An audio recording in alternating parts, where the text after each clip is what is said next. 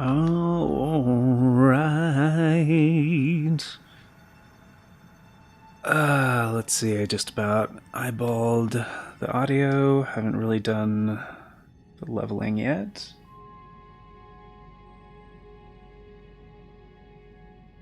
It should be, well, that might be about correct. Looks a little left channel dominant. Maybe. Possibly. Tiny bit further down there. Right about there. We'll just. Yeah, actually, that looks about right. Good deal. Cool stuff.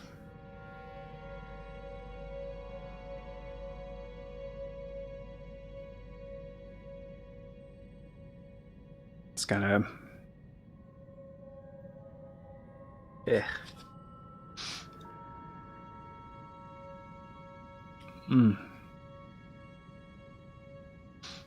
I could. I was a Nino Kuni character right now, I'd be Mr. Drippy.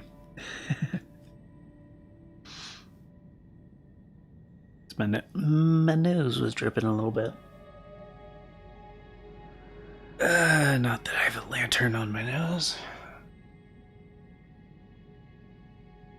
High Lord of the High Fairies. Anyway, welcome back, everybody, once again, or for the very first time, to the Farts and Crap Show, where today, as per usual, it's your host, Mr. Drippy here. Just kidding, I know he's supposed to be Welsh. I can't do a good Welsh accent, but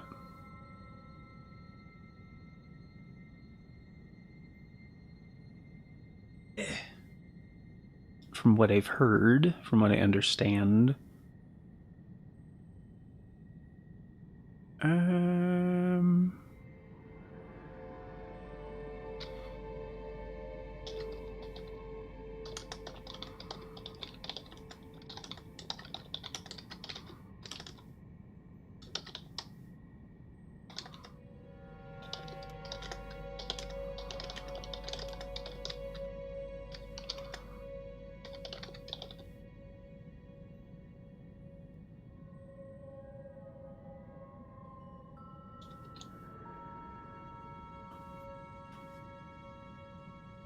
anyway, might be talking about that trailer a little bit here in a bit.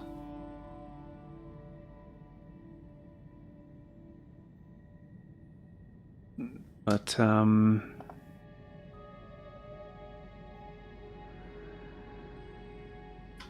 maybe joined by some guests in a bit. We'll see. Honestly, I don't want to over speculate it. I know, like, that's already a thing running kind of rampant around the internet. Dahoy.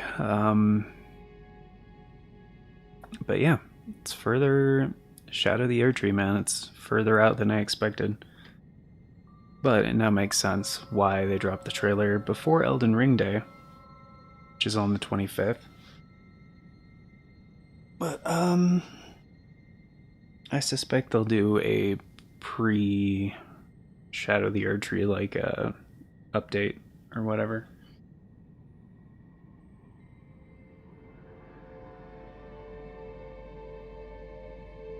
Because, I mean, they're going to be introducing new elements in the DLC, so I imagine they're going to do a bunch of rebalancing because of the new stuff. Oof.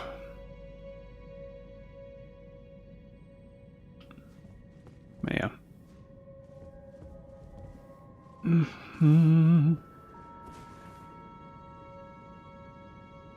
I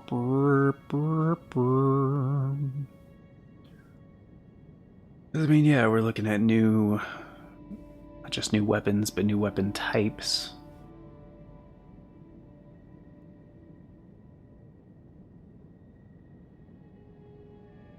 New enemies, obviously. New spells, like, it's gonna be huge.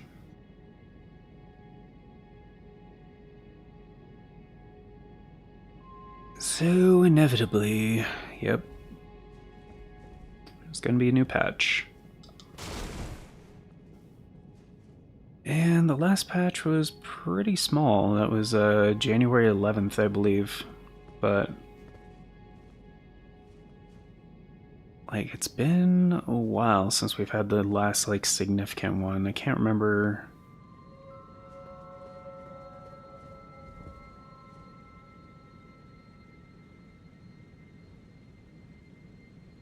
I could get that staff, the carrion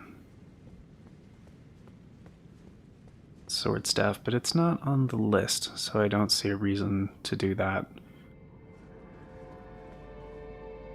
But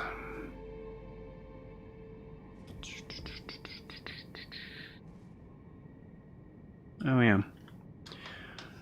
As a little refresher for you guys, this is the whatchamacallit?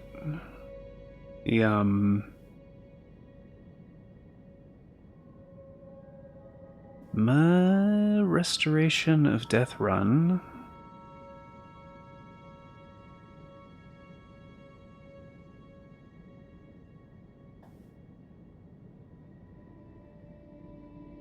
Which kind of has a few narrative implications, obviously. But the rule set has not really changed significantly since I wrote up the rough draft, so there's a few things here or there I'm probably going to adjust, but you know, wording, clarification, stuff like that.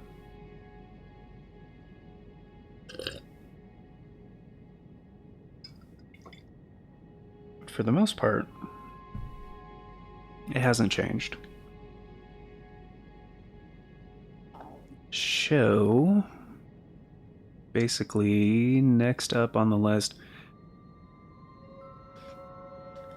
I went and talked to Fia, Deeproot Depths, but I do need to finish her quest. In order to do that, I need to get the curse mark from Ranni's body. In order to do that, got to go through the inverted Carrion Study Hall and to the Divine Tower of Laernia, which I believe is what they call it. But yeah, it's the Divine Tower in Raya Lucario, which is kind of interesting, I think. How, and I've heard this like hypothesis before, that like the Divine Towers are like have a connection to the like the meteorites, basically. Which, yeah, I mean, yeah, and kind of like, here's the other thing, like Fair Mazula is like way over here, which is kind of interesting that you can see it before you can go there. Like it's added to the map when you get the map, the first map piece in the Mountaintops of the Giants, which unlocks all of this. But yeah, if you're familiar with the full map of the game, like, yeah, there's this big empty thing in the middle, and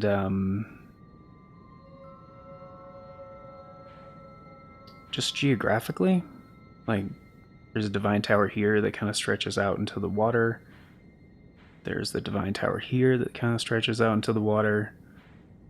There's that one's not a Divine Tower. There is one Oh, I think this one? Yeah. There's also the one that's right over, I think here in Caelid? Or is it... No, that's the other Colosseum. I think it's actually in this little shrouded area. But again, it's kind of detached from the mainland in a way.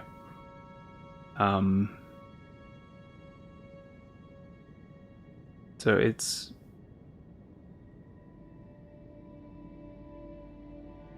kind of interesting that all the Divine Towers kind of go out into this middle part. As far as I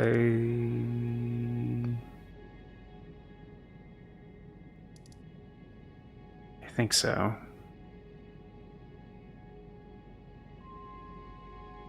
Maybe I should go get the rest of the map pieces. At least this one, which I think unveils like all this grayed out area. That's just the Dragon Burrow, right?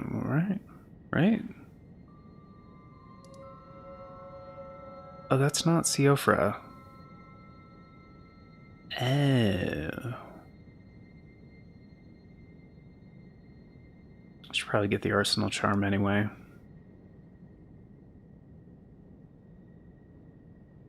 That's after the path, right? And I already have the Fort Feroth one. Okay. Yeah, I'll just go get that map piece real quick.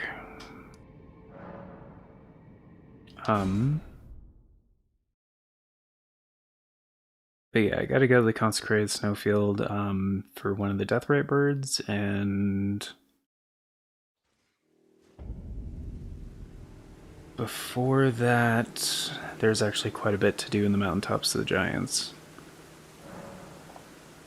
Because I do have to go through Castle Sol to get the other piece of the, Oh, sorry, I left the rule set up there.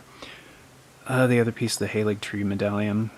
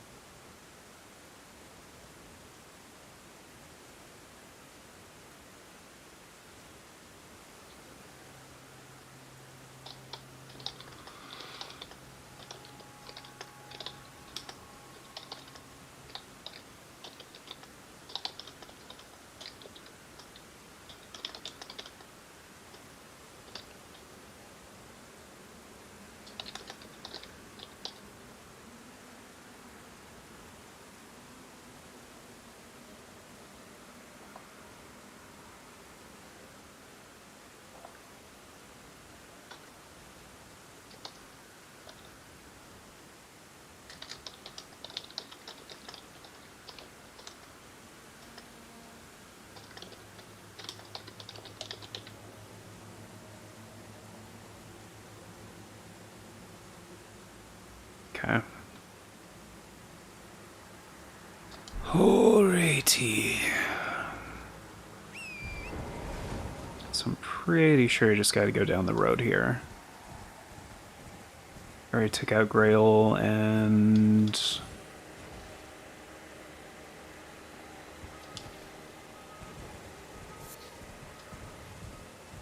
I think there's something up here.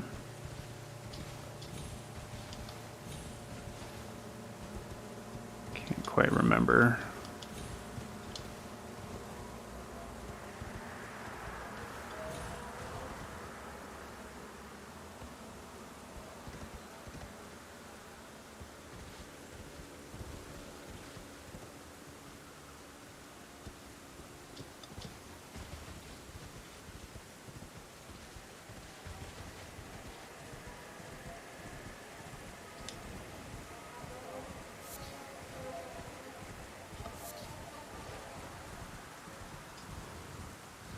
think all the lesser wyverns disappear when Grail does.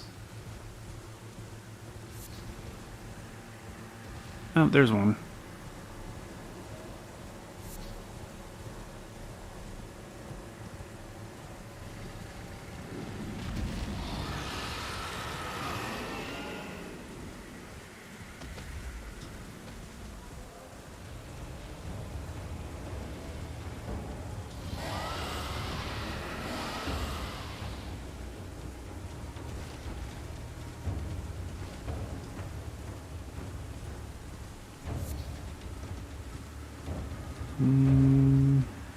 That looked lower. Yeah, I can't go that way. Okay.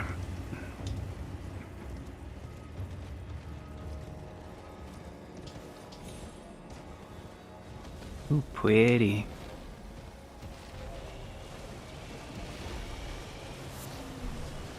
Some gravel stone.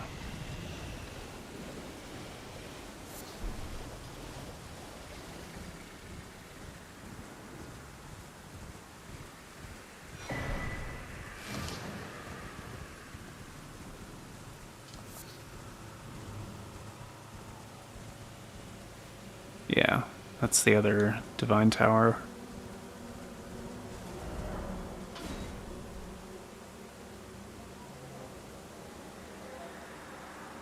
Yeah, I mean, it doesn't stretch out very far, but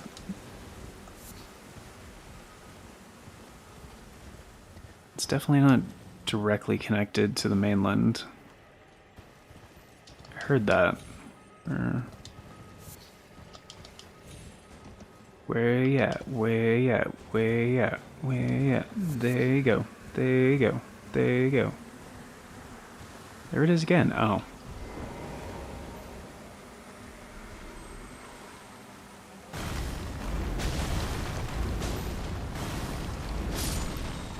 Oh, it's a trap. Oh, it's an 8?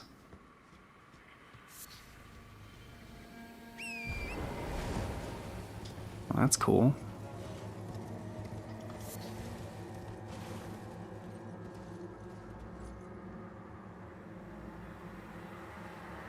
Yeah.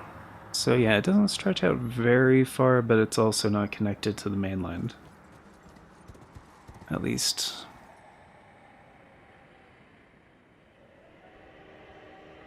Barely? I guess there is a way to get to the base of it.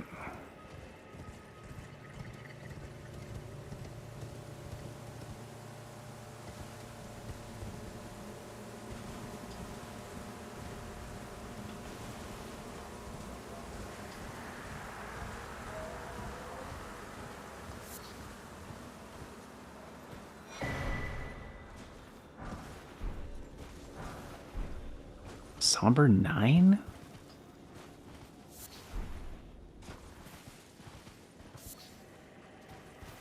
Huh.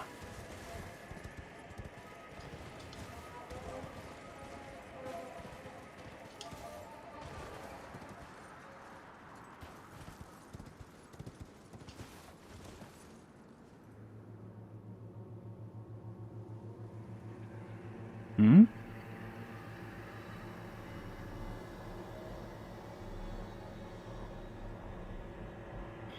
Oh, right. Yeah, that's the place where Kronk is. I've always been curious, like, what...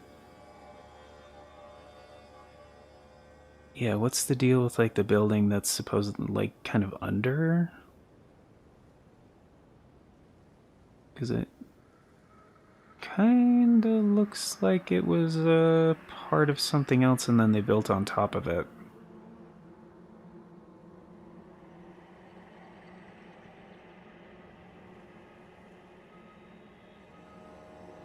Like, after the topography changed.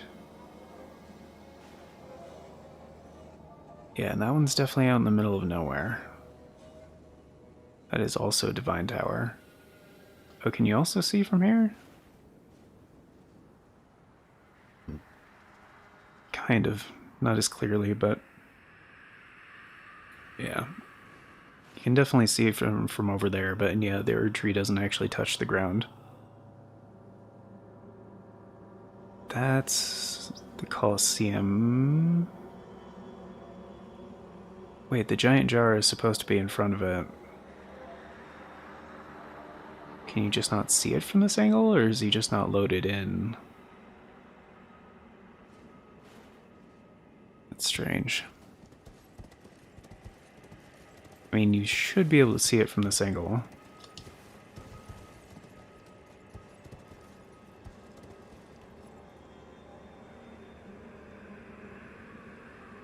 That kinda doesn't look like a jump you can make, does it? Yeah, it's not. Alright, it's fine.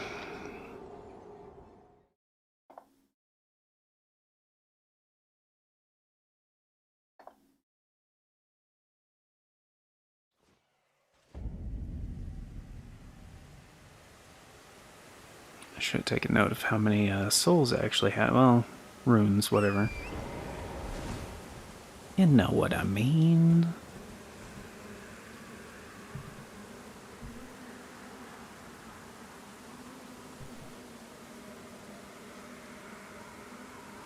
Sorry, I just had to balance that a little bit differently.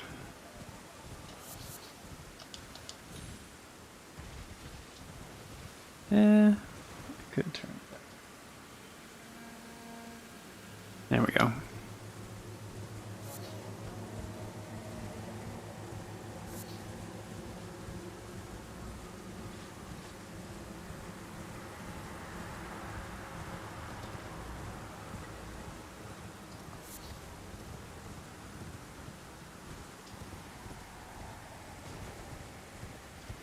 Shit, that's pretty far down.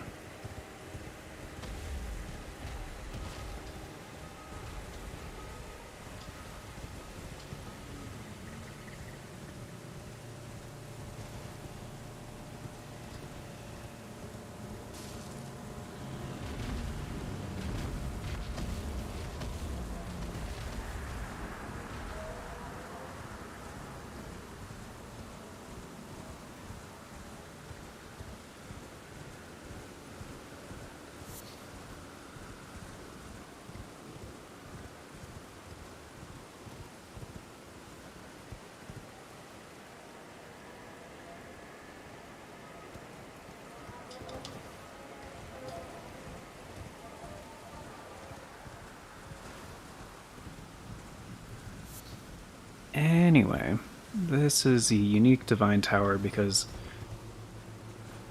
I don't believe there's a fingers thing at the top, and it's also the one where you get the weapon of the Glomide Queen or whatever. The Godslayer Greatsword? Oh, I only had 1600 runes. It wasn't really really worth going back for.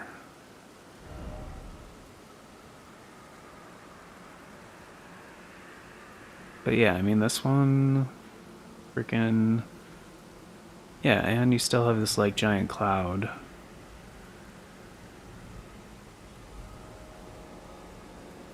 So, like, you don't really get to see... This actually is one of the few vantage points.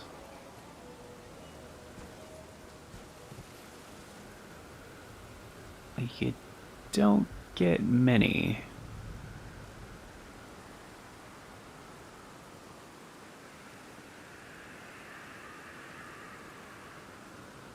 And a lot of time visibility is kind of reduced here. But you could clearly see the Divine Tower out there before, but now that kind of just barely make out the outline.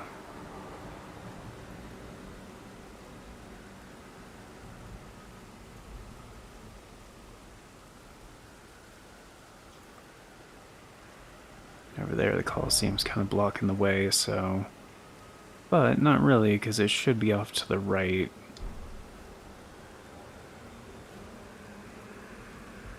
Like, basically over there.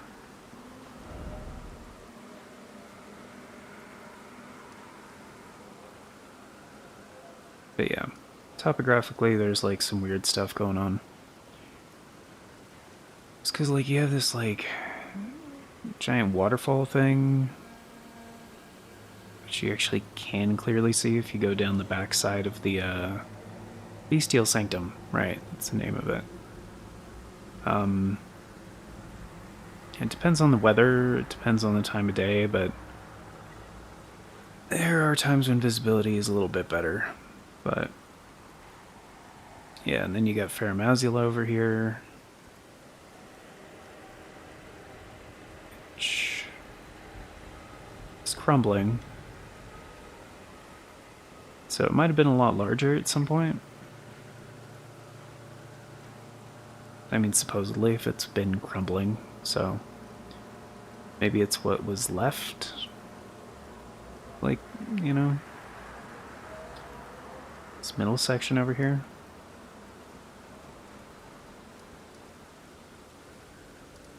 Oh. They might expound upon that on the DLC. I don't know. They might wait until the sequel, but I don't know. Seems like the DLC is mostly going to focus on like the dream realm or whatever, like the Land of Shadow, or it's hard to say.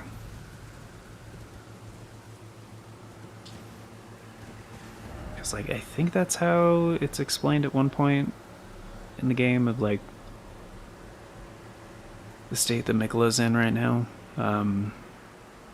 He's like kind of constantly dreaming or whatever. So instead of like going into the past like a lot of people thought, like it might just be like the dream state is actually like a, not just a dream, but like a separate reality. I don't know.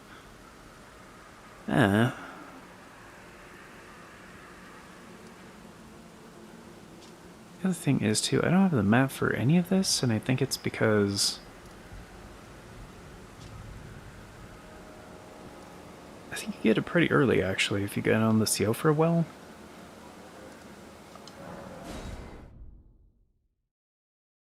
Probably. I mean, that's also how you get to the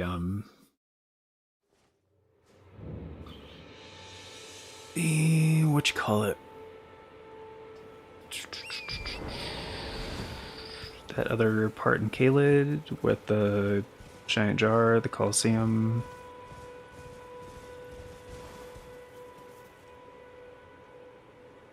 It's kind of interesting. What time of day is this? Oh, it's morning. Okay.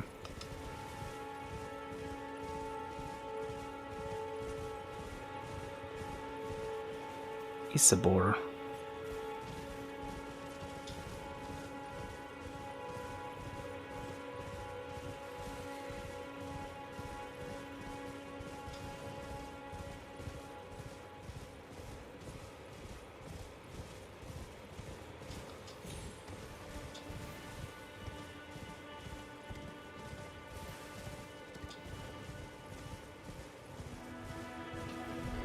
Or maybe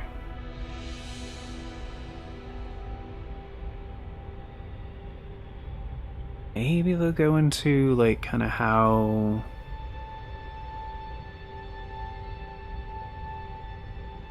where like the Newmans are from in like Rodrigo.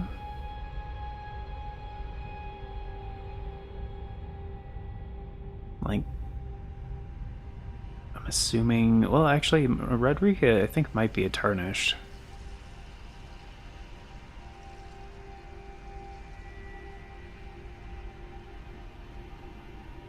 Because there's, like, travelers from beyond the fog, but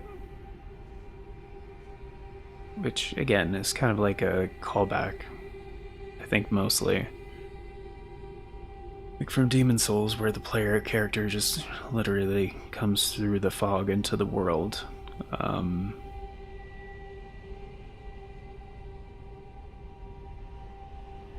But like Rodriguez from across the ocean.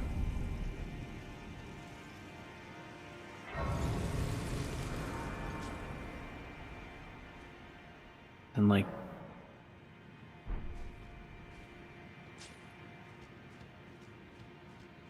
pretty sure America's like a Newman.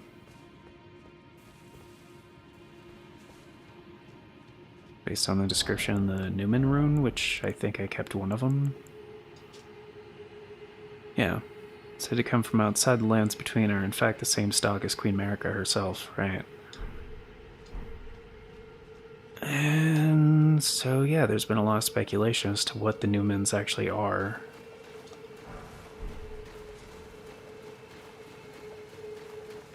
Although maybe the Dream Realm is, maybe that's what Mikla is dreaming of. Maybe it's like the land, their home or whatever.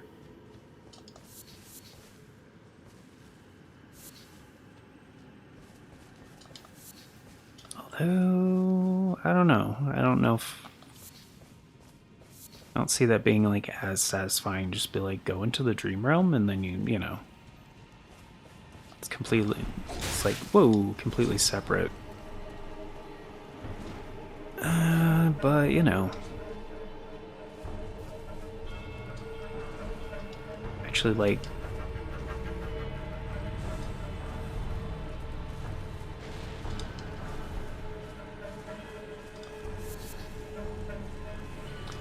See, that's the thing, I don't know how much they're going to incorporate, like, the base game stuff. Or if the base game is going to stay, like, completely the same. And then they'll just work around that. Which, I mean, that would be the easiest way. And that way you don't have to worry about retconning anything. Which, for a large portion of things, I think that's why they kept it purposefully vague. So they wouldn't have to change it in the future.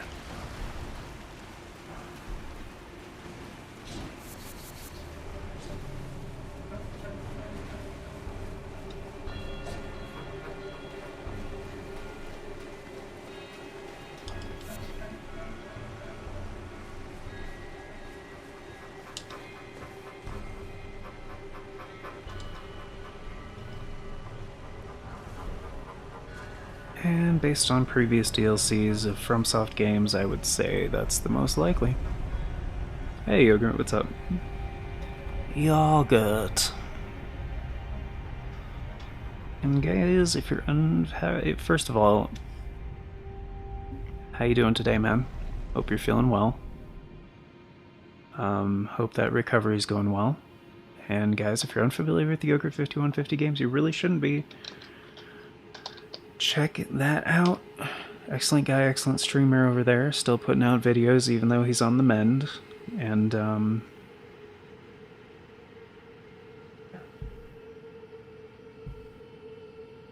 definitely, you know, wish him a speedy recovery. And a full recovery. So that's, yeah.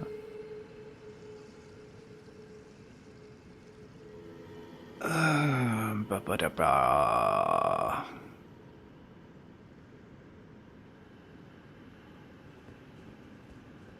But yeah, hope you're having a good one, man. Just kind of ruminating, chilling, playing a little Elden. That's a crab.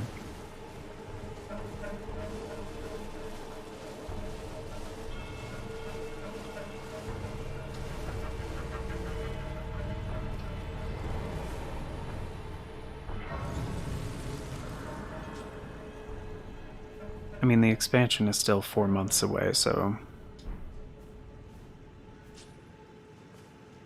not getting too carried away with it. Let's see, I don't have to do any of this. Just gotta get to the other end and activate the lift. Watch out for these freaking electric, whatever the hell they are. I don't like them.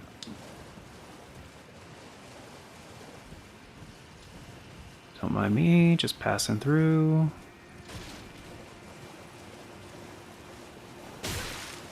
I said don't mind me, don't shoot Torrent. It's not nice.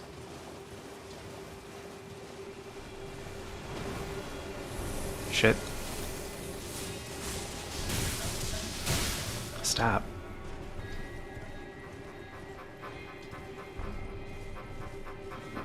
Sorry, I'll read that in just a second. Just gotta get to a safe point first.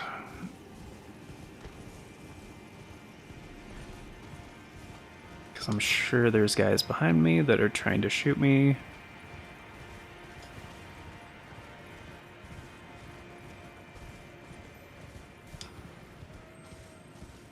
And these blue archer guys have really good aim. Yeah, there's one. Yep, that hurt.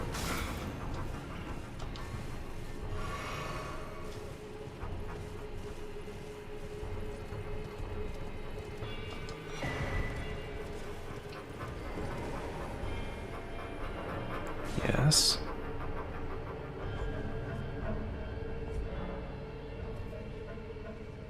Okay, activate. Thank you. Later, betas. Alright. Messiah, what's up? Oh, jeez. Why is... I thought I...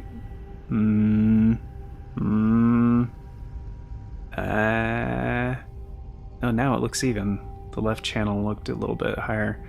Anyway, I did a quick version of my audio leveling earlier, so... think it'll be add-on DLC. Doing alright, thanks. Still recovering well, as far as I can tell. How are you? That's good, man. That's good to hear. Extension to the map, maybe. Yogurt! Yeah, dude,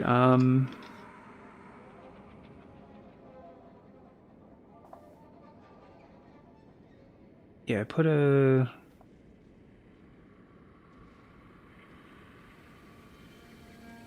post on the thing. Anyway, yeah, BG9K was gonna hop in here in a bit on the Discord. Gonna talk about it.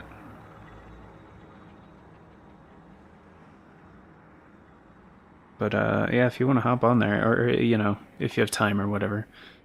Because here's the thing, and actually I can't remember how much of this is... let me just selectively show some stuff here. Not actually going into intermission. Oh, actually, before I do that, there's a site of grace right in front of my butt. There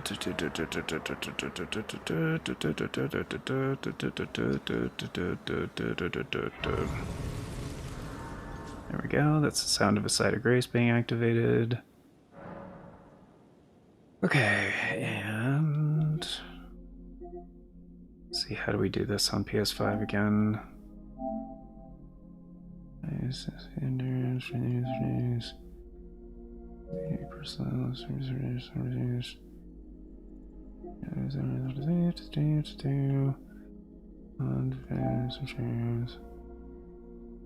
And there we go. Okay.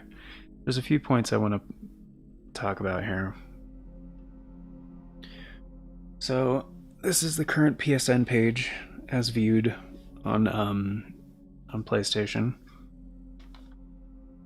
PS5 specifically. And actually, let me pull it up in browser as well.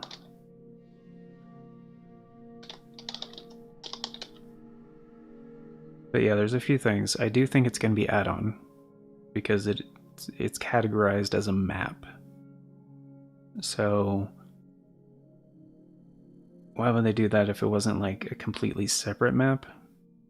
And also we have a new thumbnail, like a new image, which I kind of wish I could blow that up, which is part of the reason why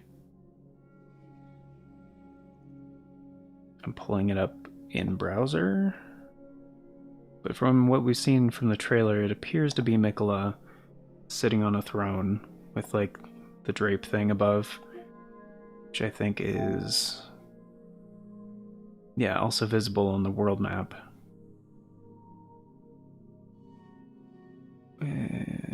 Which, okay, right. PlayStation Store, right? This is just the PlayStation.com page for it. Never mind. They don't have anything about it.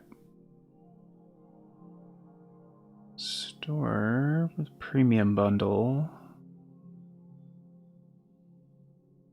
I didn't see the premium bundle as an option.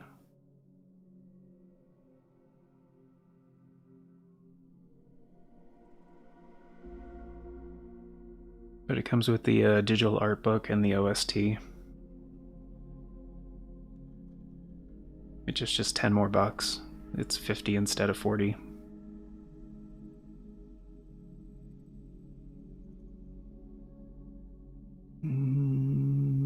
Add-ons. And yeah, so it's again kind of similar to what we saw before. The Tarnished is wearing the Raging Wolf armor, as did wear in a lot of the promotional material. That's still definitely Torrent. It's again kind of these like phantom gravestones in a way, which kind of like the promotional artwork once again, and it kind of looks like Leyendell, but that is not Leyendell. Like, geographically, this is not the same map. Like, there's a few things you could point out that it's like, oh, that kind of looks like this, or that kind of looks like this. Yeah, kinda. Like, there's a divine tower over there, like in the middle right. That's pretty much a divine tower. Like, off to the left, that's some kind of temple. Like, kind of looks like Bestial Sanctum, but pretty sure this is a completely separate area. Like, because it doesn't match up to any of the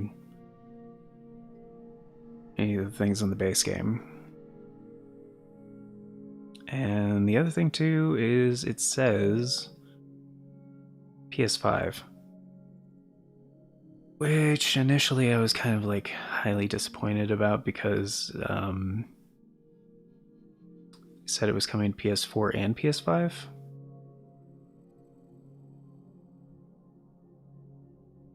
And like the PS4 version of the game just runs better on PS5.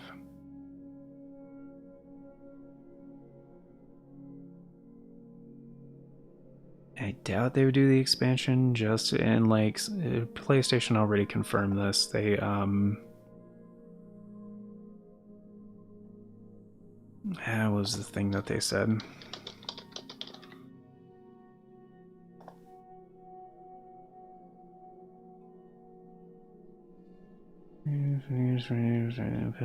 Class, Rock. Epic Drive, it's a thing they put out on their Twitter.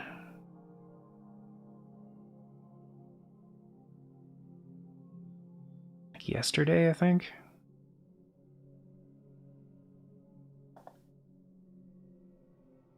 Yeah.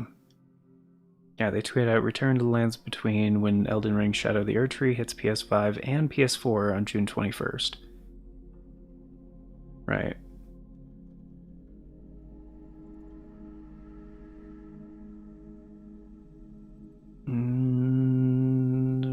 Expansions, I decided before. Can't play this on the Switch.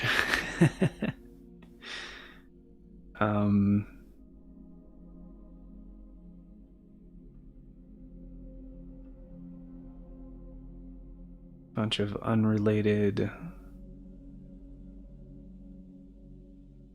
bullshit in response.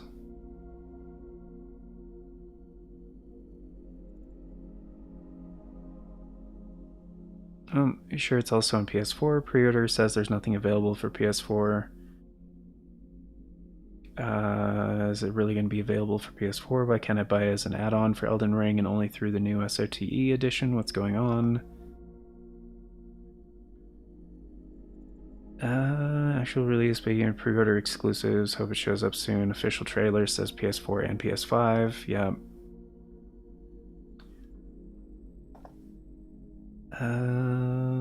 PS4 store pre-orders available. It's more difficult. I mean, we do still have a PS4. I could check on that. I'm assuming it was an oversight, but can't find a way to pre-order the PS4 DLC. Mobile doesn't work. Store says only available on PS5. Standalone is still not available. PS4 app or web store. Can't pre-order the PS4 version, only the bundle.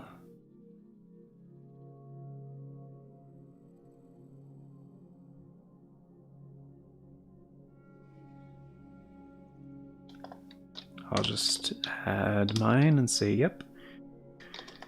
It says PS5 only on PSN.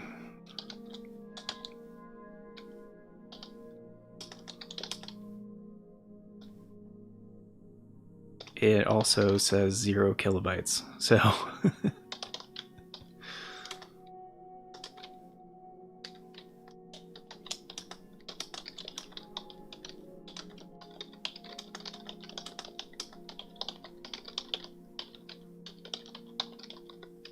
slash placeholder. All right. Because I mean, yeah, there's no way it's gonna be 0 kilobytes. But yeah, the browser version, it's pretty bare bones. Honestly, it has like a description and the price and the release date, and that's it. So.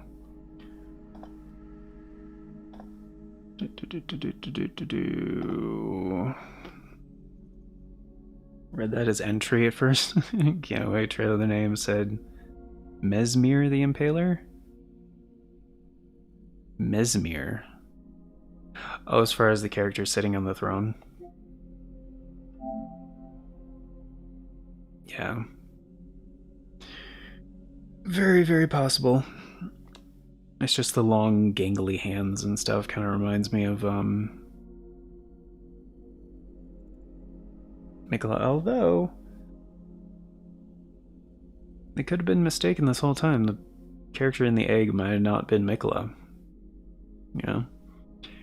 But, anyway. It was mostly the hands where I was like, that kind of looks the same. And yeah, this was an interesting part of the trailer as well. It's like a new take on Thorn sorcery or something, or maybe it was a weapon skill, I don't know. And we kind of got like the mind flayer, I forget what they were called, but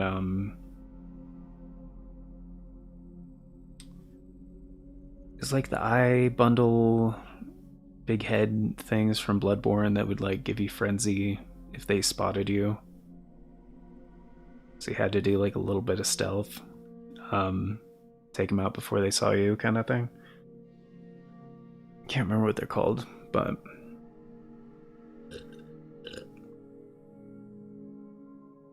very much those kind of vibes. Also very much gave me the intro to Dark Souls 2 kind of vibes here. But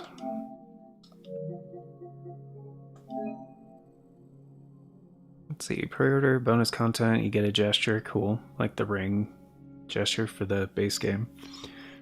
Bonus content will be available in-game when the expansion releases. Player can also unlock this later. Winner of hundreds of accolades, including Game of the Year, blah blah blah blah blah. Yes, Elden Ring is very, very good.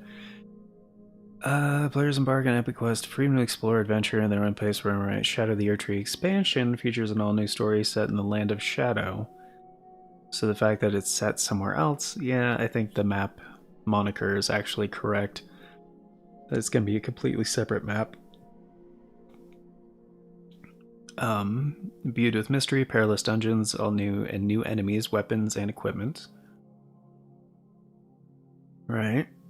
New area would make sense to have all that. Discover uncharted territories, face formidable adversaries, and revel in the satisfying triumph and victory. Dive into the riveting interconnected characters while drama and intrigue intertwine. Immersive experience, savor and enjoy. Base requires a base game. Other additions. Beware of duplicate purchases. It's kind of all the information they have. So, right. I'm assuming, yeah, same on the website too.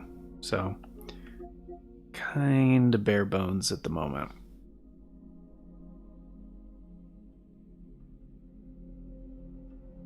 But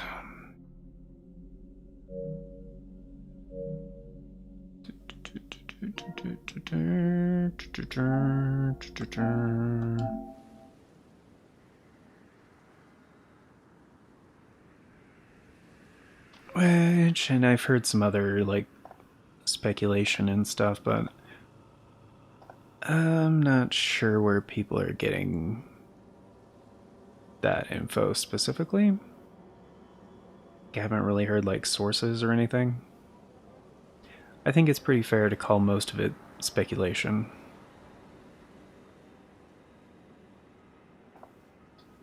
Which,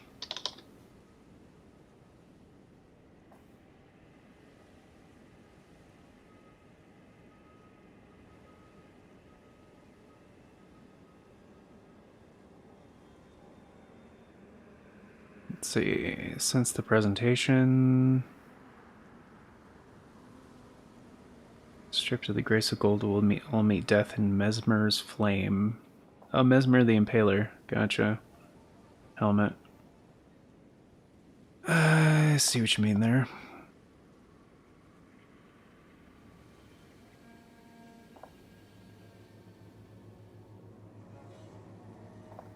Here we go.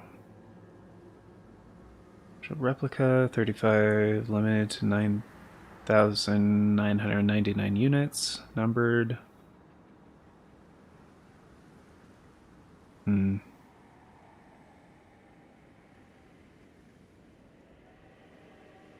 It's kind of got a bit of a kind of like the Drake armor in a way.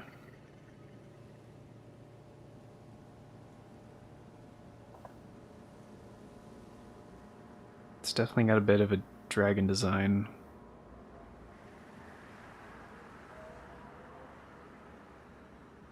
It's got two snakes on top.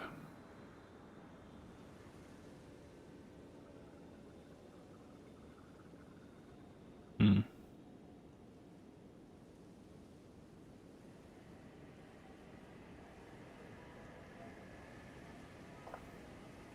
Okay.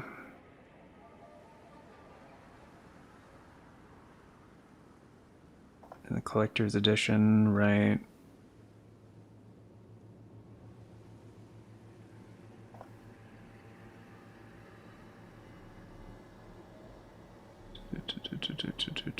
Then a bunch of unrelated stuff. Oh, they actually have a figurine for Mesmer the Impaler. I see. That does look like it could be the same character, yeah.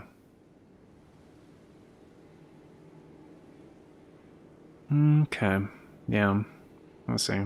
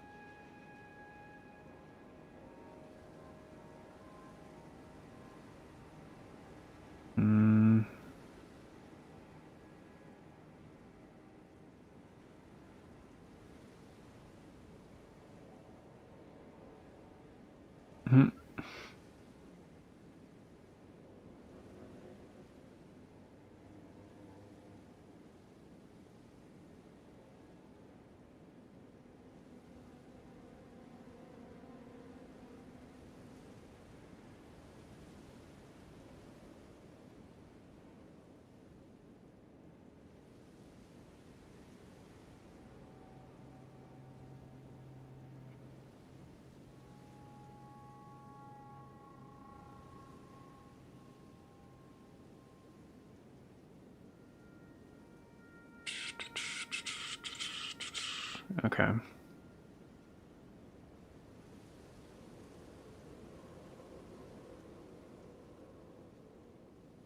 Yeah, I don't. As far as official, like, information goes, I can't find anything.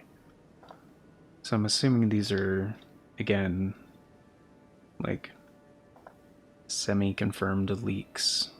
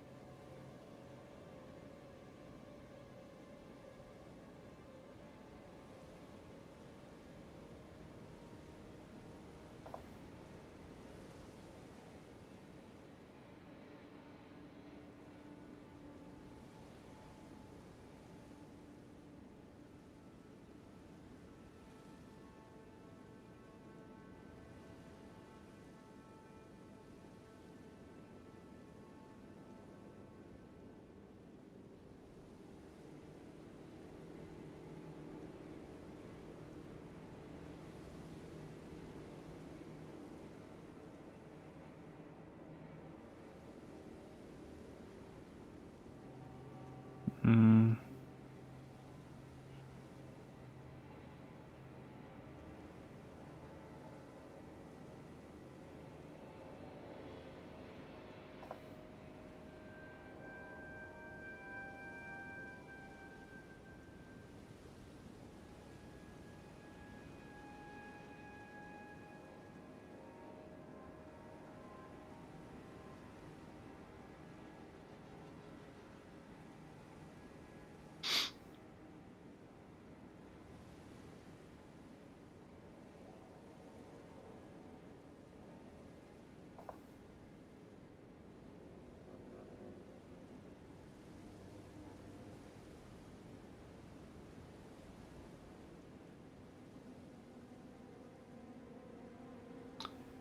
Oh.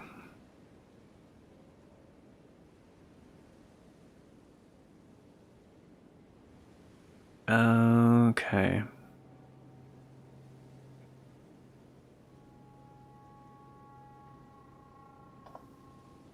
I found it.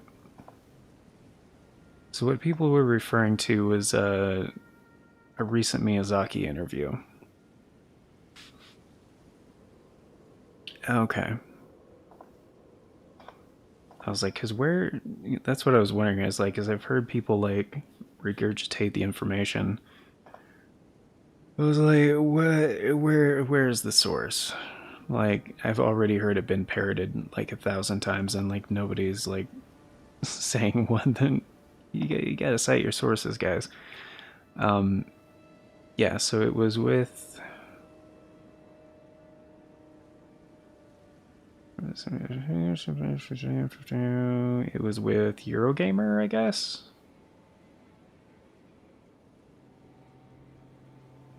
Or did they just repost?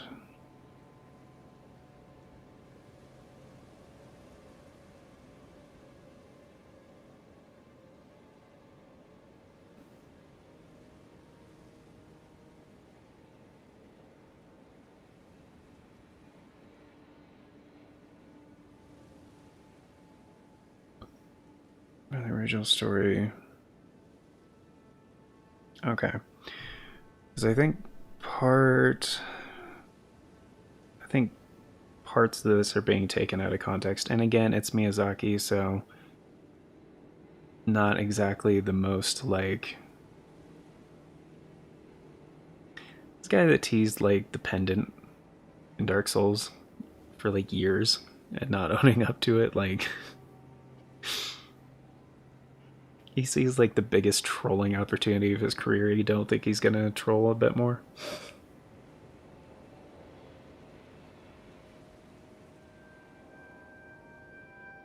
But anyway, as far as George R. R. Martin's involvement, right?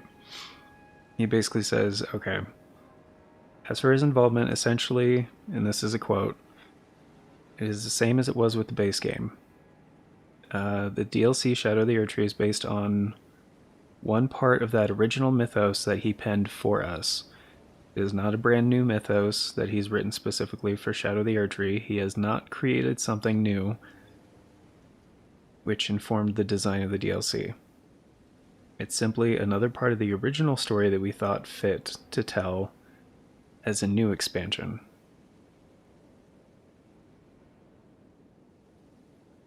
And so it's not new content from George R. R. Martin.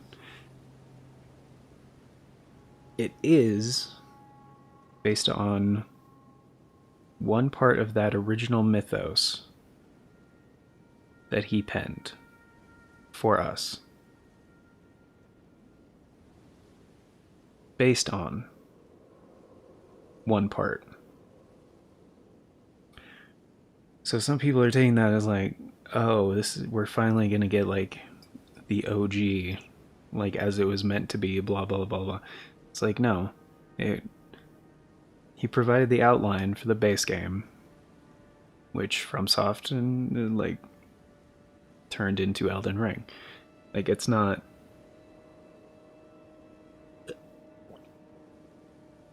Going back to basics,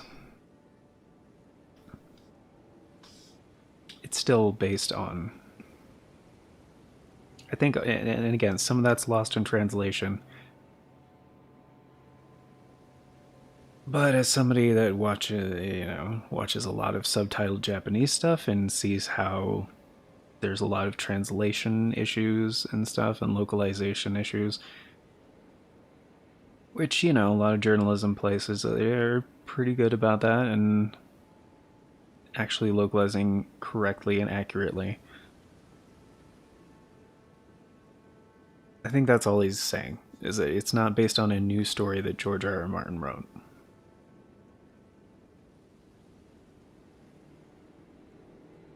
And it sounds like the same thing that they said that, what was his name? Not Igarashi, but,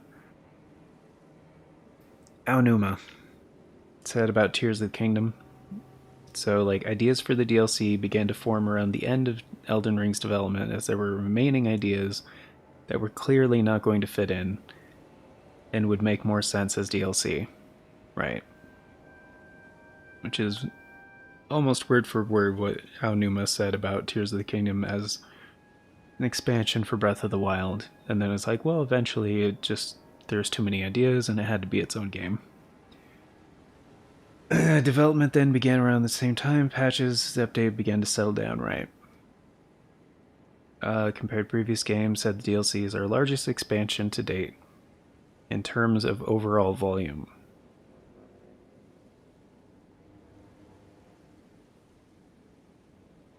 Which could mean a few things. I've heard people say that they interpret that as like the map is going to be bigger. Which, I mean, if you look at map size, like, I don't think that's a good indication. I think they mean sheer content. But, so, brand new area, brand new map, right? Similar structure to the original game. Field areas, legacy dungeons, and other dungeons of varying scale.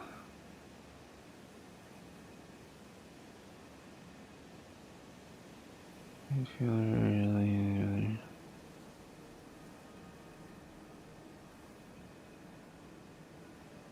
Hmm.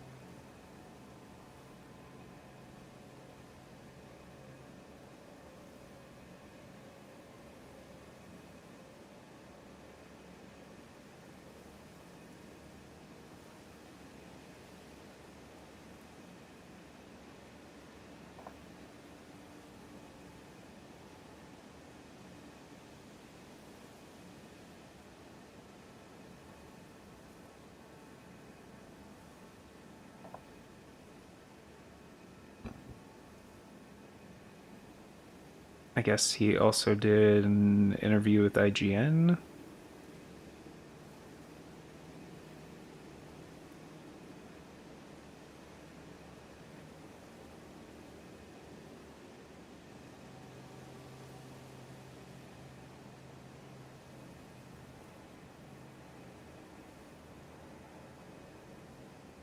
I think it's the same questions, though.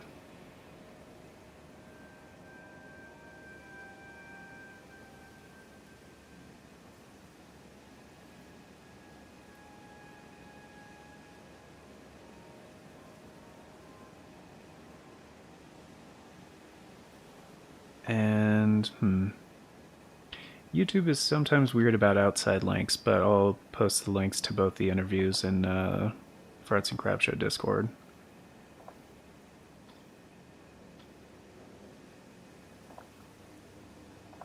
But yeah. Good way to find it would just be the two I can find right now that are actually like interviews are IGN and Eurogamer. So if you just search like Miyazaki Shadow the Erd Tree interview and then Eurogamer or IGN, I'm sure it'll come up. But I'm assuming they go over some of the same content. Yo, BG9K, what's up, dude? Just checking out the Eurogamer and the IGN interviews that Miyazaki did. How you doing, man? Want to jump in the Discord?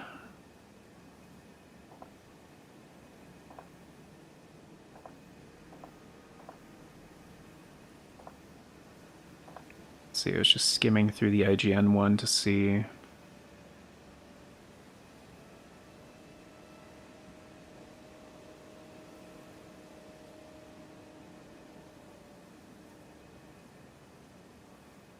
Oh, the IGN one is actually kind of interesting in this point. Okay. So it takes place in an entirely separate, physically separate map. So it will involve a warp of sorts to get there.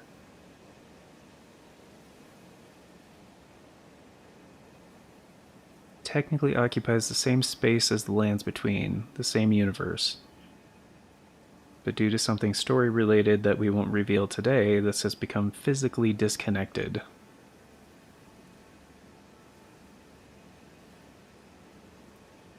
Okay. So that kind of sounds more like what I was talking about earlier, where it's Mikkola's like dream world that becomes actualized.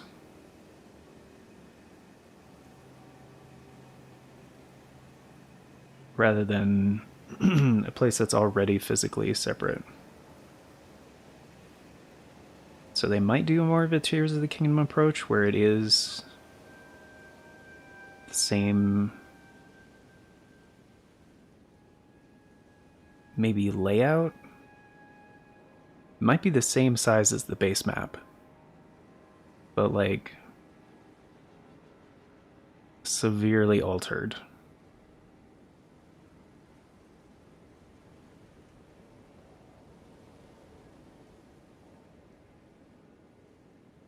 The Land of Shadow. Walking. The place the player will visit to walk in the steps of Mikkola.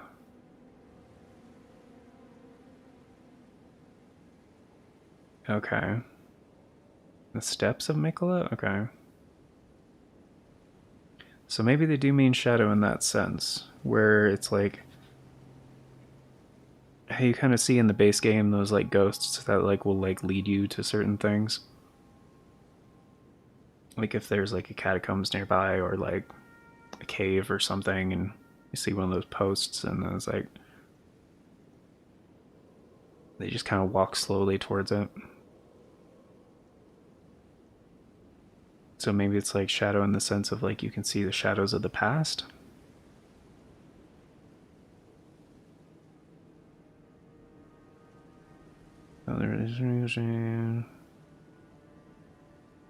That is in fact Mikola, and it is he who traveled the lands of shadow, the players who will be tracing his path and following in his footsteps.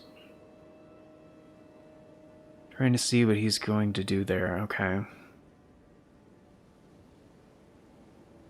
The axis of the story is Queen Marika, and what she did in the Land of Shadow, and what led Mikola to follow her there.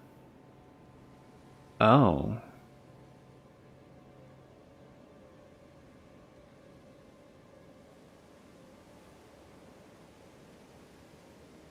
Oh. So Marika was in the Land of Shadow first.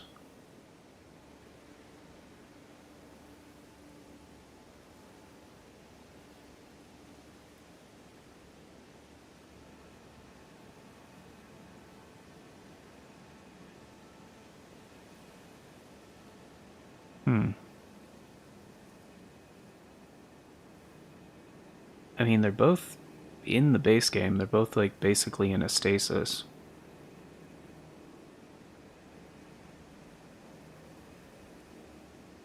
So maybe you have to go into, like, a coma dream kind of thing to get there. I don't know. Huh. That is interesting. Yeah, structure mess, same way it lives between legacy dungeons and Jesus.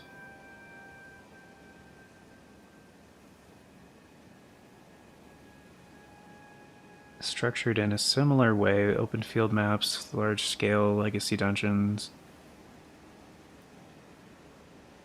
Same sense of scale. Can you approximate the size of the world compared to the world of the base game? It's hard to answer without giving away too much. He says probably comparable, if not larger, than the area of Limgrave from the base game. Oh, okay. Okay. So I don't know if he means like Limgrave specifically, or if, because some people consider the Weeping Peninsula as part of Limgrave, and also like the Mistwood. So Limgrave could mean like, because over here that's Caelid, 100%. Like the game even tells you when you cross into this, like this border, basically, oh, you're now in Caelid. But like Limgrave could mean there.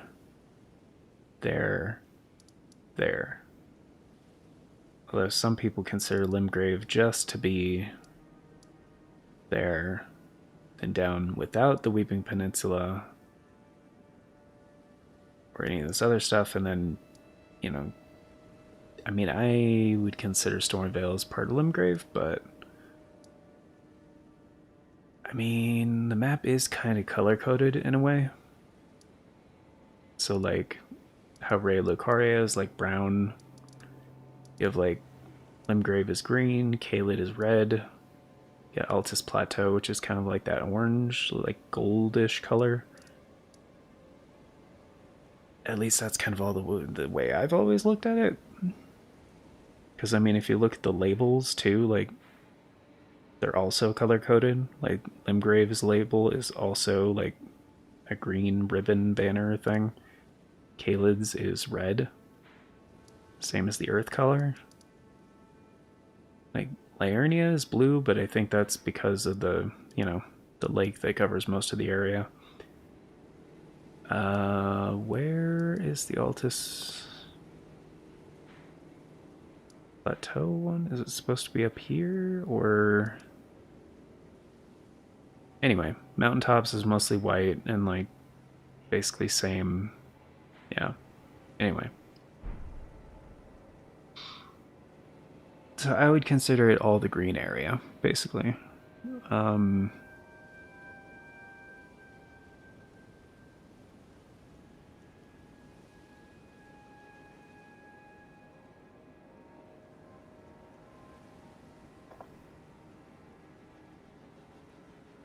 Hey, Sweet Gaming, what's up, guys? How you doing? Which, guys, if you're unfamiliar with BG9K or Sweet Gaming, really shouldn't be.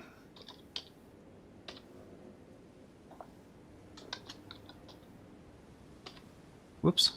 Sweet. Little typo there.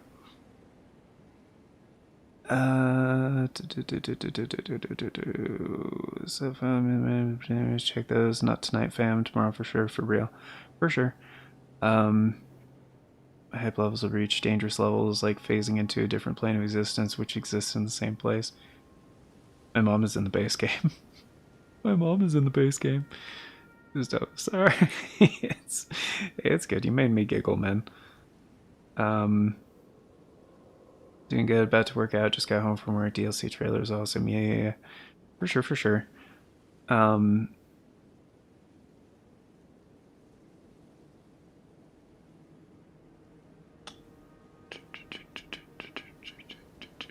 Okay, so this is interesting. So this is the interviewer. They ask, so you mentioned Mikola earlier. That's a character I know fans have had a lot of questions about. Is there anything specifically you can tell us about the role this character will play in the DLC? And I know the trailer opens with a shot of Mohg's boss arena with the hand hanging out of the cocoon. Will we learn about what Mohg did to him? He says yes. The cocoon and arm you saw at the beginning of the trailer, this is actually the point of entry to the Land of Shadow, where the players will enter the DLC area. This does have some relation to Mikola. And Mikola has, as we said, traveled to the Land of Shadow. He does have some motive and some objective there, which we don't want to give away too much. But essentially the player will be following in those footsteps in the same way they followed the blessings from Grace. Sites of Grace and the lands between, right? They'll be following in Mikola's footsteps, and these will guide them to the Land of Shadow and reveal the motivation. Okay.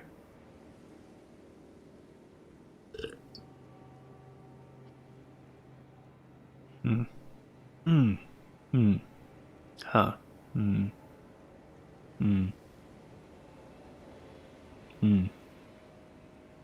Huh. Yeah, it makes sense. Is actually a point of entry, right. And of course, the player is not the only one who's curious about Mikola. There are several characters in the world and NPCs who've been following Mikola as well, and the player will encounter them on the journey. They will make new friends and enemies, we hope.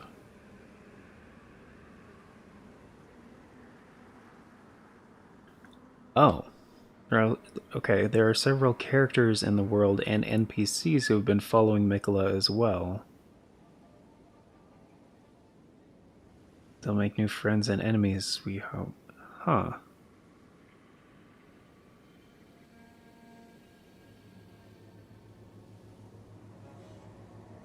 Interesting. Okay. A lot of bosses and enemies that were revealed in the trailers. Wondering if you could go through a handful of them and explain a giant basket of flaming kindling. It says giant basket of flame. Oh, the one that looked like a flaming pot, but it was like much larger, and you had to throw it with like two hands. Right. Is a terrible weapon you used in a war that occurred in the lands of Shadow, basically.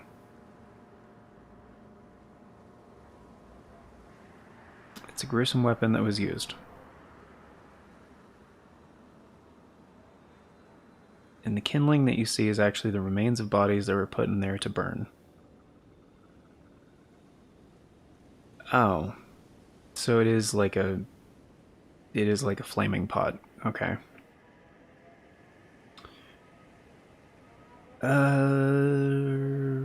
Like a jar? What do they call those? Living jar. Yeah. So like, yeah, it's probably. It sounds like a more.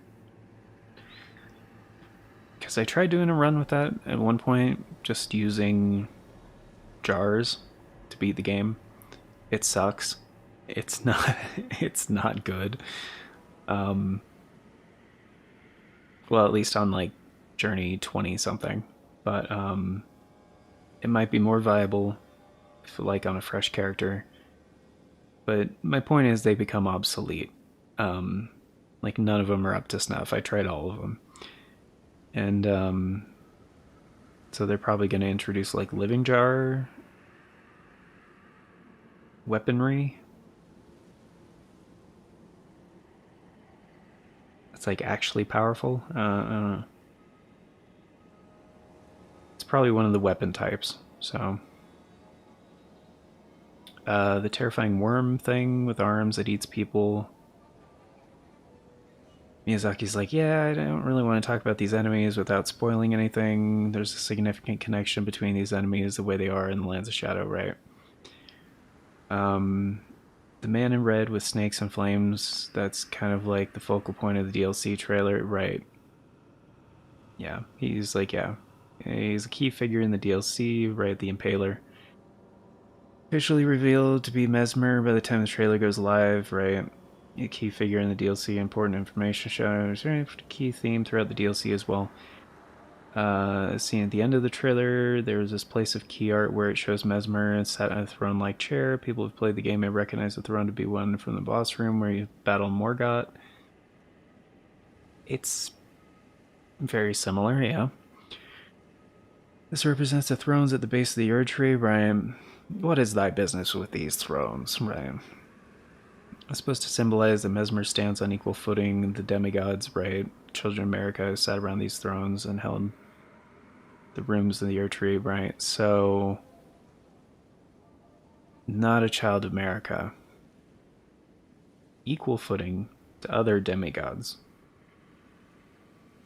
So Mesmer is a demigod and not a child of America, which would make sense. That there is already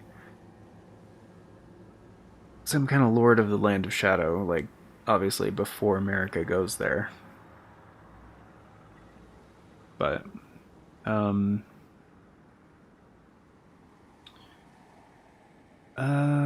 important figure who rivals the other demigods. Not necessarily opposes, but rivals them in strength. Learn about why he wasn't featured in the Legends of the Erd Tree and the Lands Between, right? Why he exists in the shadow, right?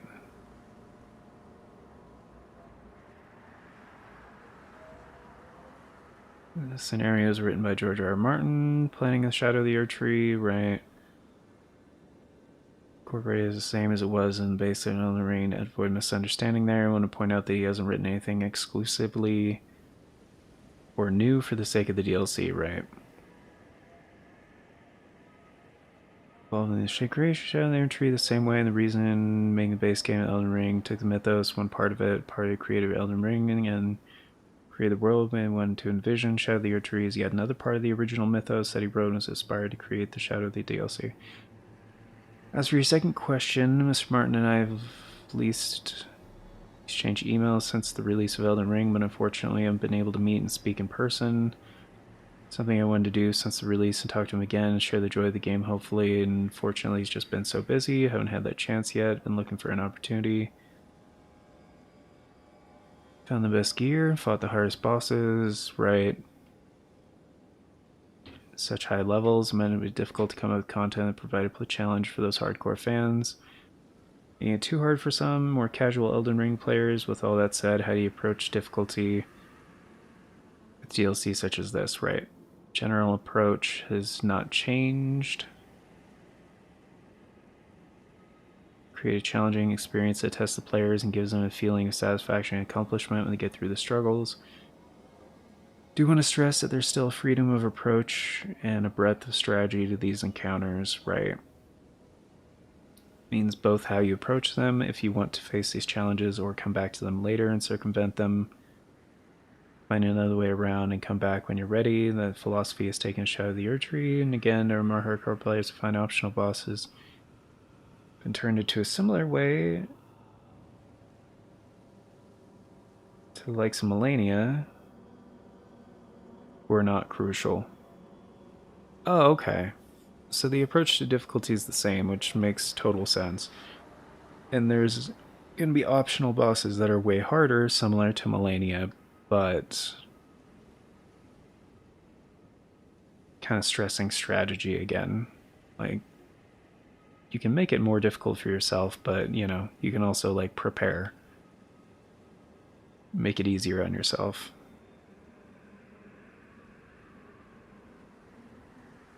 Another boss, yeah, but some people are taking that as to like, oh, every boss is going to be on par or stronger than Melania. It's like, it's not what he's saying.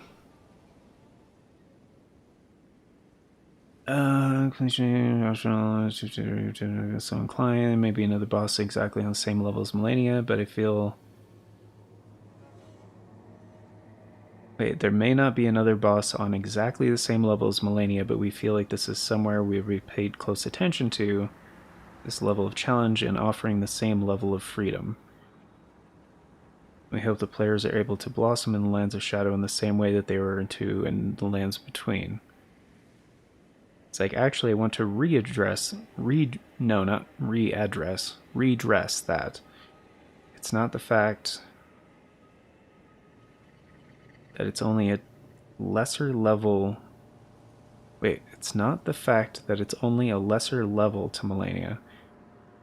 We've prepared bosses on that with that similar mindset within the DLC area.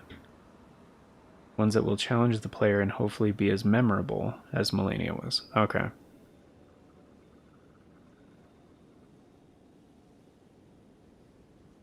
Yeah. That's the same thing. No question in the Shadow of the Earth Tree. Do you envision this as the end of Elden Ring's story, or is there room for more DLC like or in Elden Ring 2 down the line? We don't want to say this is the end of the Elden Ring saga for now. I think we've said a similar thing at the end of Dark Souls 3. We didn't want to flatten those possibilities or put a pin in them at the time. It's just a similar story. We don't want to discourage the possibilities for that. There may be more ideas in the future. We don't have any current plans to make a second DLC or a sequel. Or a sequel? Really? I thought Elden Ring 2 is all but confirmed at this point. Okay. But we definitely don't want to snuff out the possibility. I think that there could well be something in the future, right? State of the game industry right now is pretty rough. Layoffs, studio closures. PS5 is in the latter stage of life. Shake your outlook. For From Software's future is like, dude, FromSoft is doing fine. I'm aware the situation the games industry is going through right now is quite harrowing. I think in terms of speaking to all those things that are happening, like layoffs and closures, I think it's difficult for me to understand the exact circumstances there. I won't speak to those in specifics, obviously. Speaking on behalf of From Software, I think that we are very blessed in the way that we have a lot of keen up-and-coming developers who've grown. They have developed within the studio that they reached these director positions where they're able to direct projects such as recent Armored Core 6. We have several of these up-and-coming directors who were able to delegate these projects to and were able to have multiple projects on the go at once. I foresee in this climate, at least for us as a From Software, where games can be directed by others, not only myself. I think in the face of that struggle and the place of the games industry right now, I do see this as a time for us to continue to grow and continue to cultivate this talent and continue to release these games for as long as we can. Right. Plus, yeah, yeah, they're doing fine. Kadokawa's doing fine. Bandai Namco's doing fine. Yeah, I'm sure that's why he's like, I'm not going to talk about specifics there. So they did have some good points in the IGN interview, which I don't usually like IGN, but that's they had some good points there. Some of which are the same in the Eurogamer article for sure. DLC stuff that didn't fit. Just switching over the Eurogamer one, that was the end of the IGN one. Because they kind of had it organized by talking points. Largest expansion to date. Brand new area, brand new map, right, varying scale in terms of pure surface area, larger than Limgrave. As I developed its approach to field design. Previously, the divide between field and dungeon areas was quite distinct. This time we wanted to go more in depth and bring a denser and richer field level design, which brings this types of layout together a little bit more seamlessly. Of course, will be large open areas, of course, be legacy dungeons. Experimented with something a little more in between.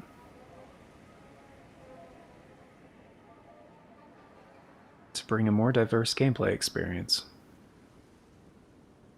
Let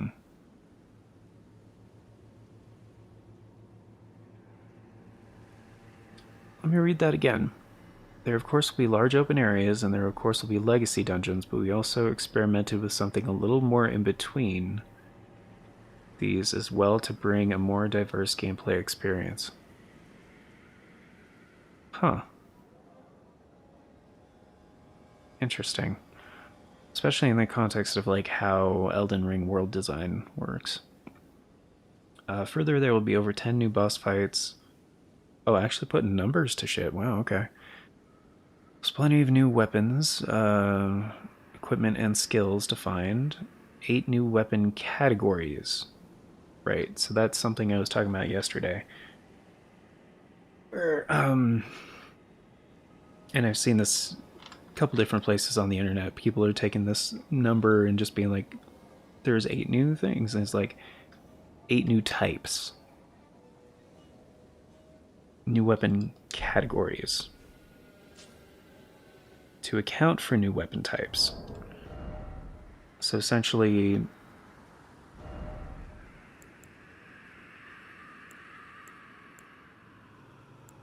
like the Grave Scythe. It's a Reaper. There's not many in the game. I think there's 4. But it's still part of the class that's called just Reapers. So Commander Standard, Halberd, they're kind of both halberds, but they're not. One's a halberd, one's a Reaper. So like, twin blades, there's pretty good amount to choose from. Thrusting swords, great swords, they are all fairly large categories, but they're still categories. So categories, types, I don't think the game actually... Oh, it actually does say category. Armament category. So types of physical damage. The skill, right. Okay. And they do use the same terminology. So 8 new weapon categories. So yeah, whether you refer to them as categories or types, yeah, armament category. So 8 new ones. That's pretty sick.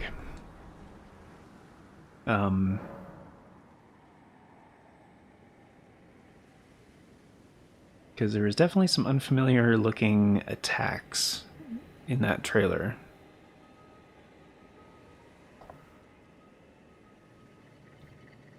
Sorry, looking back at chat again. Back in What's Up, Sweet came in. Helldiver is so freaking good, bro. Yeah, the gameplay looked good. Like, it definitely looked like you guys were enjoying it for sure. Throwing dagger weapons, I need those, and dude, they're going to be a pain in the ass. I know, caught that in the trailer, but I wonder if they're... Oh, the part when he was like dual wielding, like tossing, like left, right, kind of a thing. Yeah, I know what you're talking about. Actual weapons you can equip to left and right hands, right? Oh, like instead of like a consumable or item that you equip, like actually equip it as an armament. So you could put it to left and right, or just left. Yeah, that'd be cool.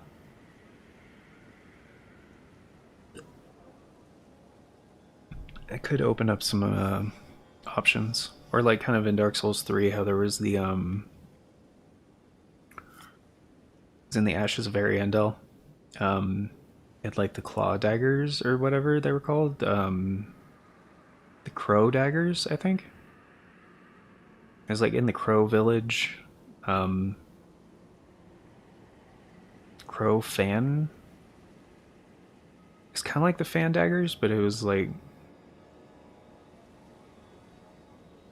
Anyway, it was found in like the crow village.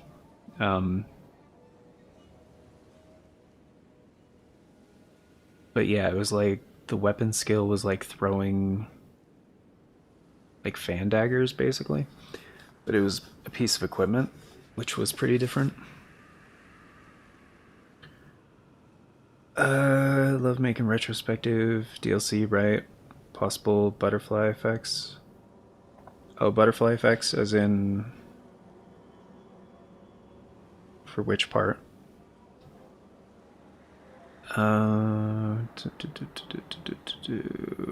Expansions for previous FromSoft games are notorious for upping the difficulty. Bloodborne's The Old Hunters, for example. Yeah, they already talked about the difficulty on the other one. Similar to the endgame, general approach, challenge has not changed, right? Yeah, they might scale it to be an endgame thing, but I doubt. Yeah. Yeah. We're going to provide these challenging encounters and these menacing threats. In order to do that, we want to give the player a lot of freedom in approach. We want them to feel free in the way that they choose and choose to approach and tackle these hardships, right? The infamous Millennia fight, right? Optional battle, right? So players took a challenge of the games, find a challenge on equal footing. Yeah, it's the same thing he said in both interviews for that. The element of progression unique to the DLC has also been implemented, which further heightens player freedom to walk away, level up, and come back later. Did not say that in the IGN interview.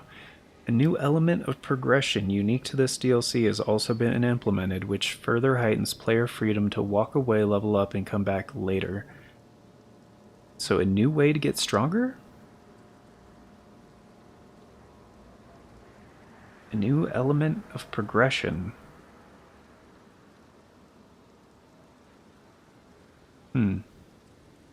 Okay. Judging from the trailer, as many suspected, Shadow of the Erdtree will follow the story of Mikola, right? Presuming to we're keen to know what kind of...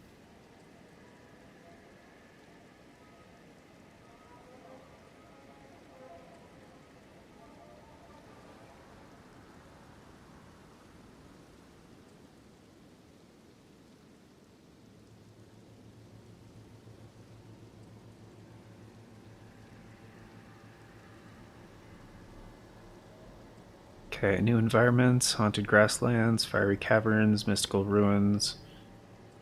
New bosses, obviously. The horned beast headed the humanoid thing, right?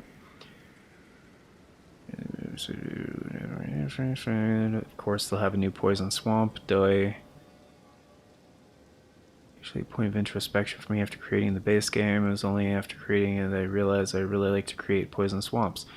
Really? You just realized you like to create poison swamps after putting them in every Souls game?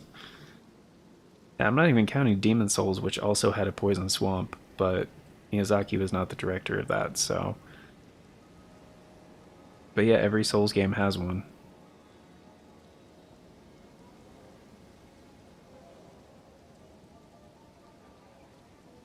Wow. I don't. I. No. That's gotta be a joke. He's gotta be joking. There's no way he just realized. It's like, wow, I think I like making poison swamps. You think?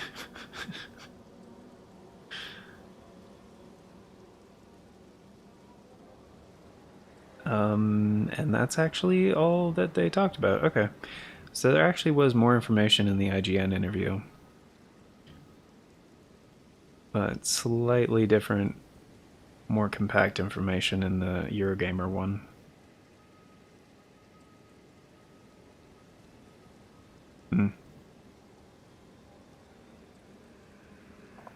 But yeah, pretty cool. I mean, it's kind of roughly what I was expecting, but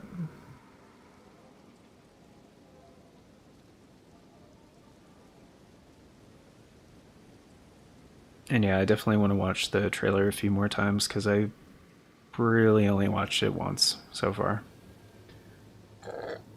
But again, we're like further out than I expected. So we got one, two. Wait a minute. Hold on.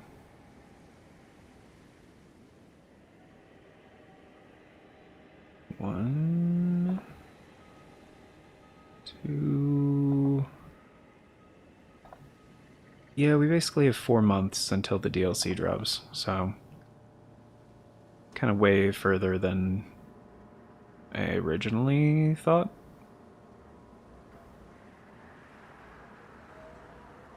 Yeah. So I don't know. I'll probably take a little break on Elden Ring in the meantime. Might return to a different FromSoft game actually.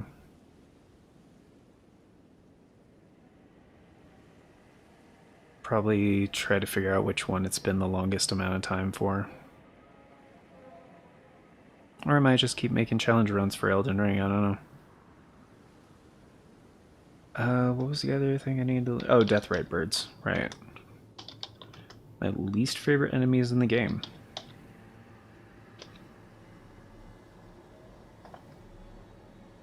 Monsieur Z, how's it going? Pretty good. Just looking over the IGN and Eurogamer interviews for the Shadow of the Erdtree.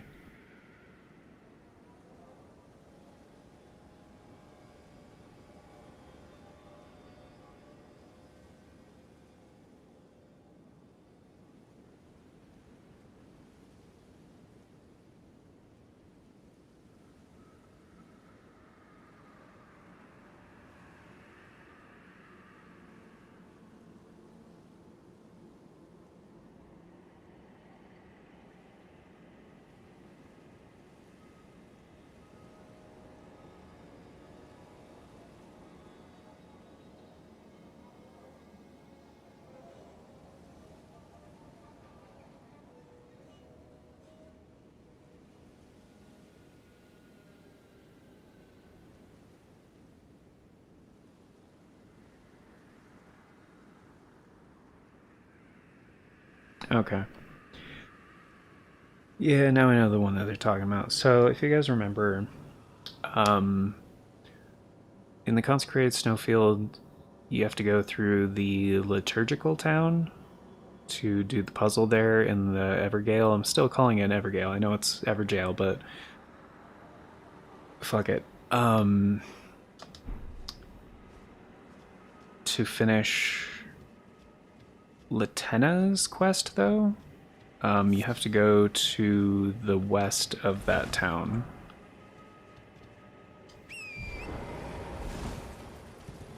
And there's a walking mausoleum there that likes to shoot magical shit at you.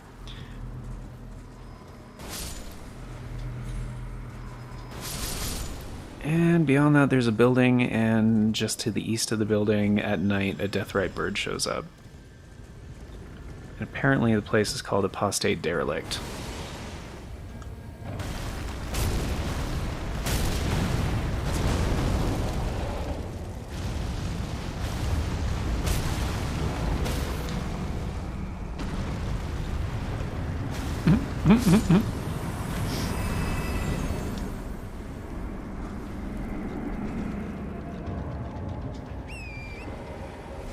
No, don't adjust your aim. Okay.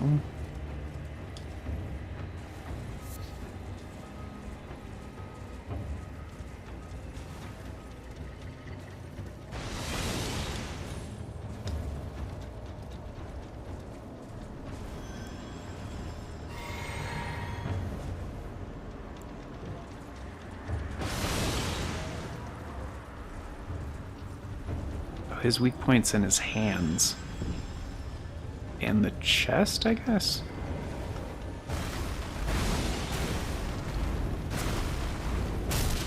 Yeah, it's the hands. Can't lock onto the hands. There we go.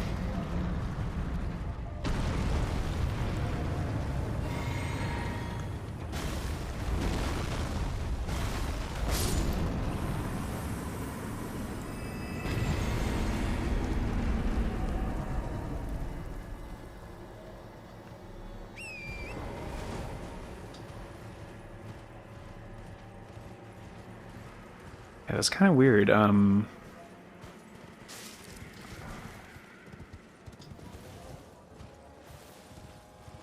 Just gonna get a better angle from up here.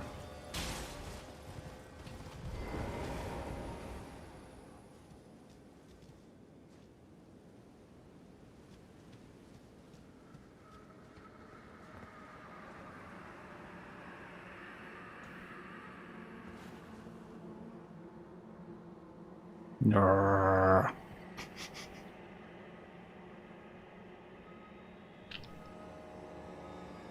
Okay, yeah. So when I was over there, I should have been able to see the big jar from here, from there, but I guess he just wasn't loaded in. Because, I mean, he's huge. It should have been visible.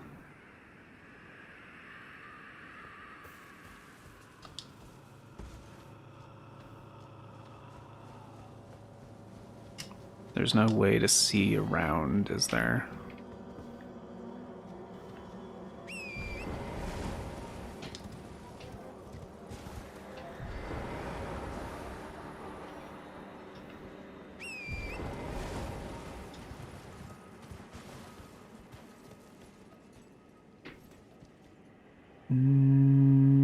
Doesn't appear to be.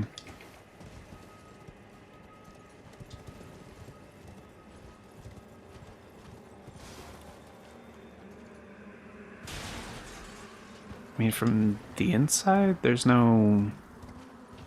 It's just set up the same as the other ones, right?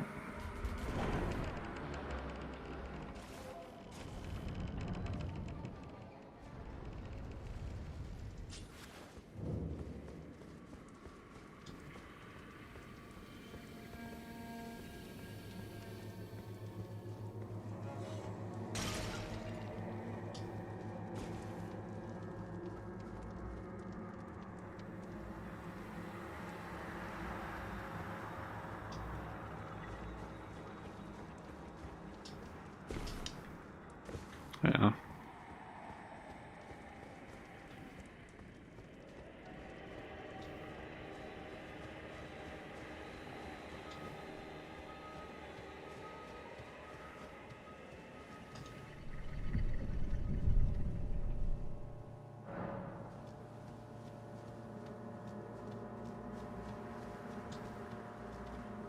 Okay, I think these are going to be the same. Yep. Hammer Dude, Assassin Guy, and Magic Dude, right? Yeah.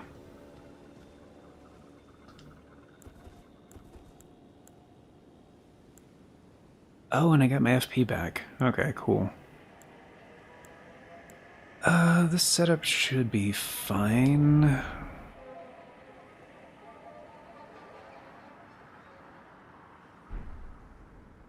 Yeah. Could probably just throw rocks at all three of them, honestly.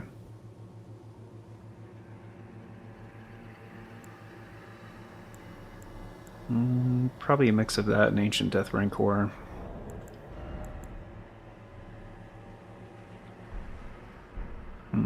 Still down a fire. Whoops. Probably should have switched that to magic, but it's fine.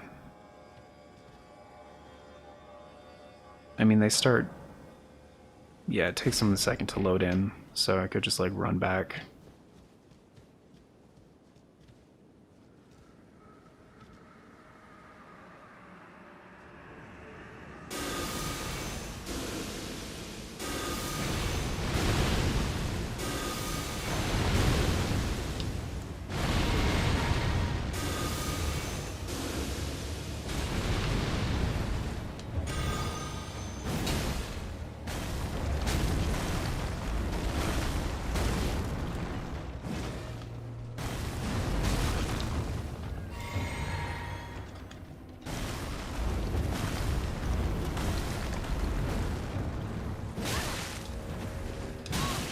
Damn it.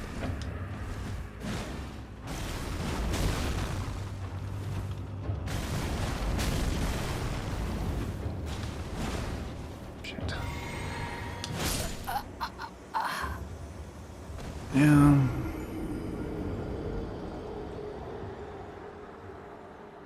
Kinda wasted a lot of FP that way.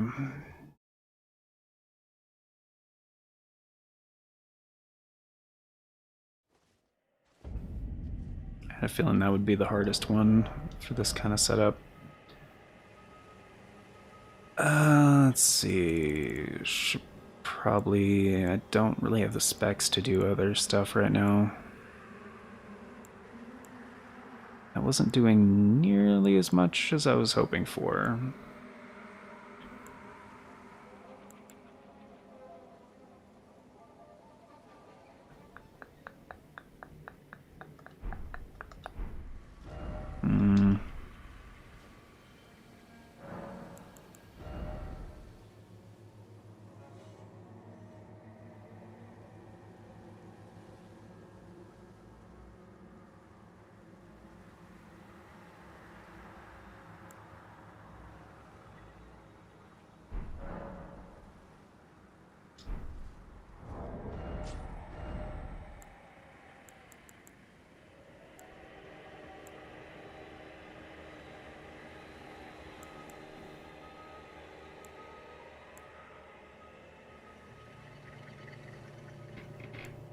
I mean, Death's Poker should be fine.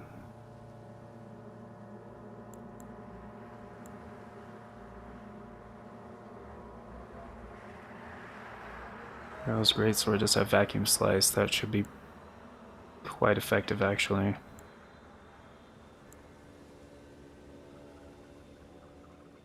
Could just use Godskin Peeler, but I think they could power through that. I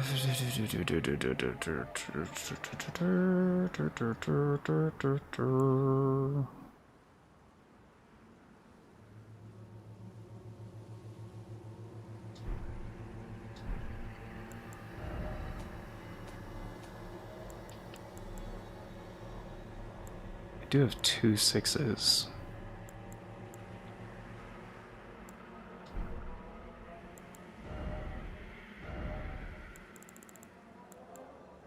Pretty sure the Gargoyle's Greatsword is regular smithing stones.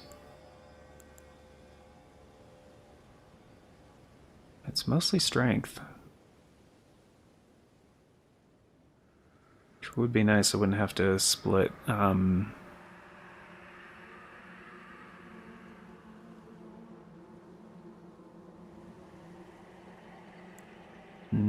stat allocation.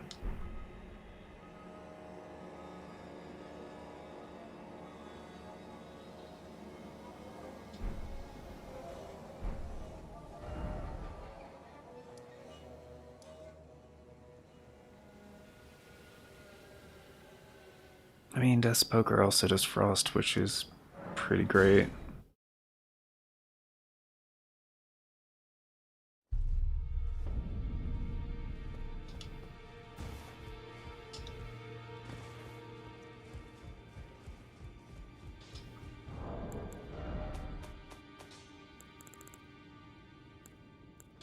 I still got 4 larval tears and I haven't grabbed all of them yet. Well, I took you no matter. Lay out your own.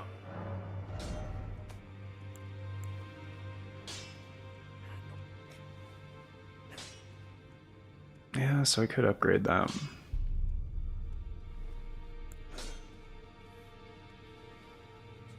That is regular smithing stones.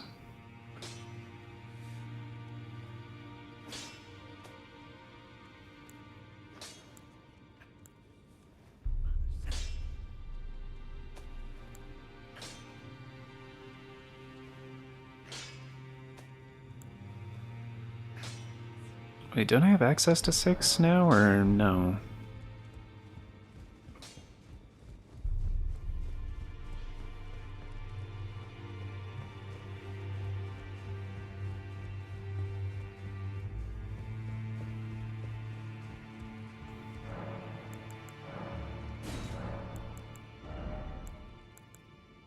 Yeah.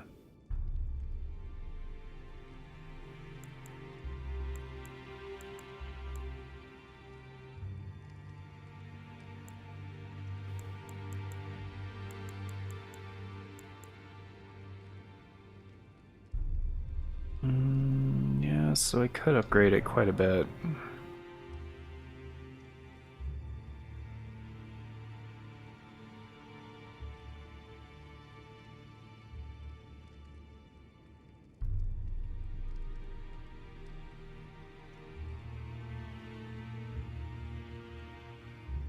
It would be cheaper just to upgrade the Death Poker and just use that, though.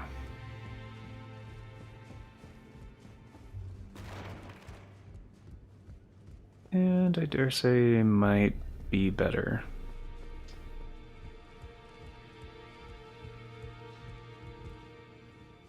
Although, might be better, yeah.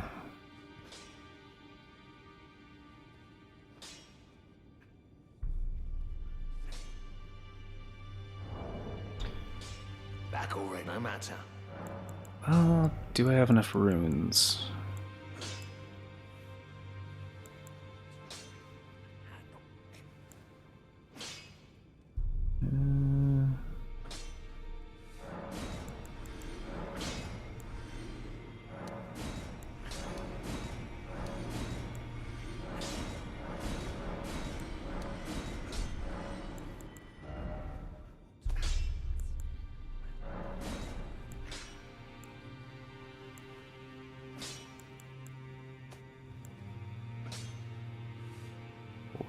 Six, so I would need 10. Yeah, it's not. Do that. I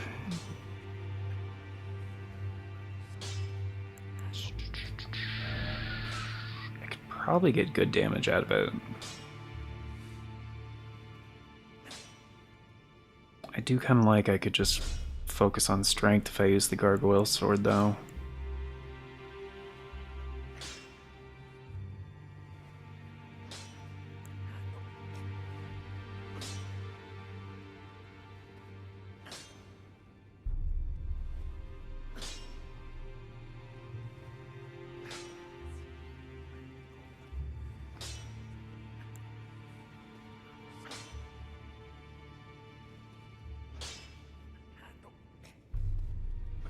Like, would it be better?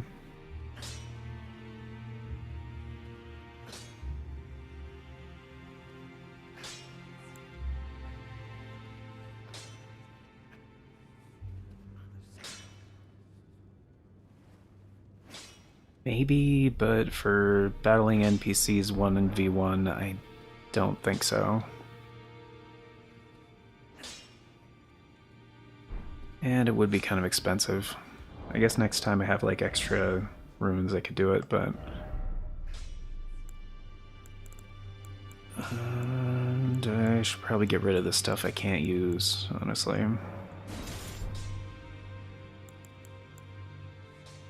Okay, charge spells. And I don't know if it's affected by the Godfrey icon, but probably not.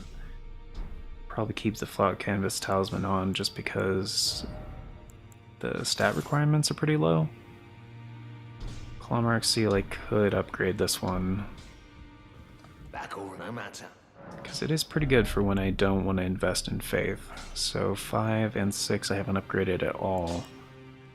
Okay, so I'd have to sell, like... That might cover it?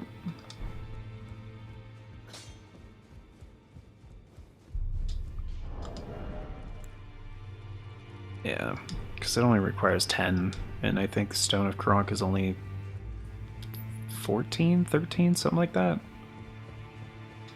The bestial incantations have very low requirements, which is pretty great. 5s, I need 12. That's not going to be enough runes.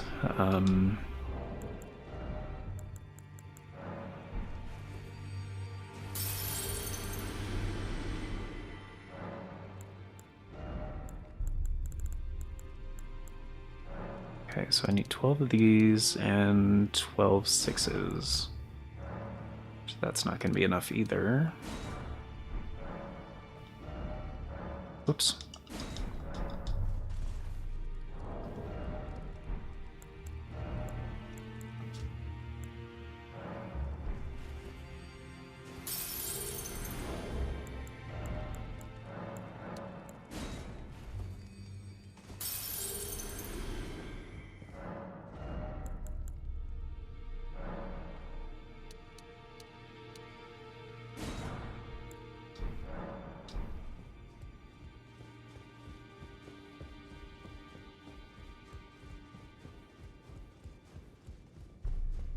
Plus, claw mark seal scales with strength pretty generously. Back over, no matter.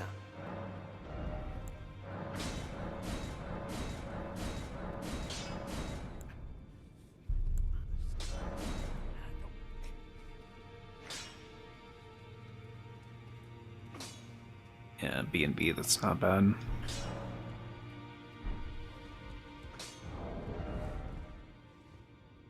Okay, so this one's mostly dexterity, which kind of sucks, but 15, 17, and 11, okay.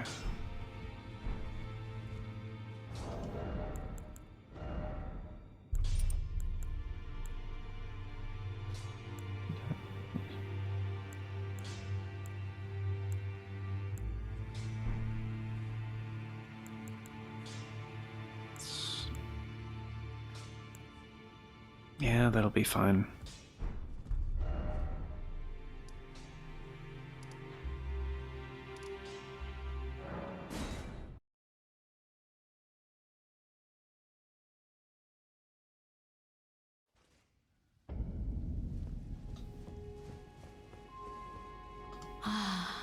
Is it thy wish? Mm-hmm. Now. Okay, so probably like 20 strength. 25 dexterity and like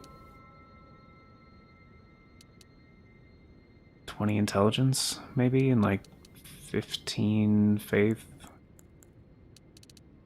15 endurance, 15 mind. Okay, that's more than the HP that I need. Okay, so maybe like 25 strength and 30 dexterity. 24 intelligence.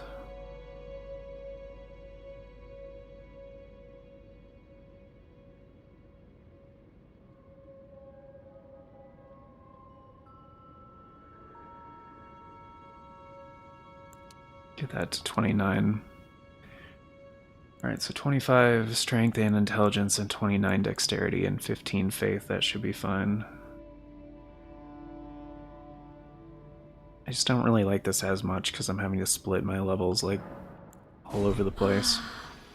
Thou art now a sweeting, full fine and fair. My thanks for being... Yeah, I know, I respect like 4 times in this playthrough or whatever. Okay, so it should be... yeah, 416, which doesn't sound like a lot, but... and it's not. But the weapon skill is really good.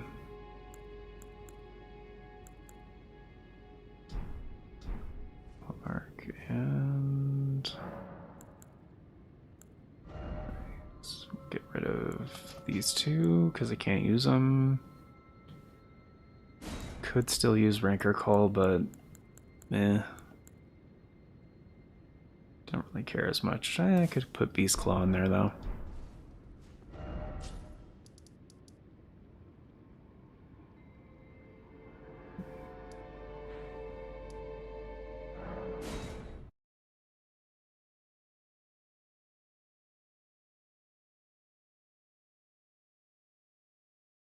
Like, incantation-wise, like, yeah, it's not gonna be a lot of damage. Incant scaling's at 150, that's not terrible. Especially because I don't have a ton of strength or faith.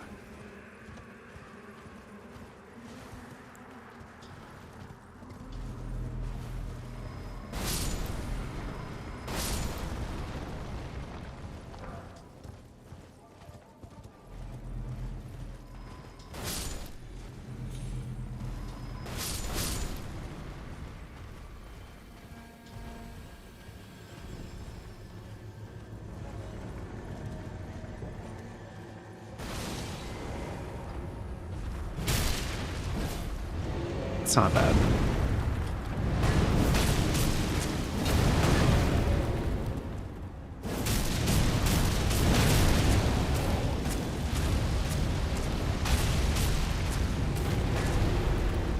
Yeah, DPS wise, that is not bad.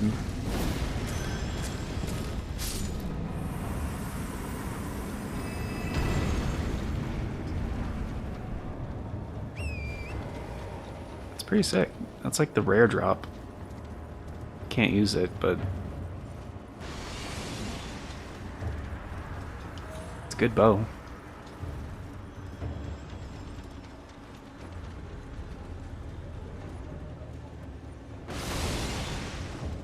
Alright, notch another arrow. There you go.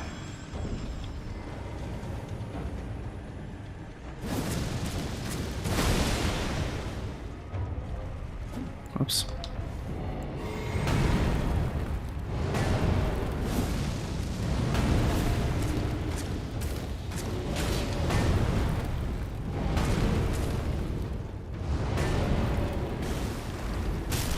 There we go. It's a clean hit. It's not a clean hit. That's a clean hit.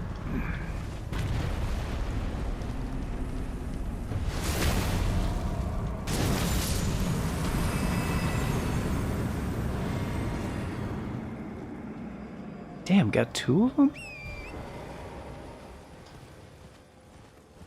It's unexpected.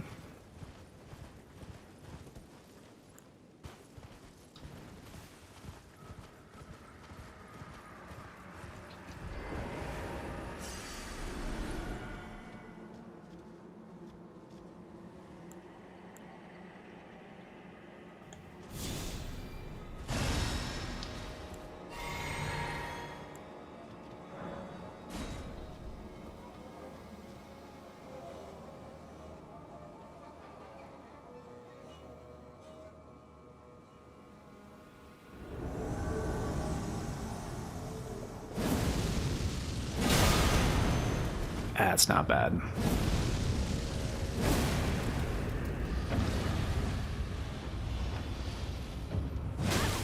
Ow.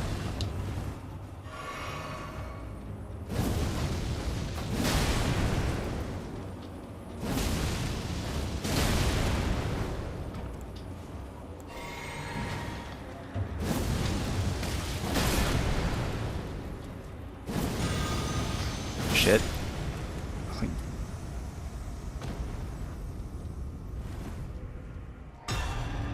Alright.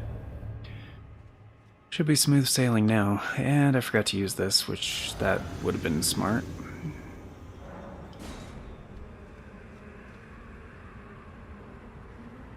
A lot in this area. Yeah. Freaking good old Caelid.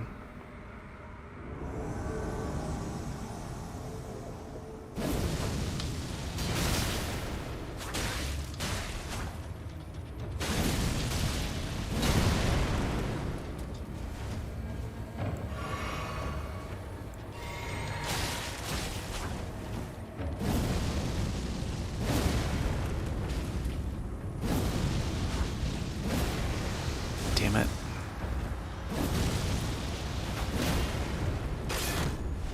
Eat the ghost flame. Ow, shit, really?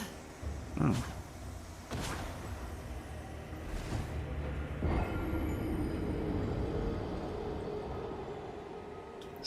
Not expecting that.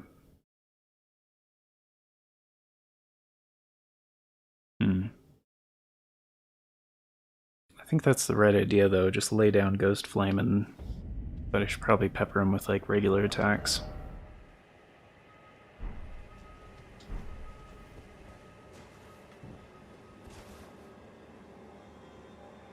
And actually, Ghost Flame Ignition doesn't actually do fire damage, does it?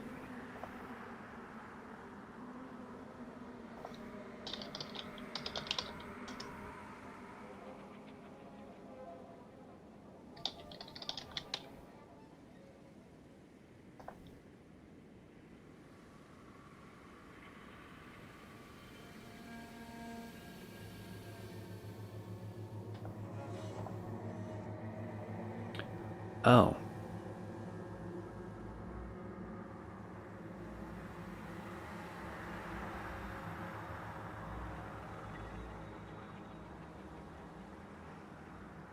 Apparently it just scales with intelligence.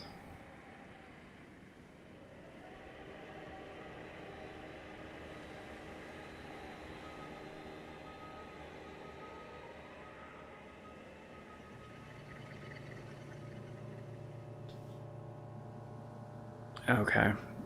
Apparently it's all magic damage.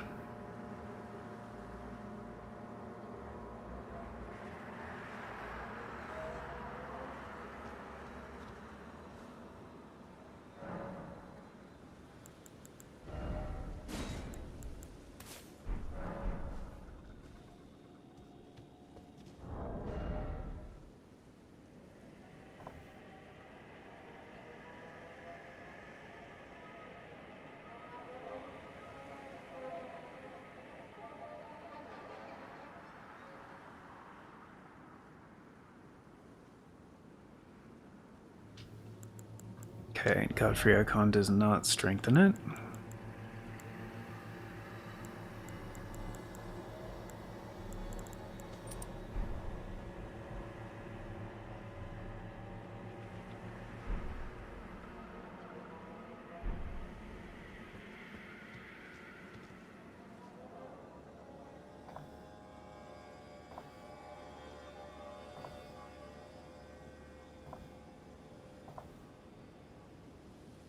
Gotta go, man. About to start my stream. Have fun. Alright, cool. Oh, you have a good one, Sweet Gaming. Thanks for stopping in. Guys, again, if you're unfamiliar with Sweet Gaming, you really shouldn't be, so.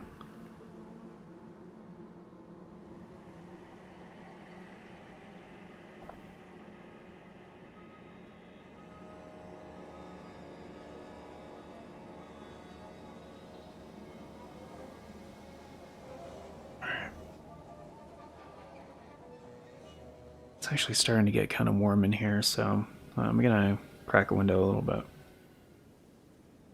Just starting to get uncomfortable. Just a moment.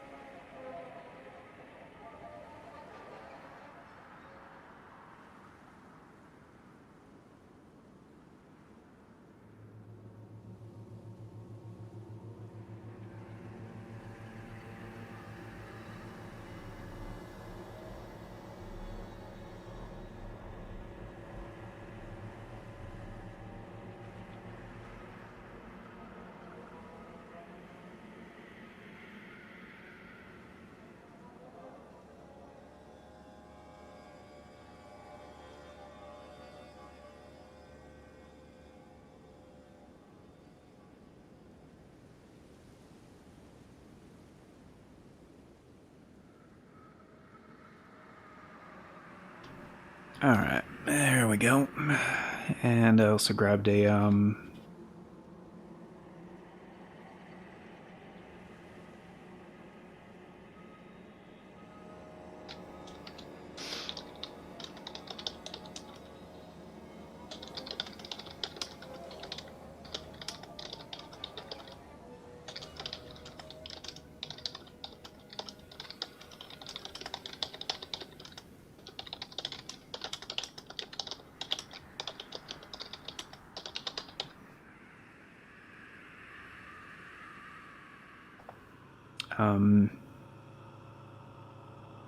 what was I saying? Oh yeah, I also grabbed a sparkling water.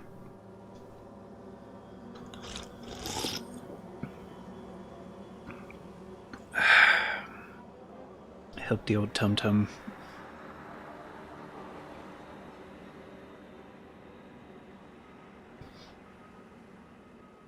Oh, the effervescence.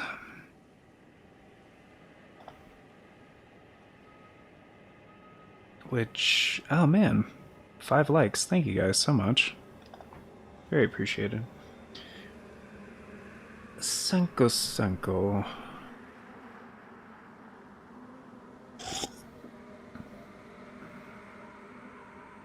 Ah, that's good.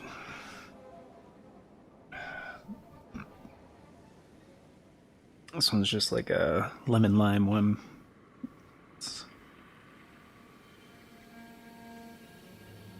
Big fan of the citrus.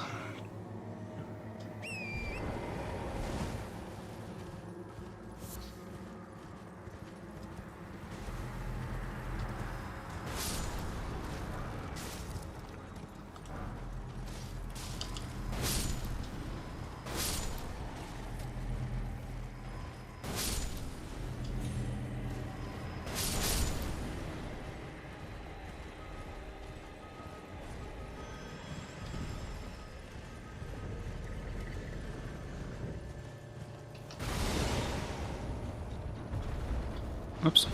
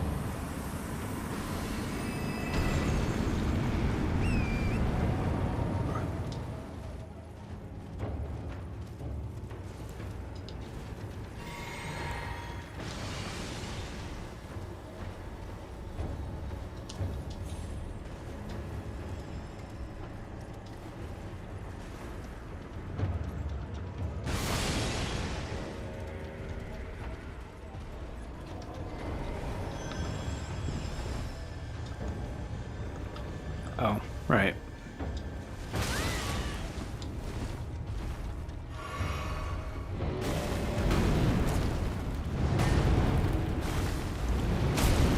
There we go.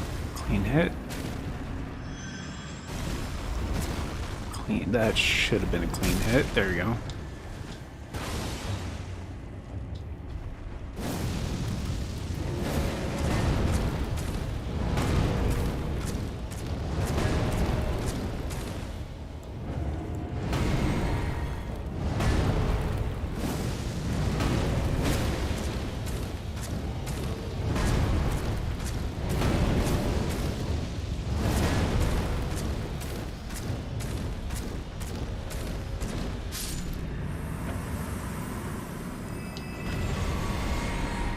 Oh, damn it.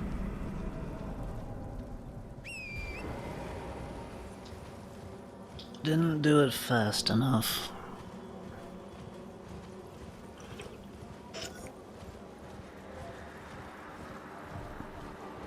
He's alright.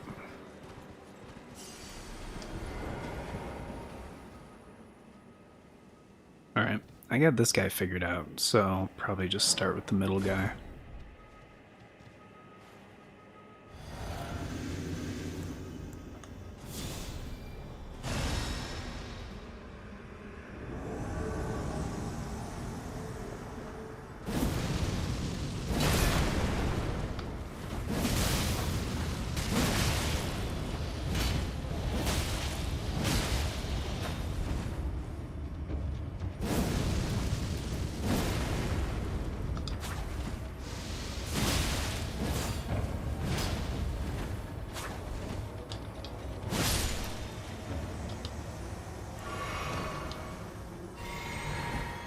Alright.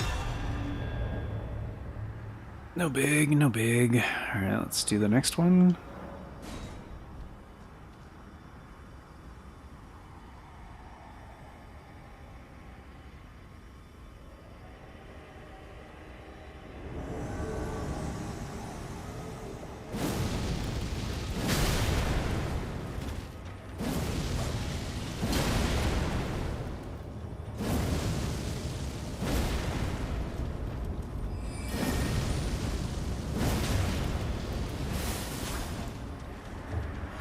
Oops, wrong one.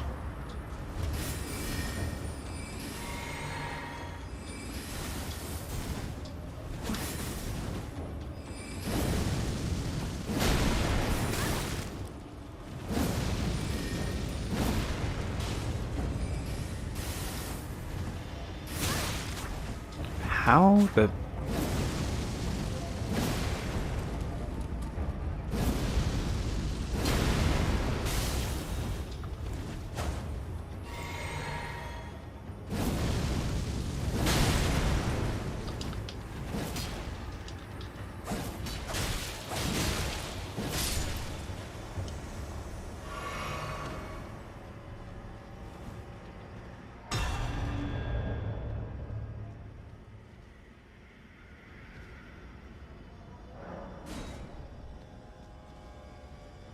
Alright. Should have this in the bag. Yeah.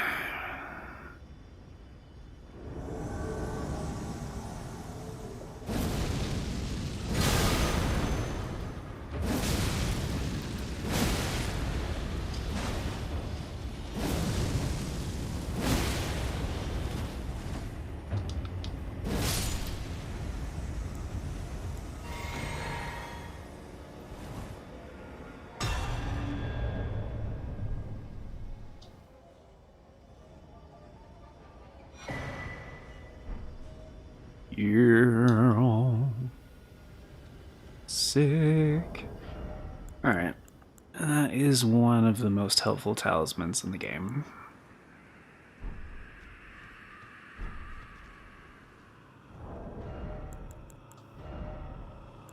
Just because it increases your clip load by a lot. I think it's a percentage increase, but it's a pretty significant amount.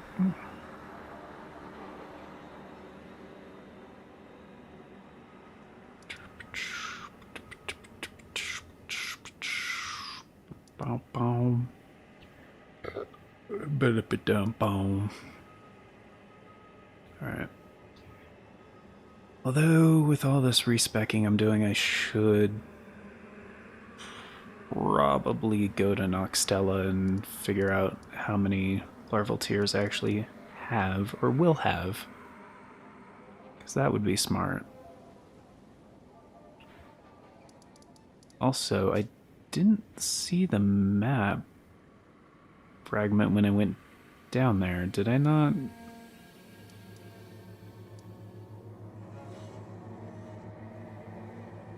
I thought it was at the, yeah. It's not a huge deal. Although, it should be towards the entrance, right? Like Siofra?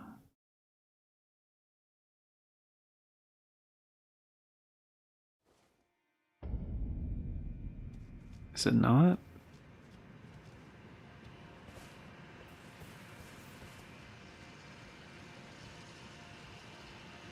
Oh wait, is that? No, that's not it.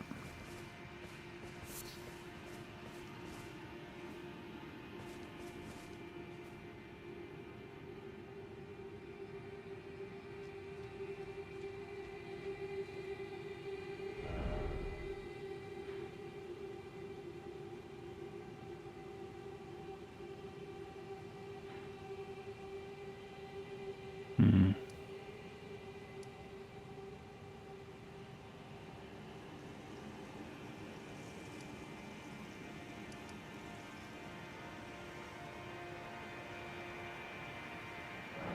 Is that a Nokron?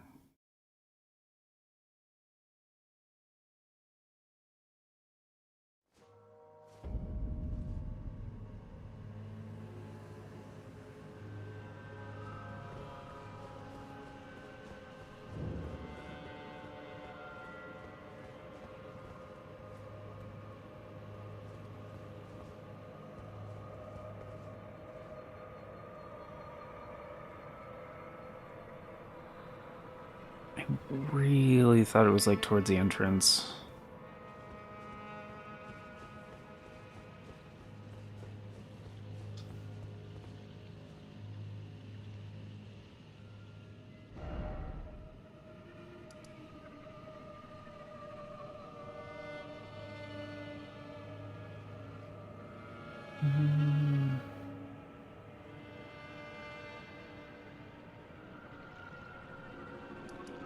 Or wait, there's the other. Maybe it's Night's Sacred Ground. Is that the second one? Right before. No, that's not the place. Different one.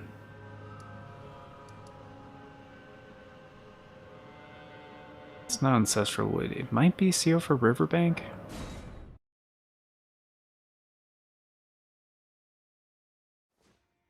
For the big area? Yeah, this might be the spot.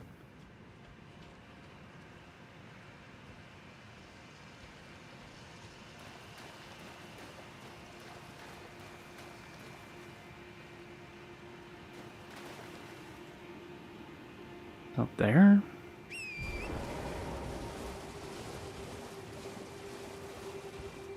It just kind of bothers me not having the map info.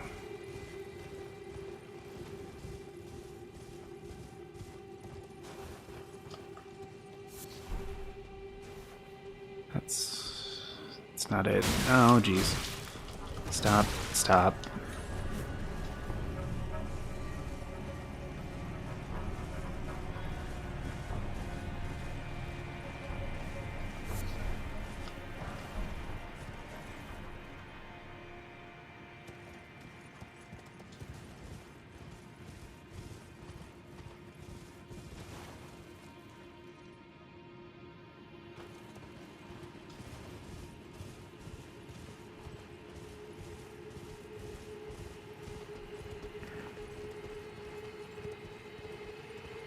I really thought it was towards the entrance of one of these areas.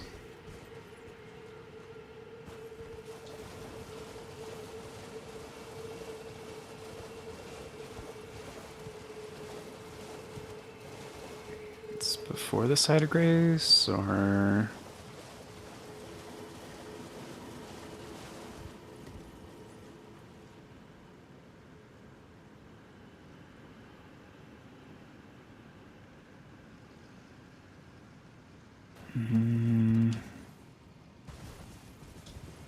This is where I saw... Oh wait, it's by the crab, isn't it? Maybe?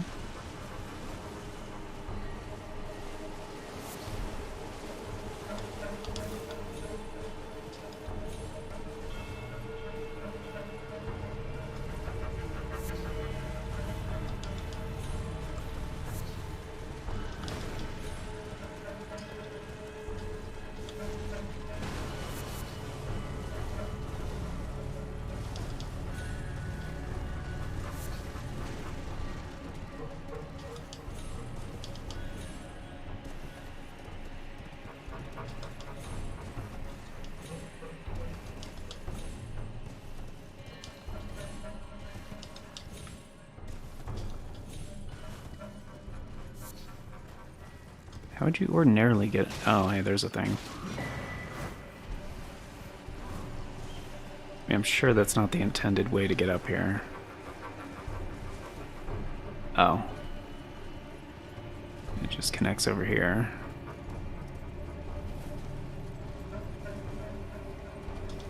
There's another crab.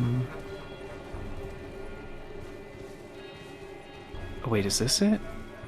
No, that's not it either. Damn it.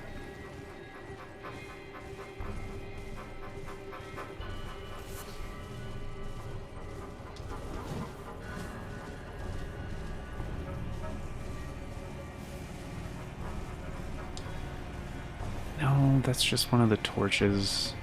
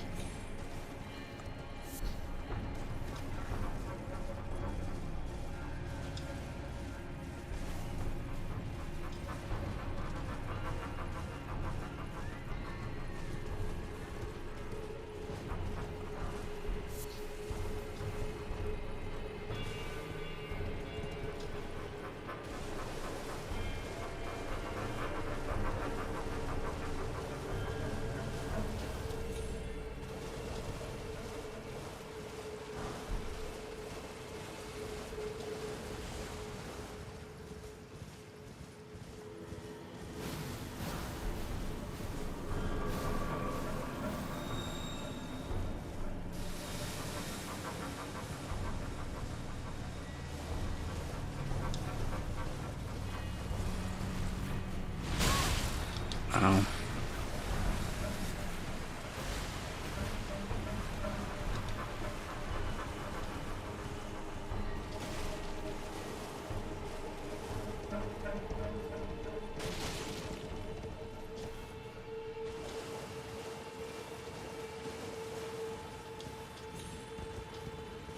That's also one of the torches. Shit.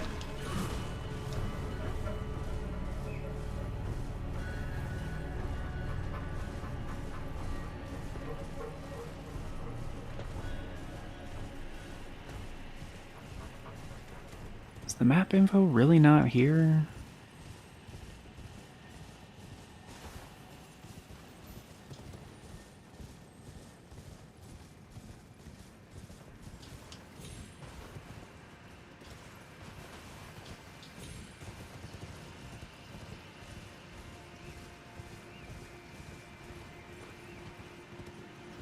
Either... Oh, is this a golden seed I didn't grab?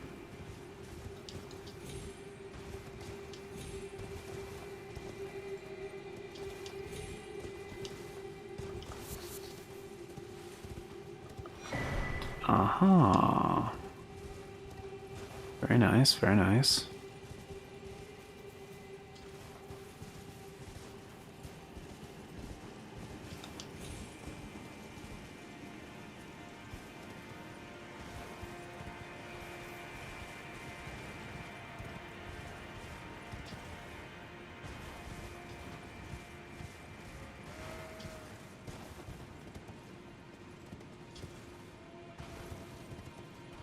Can't remember what, if anything, is over here, but...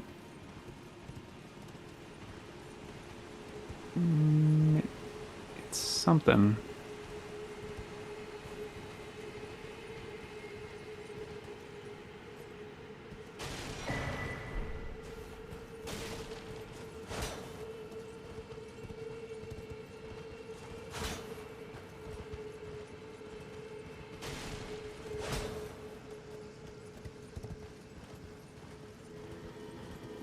Just an empty cave, apparently.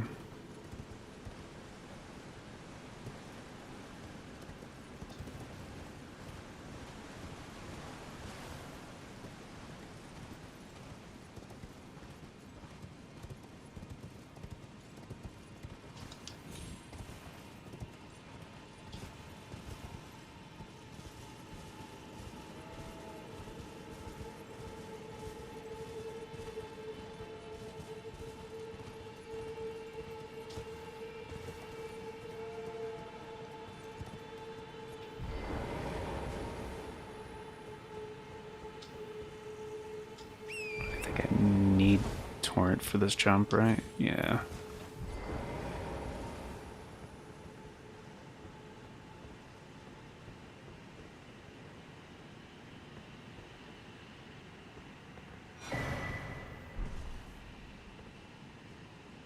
Great. Stone sword key.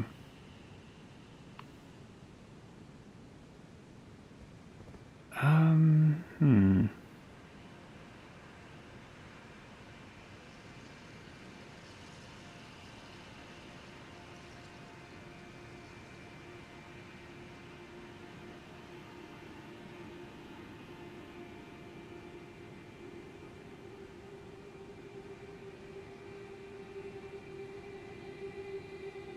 Oh wait, that's actually Moog's place, I think. Speaking of Mikola, I'm just gonna look it up. Where the hell is the thing?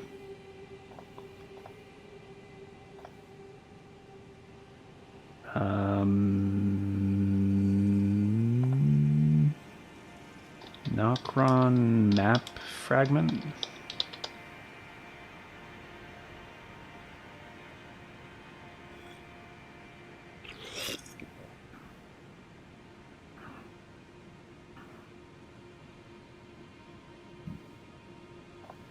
Here we go.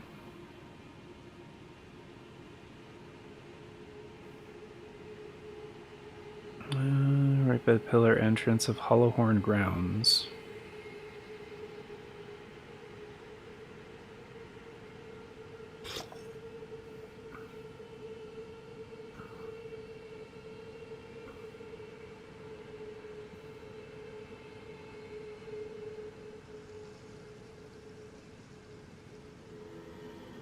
Isn't that exactly where it was?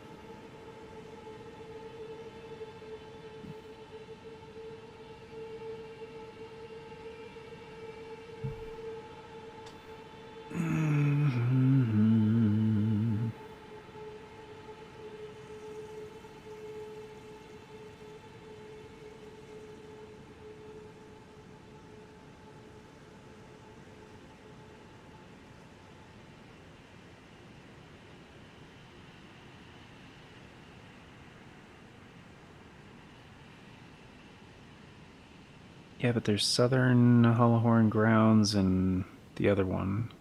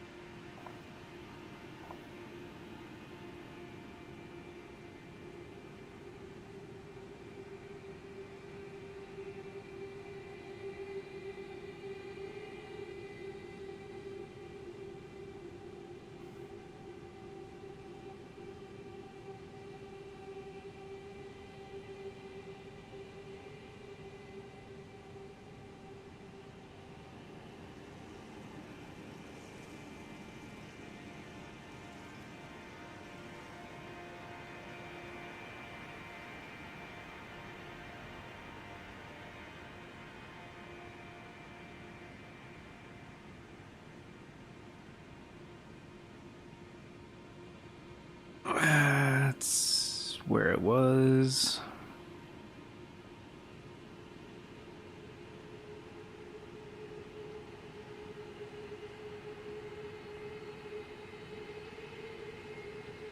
Oh, are you shitting me? Oh, no wonder I couldn't find it.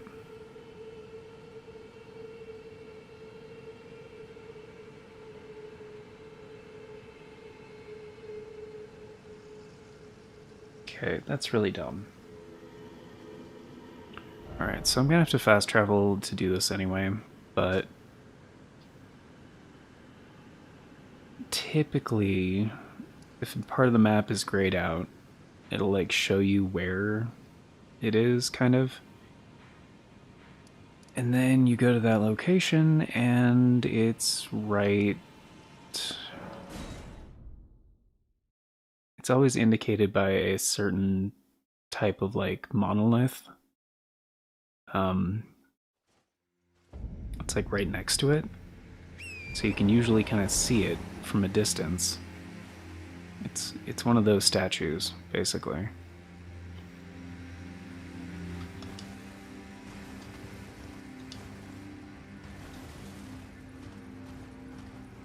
And like, it's a unique looking statue, but they are the same in every location where you find a map fragment. So there was one right here.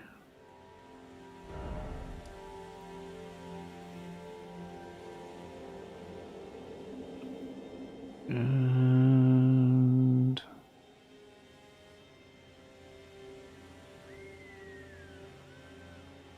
I can't go to the consecrated snowfield yet, so that's not a good example. There's one next to the Academy Gate Town as well. It looks anyway, they're the same statues every time. Except for here in Nokron.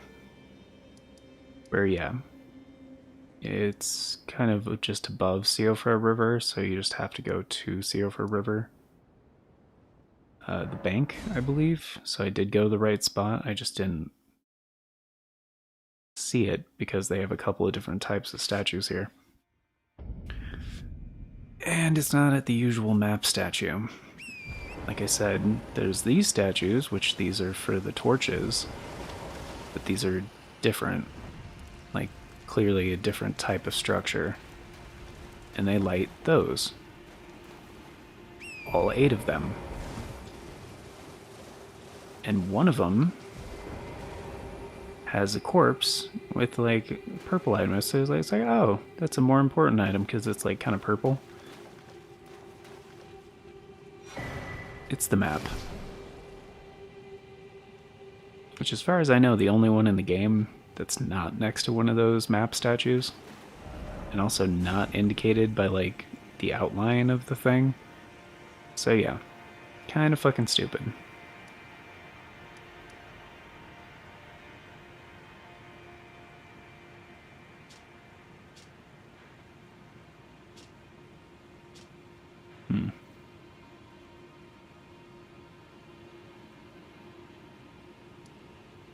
But yeah, they share the same map, Nokron and this place. It actually has its own banner thing too, but it doesn't say. It's not labeled like the other banners. Mountaintops of the Giants. Irony of the Lakes. Could be because I don't have the neighboring map thing, but I don't think so.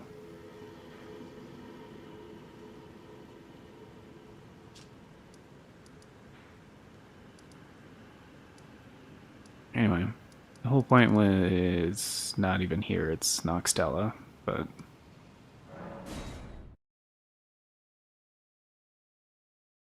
Because I'm pretty sure I have all the larval tears down there, but getting the stone sword key, that was nice. It's always good to get those for free.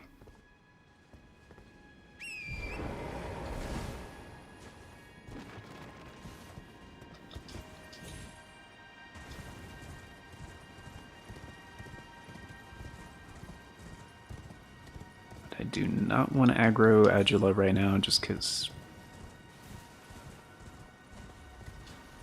if I complete Randy's quest, like, I'll have to fight him later anyway. He just gets down to half health and runs away.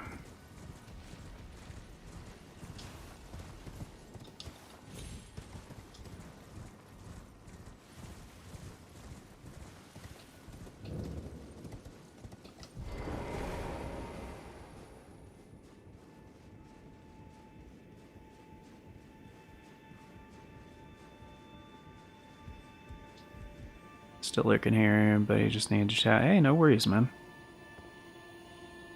No worries. But yeah, what's been going on with you?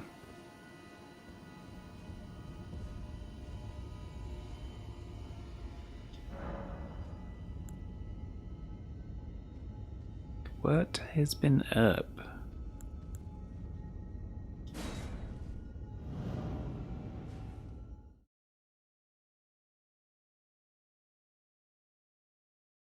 I mean, I don't know, I just feel like we haven't chatted in a while, but I know you've been doing your recovery stuff.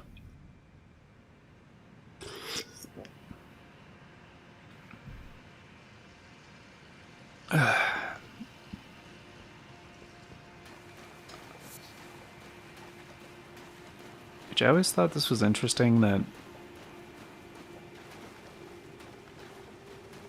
there's also a coffin here that kind of like at the Valiant Gargoyles fight, like maybe initially there was going to be another way to get here. Like after a boss fight, and then they're like, well, no, because then you could skip like a lot of the key story stuff. So maybe they removed it, but then didn't remove the assets or something. I don't know.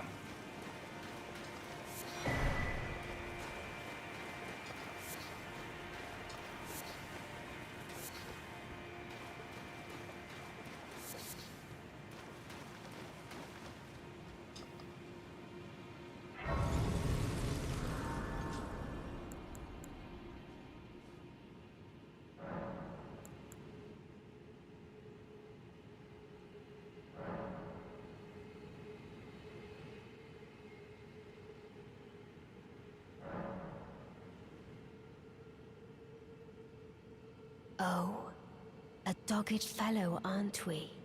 Or is it merely thy habit to talk to dolls? Fine. Fine. I hadn't expected any soul to recognize me in this guise. But now the cat is out the bag. I cannot allow thee thy freedoms. Perform for me a service as recompense. Eliminate the baleful shadows which prowl these lands. The name of Rani the Witch is already sullied by thee. I will not brook disobedience in this matter. Perform for me a service as recompense. Eliminate the name of Rani the Witch. I will not.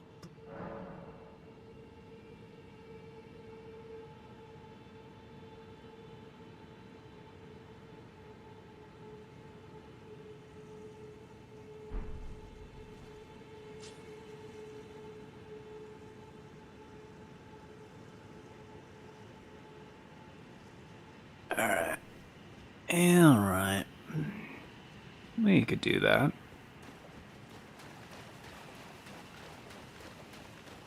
I don't really, like, care to do the rest of her quest because it's not really required for this run, but...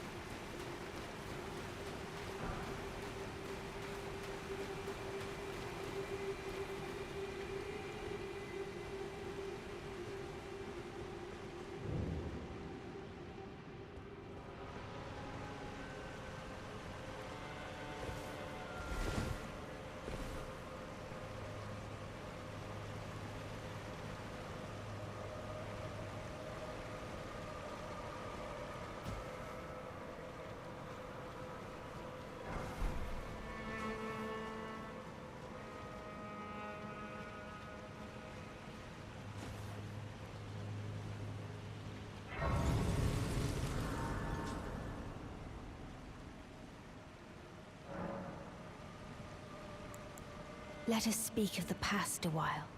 I was once an Empyrean. of the demigods. Only I, Mikola, and Melania could claim that title. Each of us was chosen by our own two fingers, as a candidate to succeed Queen Marika, to become the new god of the coming age, which is when I received Blythe, in the form of a vassal tailored for an Empyrean. But I would not acquiesce to the two fingers. I stole the rune of death, slew mine own Empyrean flesh, casting it away. I would not be controlled by that thing. The two fingers and I have been cursing each other ever since, and the baleful shadows are their assassins. I turned my back on the two fingers, and we have each been cursing the other since. The baleful shadows are their assassins.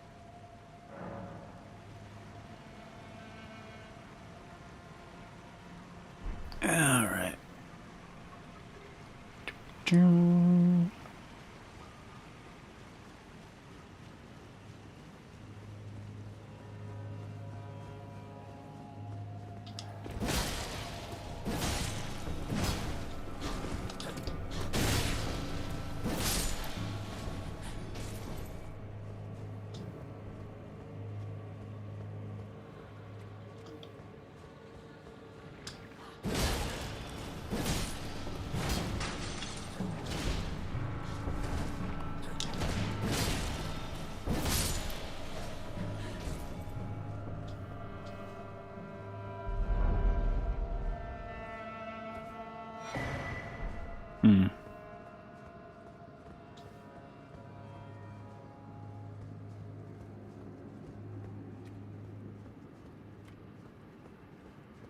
Yeah, I was like, I'm pretty sure the rest of these are not treasure chests. But I couldn't remember what was in there, so...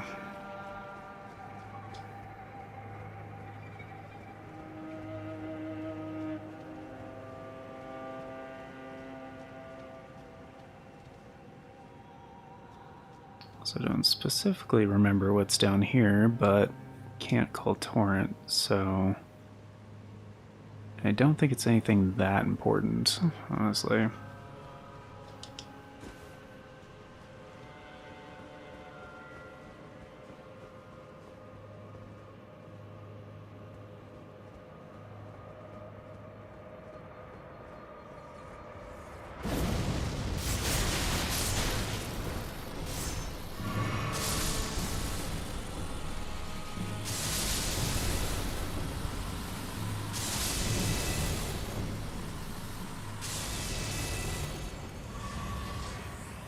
There we go.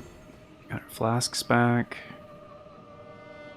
I don't think there's anything special in there either. Wait, was that a side room?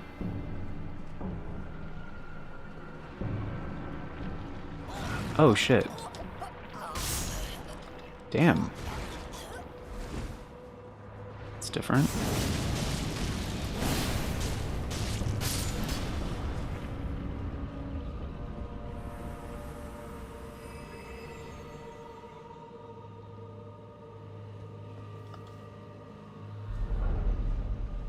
I usually walk right past this room, so... Oh, 7! I did need one of those.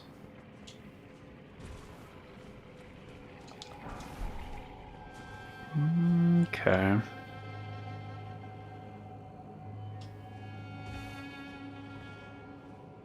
Can't remember if this is possible, but... Ah, shit.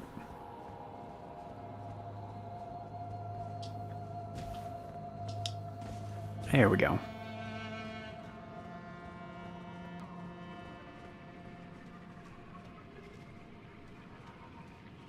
It's a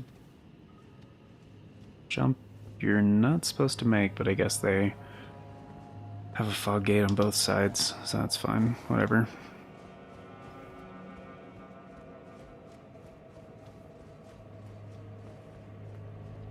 Because typically you just go over here and unlock that, and again, I don't think it's anything important, but How are we doing on stone sword keys? I've got 3. Could use one here.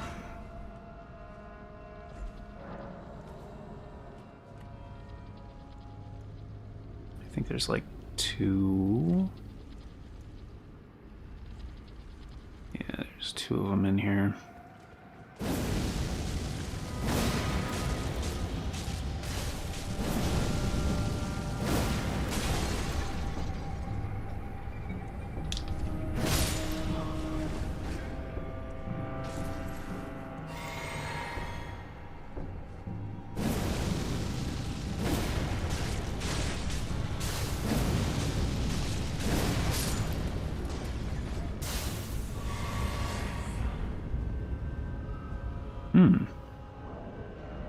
Knocks monk armor.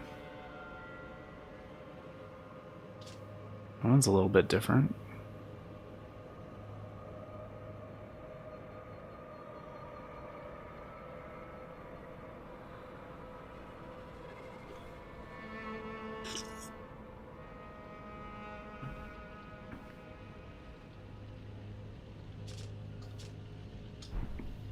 Doesn't have any special benefit, but... Ooh. Wait, I hear... Why do I hear that?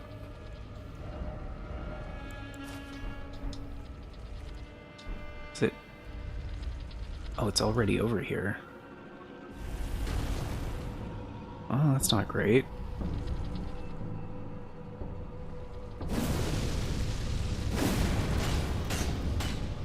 Might be able to keep it at bay. Shit. And it's dead. Good. Alright, that's one down.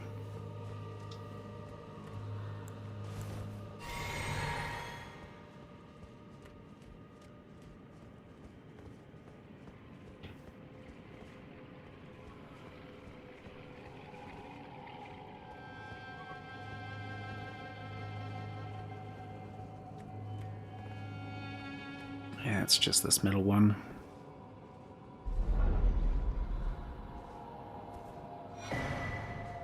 Oh.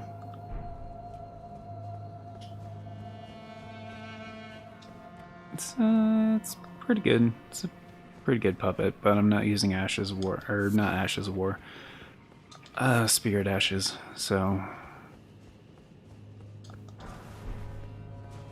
Alright, yeah, because that was the one that usually rolls down stairs, and I usually lure it over here to kill it safely, because it can't fit through the doors, but there's also this one, which is kind of a tricky one.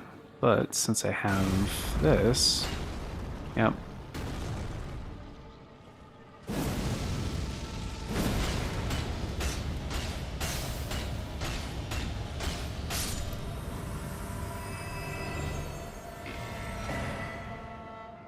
Because yeah, those things do a shitload of damage, and if you just walk in here, close the doors on you, and then you can't leave until you kill the ball thing.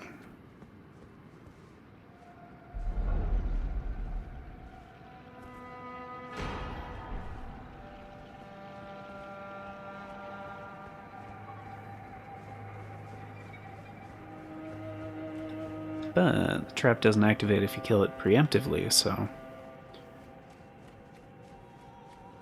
It's very, very handy.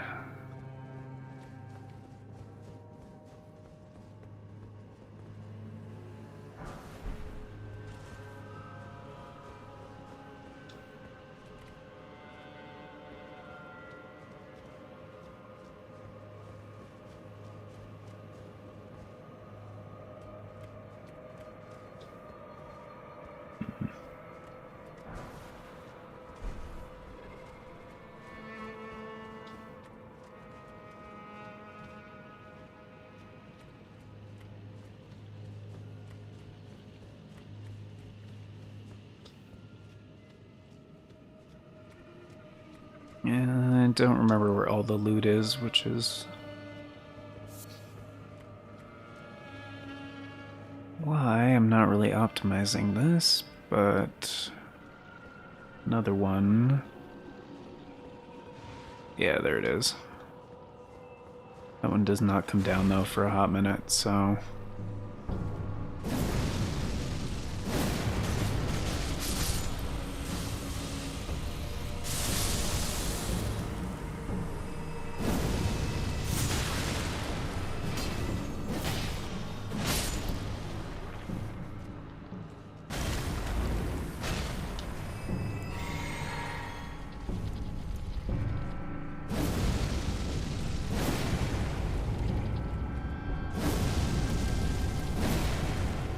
Why are you not...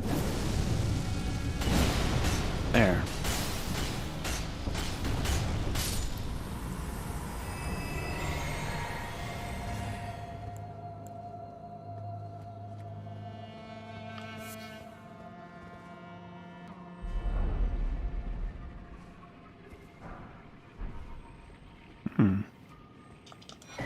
Another 7. Great. Because I need one for the Death Poker, but I also need one for the Golden Order Seal, so...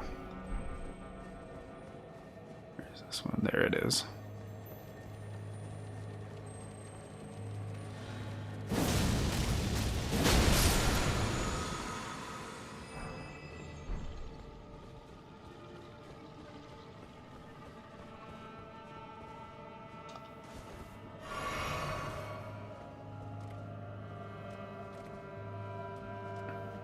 Pretty sure there's a side of grace after this one, so I'm just gonna go ahead and drink that because this is kind of a tricky fight here. Don't aggro the Nox. Okay.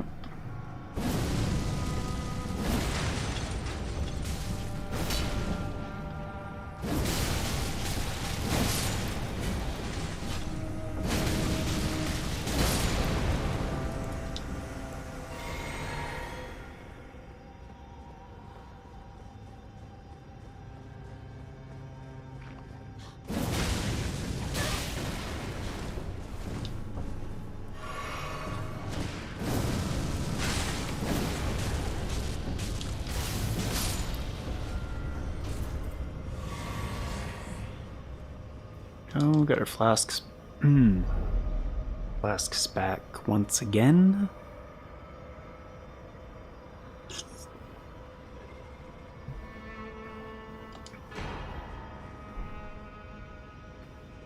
Moon of Noxtella, aka the most useless legendary talisman in the game.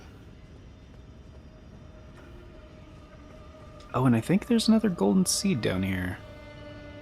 Come to think of it.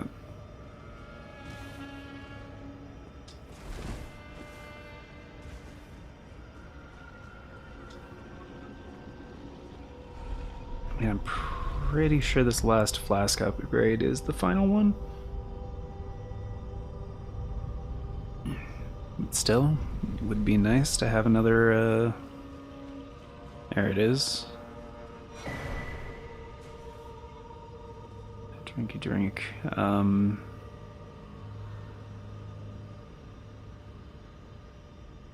Yeah, there's other places to go down here, but I don't think there's any more larval tears before the next thing, so... And I still can't call Torrent, that's fine. Just need to get down here safely.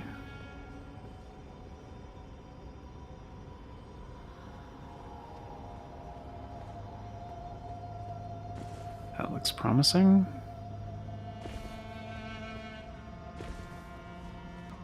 Alright, now we're just gonna run. Few enemies here I definitely don't want to deal with.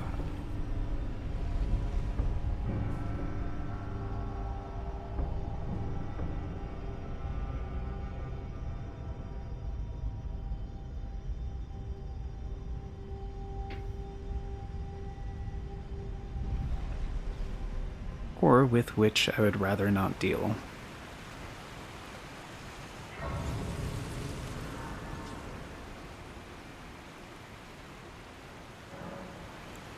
Even when I turned my back upon the Two Fingers, Blythe remained my loyal ally. Though he was created a vassal for an Empyrean, he was a colossal failure on the part of the Two Fingers, Blythe and E.G. both. Art willing to give too much to me, yet they both understand what lieth beyond the dark path, that I must betray everything and rid the world of what came before. Should I add thee to the list? Another one, kind of heart. As kind of heart as they.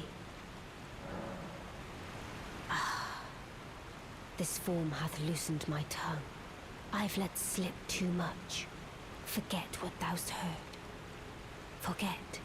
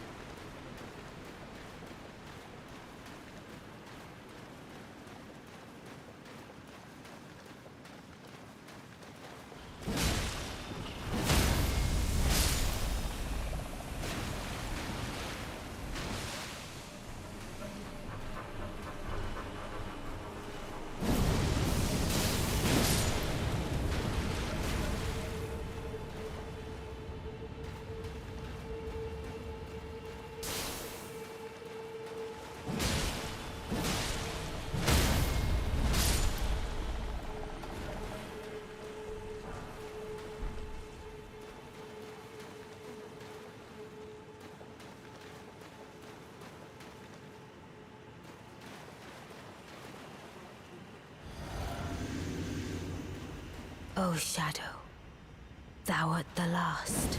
Tell the Two Fingers that Rani the Witch cometh to rend thy flesh with a fateful wound, ne'er to heal.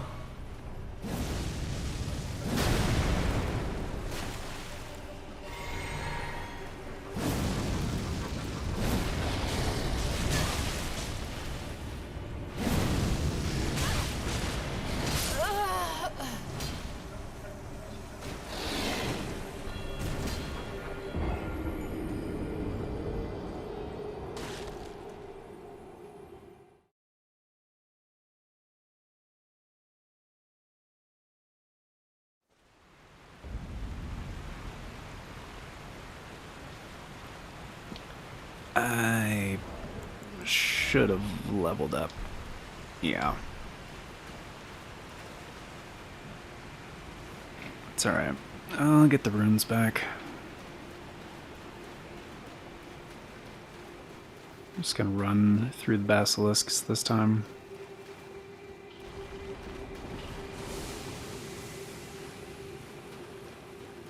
Just to play it on the safe side.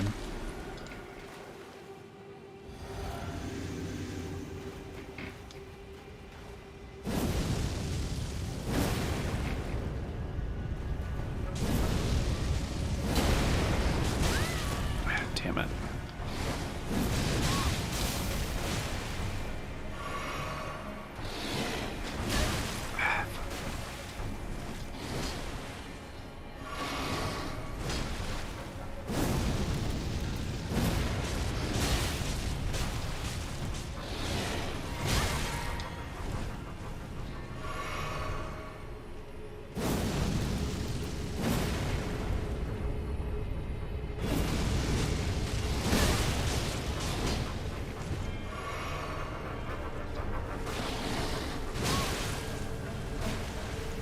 Cool, bro.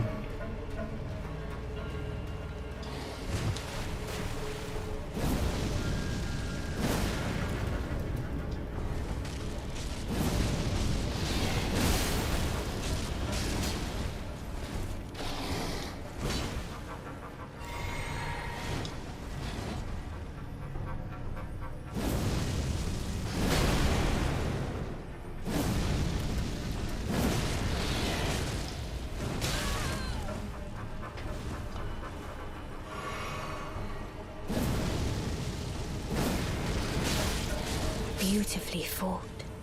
My thanks. 'Twas more of a challenge than I envisioned. Now I can finally stand before them. This is farewell, my dear.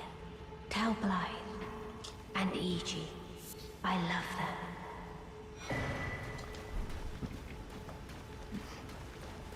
Sick.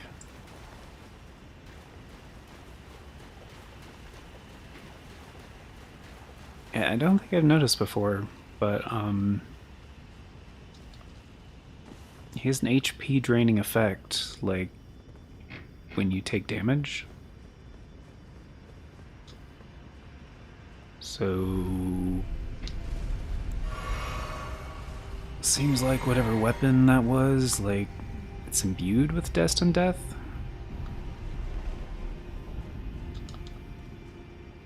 Since it's like the same kind of effect or whatever. Anyway, I'm pretty sure that's all the larval tears in Noxtella. I'm pretty sure there's a map for this area too that I didn't grab. Maybe it's in Ansel River, Maine. Maybe it might be. There's another access like down here. It might be down there.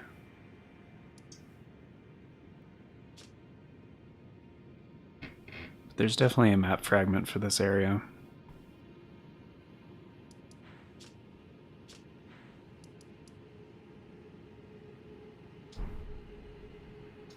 Anyways, now at... what are we at for 6? Okay. Yeah, it's not bad.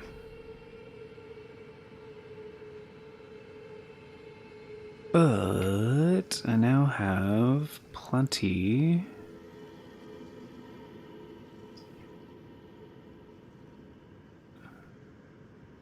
Kind of want to go find out. Yeah, kind of really want to go find out actually.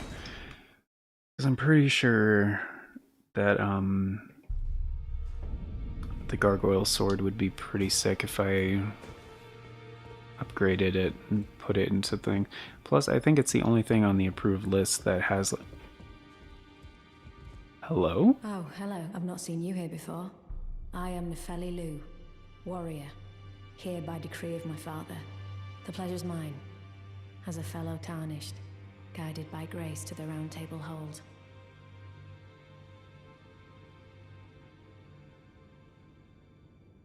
Ah, yes. I wonder if you've met my foster father. If you haven't already, I advise you introduce yourself. Father is leader of the Round Table. I'm sure talking to him will be worth your while. It's about time I headed off. I'll see you again, warrior, should the fates deign it. It's about time I headed off. I'll see you again.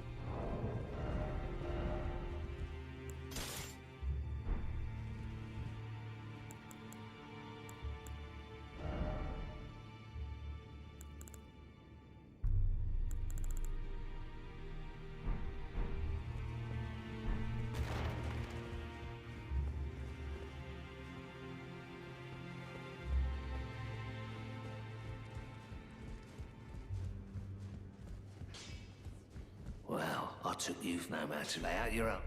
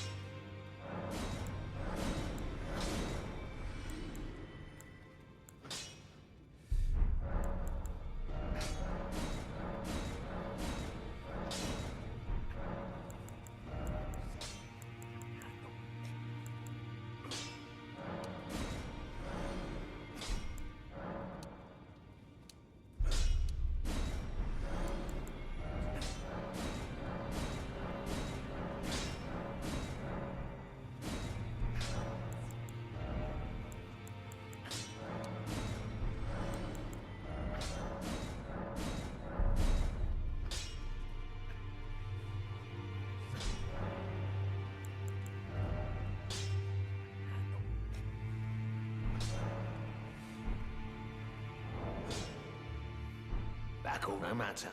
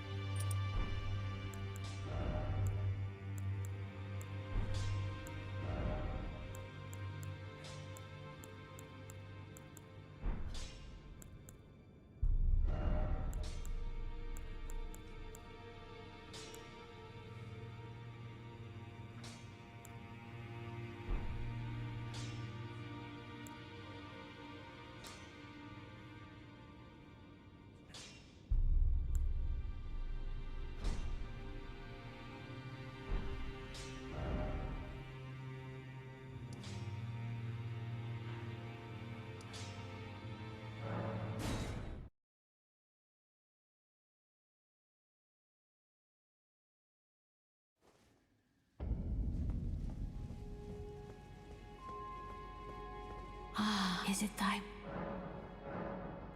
Now.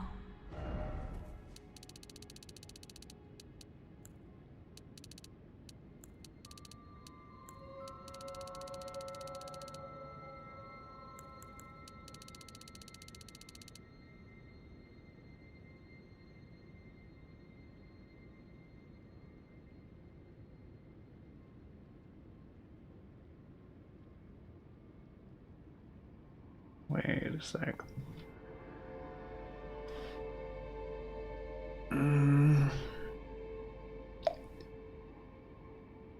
I would be totally fine with this setup, but is there a dexterity requirement? Be not, and I would birth. Oh, 10. That's what I have by default. Okay. And it does scale with dexterity, just like barely. But for this setup, I think this will be totally fine. Also, if I don't need to wear the Great Jar Arsenal, that would be preferable. Okay, that's still medium. Okay. And I do really like the Iron Casa hat. It's pretty sick. Does it do anything? Very worn has when Davis reaches. Okay, no, it doesn't do anything. Alright.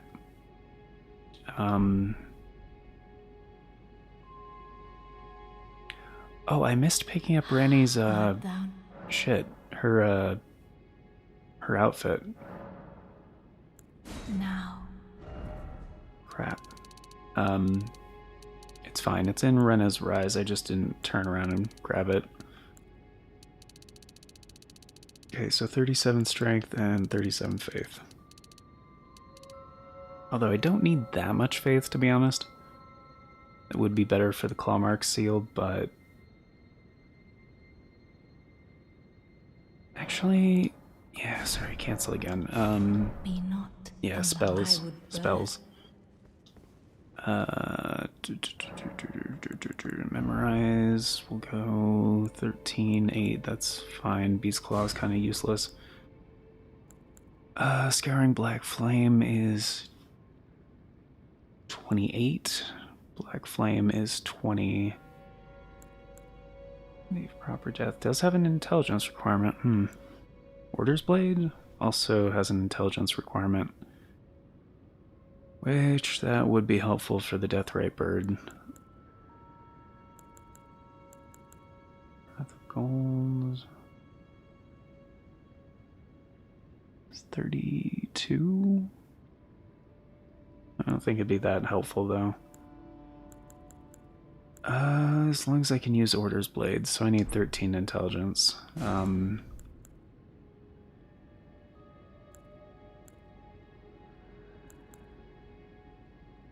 guess just 28 faith.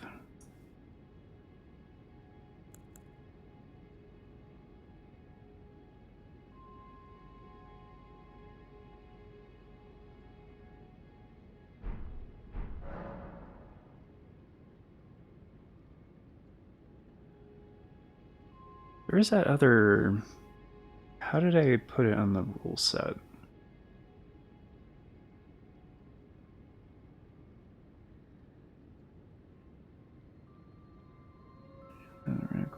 Death Ritual Spear, Explosive Ghost Flame, Litany of Proper Death.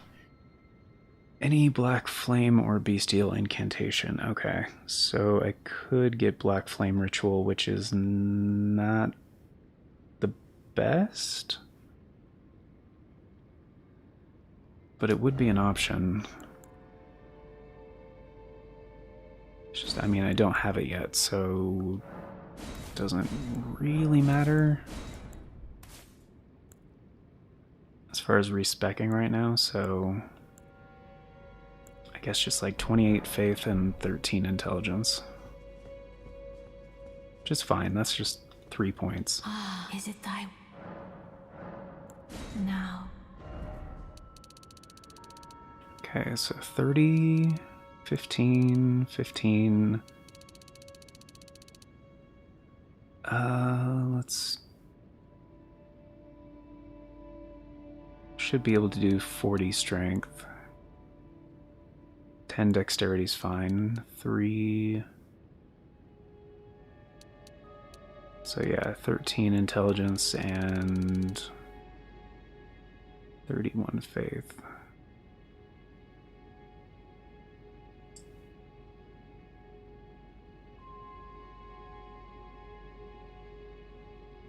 Yeah, that'll be fine. My Yes, I know. Okay, so that would put this at 427. That's not bad. I'm pretty sure you can imbue it.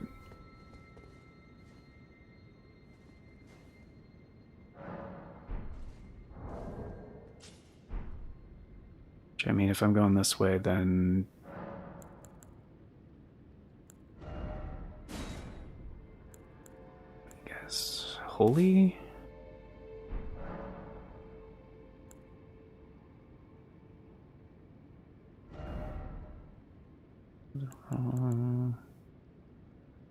Right, with holy damage, right? It should be usable in this weapon.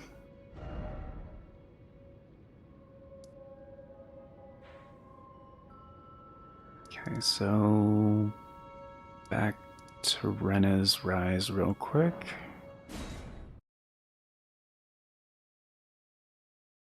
Because I don't really care about cosplaying as Rennie, but the hat does increased frost sorceries, and that might apply to Explosive Ghost Flame.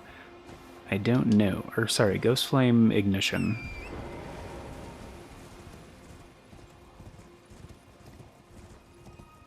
Actually, just anything Ghost Flame?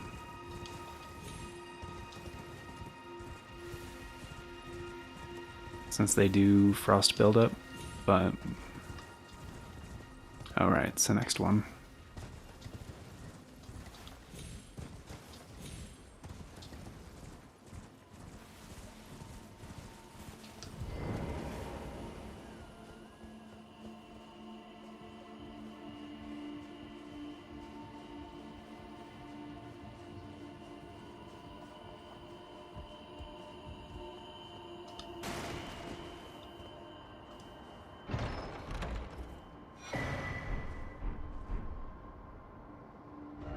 Alright, that's all I need really to grab. Whoa.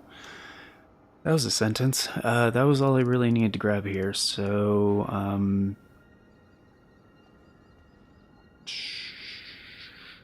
okay, what else was on the checklist?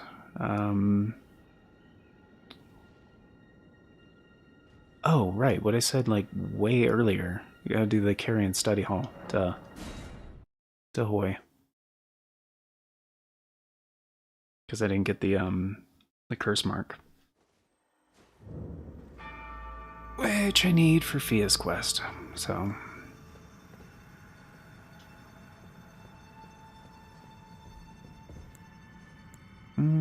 7 and 5 should be a good balance. I think I need 5 golden seeds for the next upgrade, so 2 more.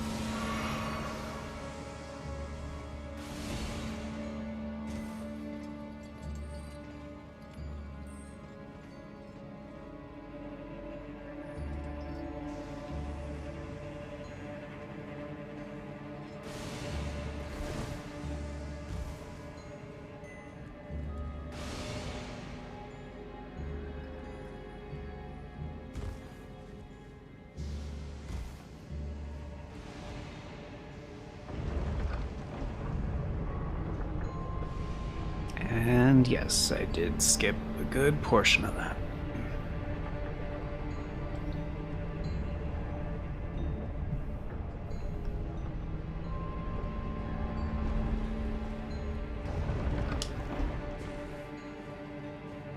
But as far as I remember, there's nothing like super significant that you need to grab.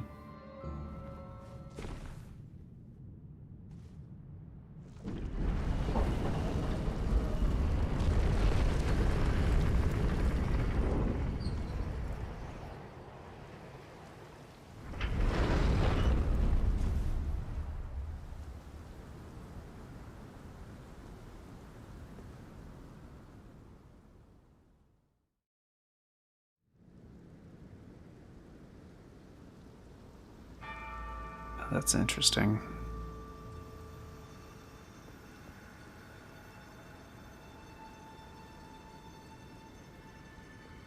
Just the weather conditions. Looks pretty cool when you're up at this altitude.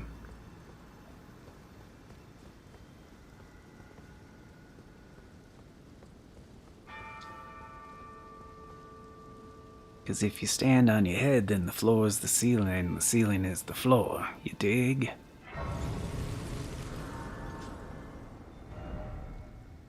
So yeah, now we're at the top of the tower.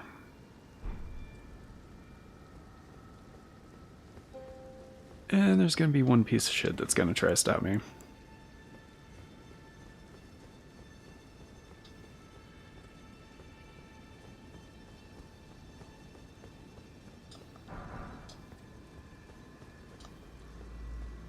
But I can call Torrent? There he is.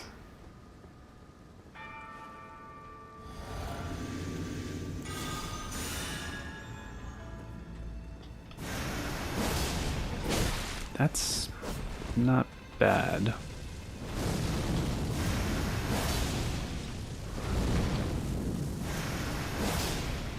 Can't go through objects though.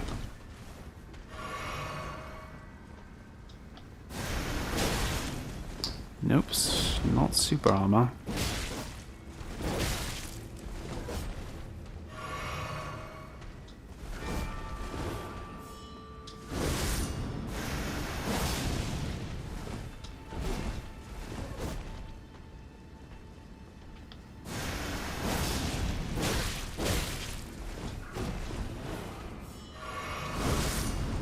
Oh, I'm really glad you missed.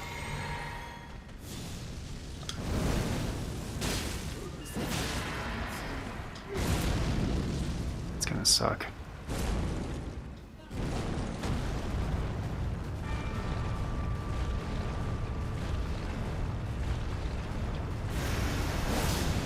No.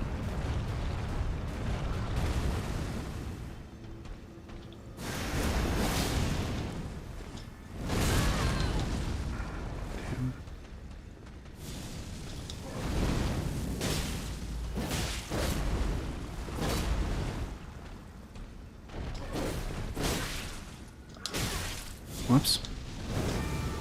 Ah, crap.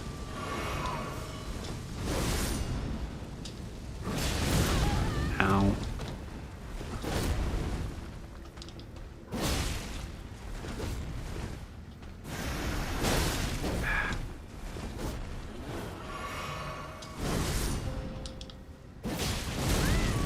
Stop.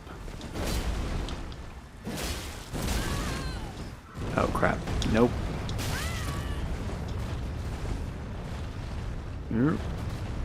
Oh, shit. Okay. Alright, not bad, not bad.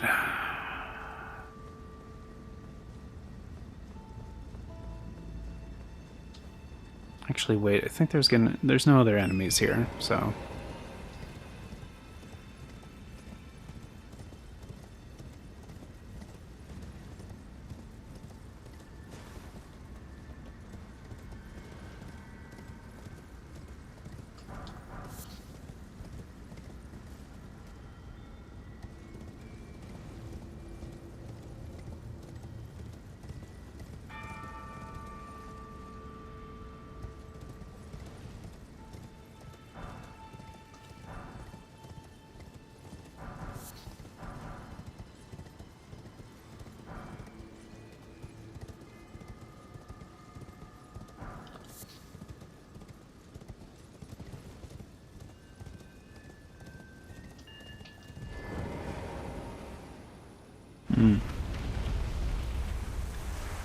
I was right.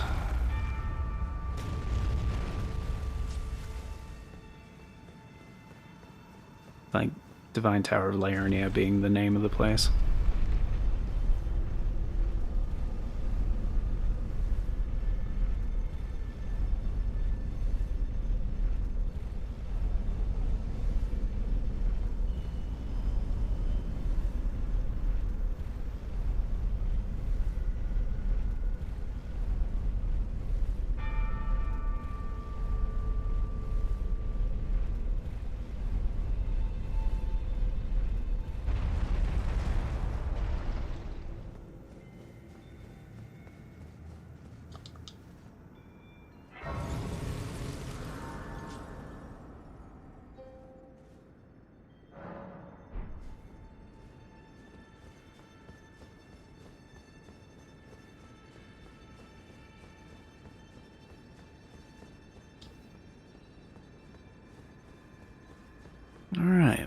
here it is.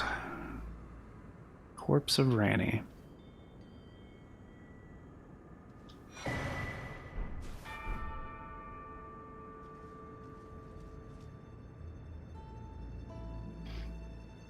But yeah, you can kind of see the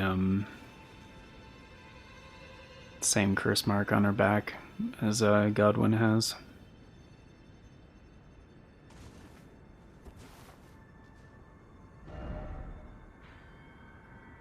But that's what I need for Fia, so... She's down in Deeproot Depths, which... is this one? Yeah, that one's labeled.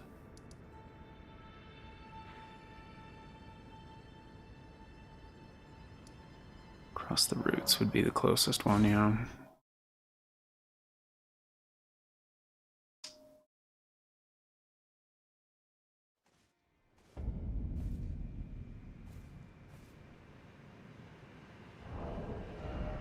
Which I'll do this here in a minute.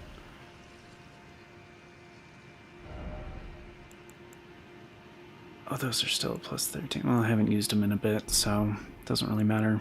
Alright.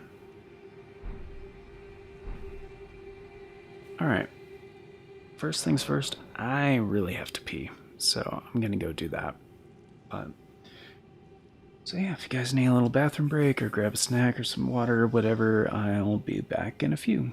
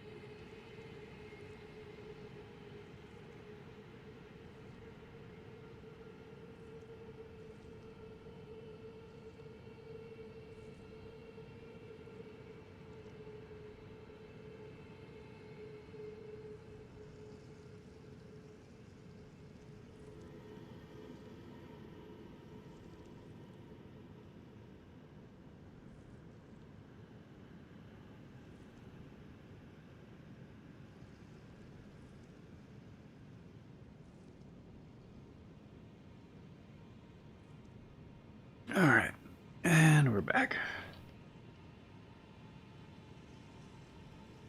I just had a thought this actually might not go well at all. Because I'm pretty sure I also would have to do the dragon fight.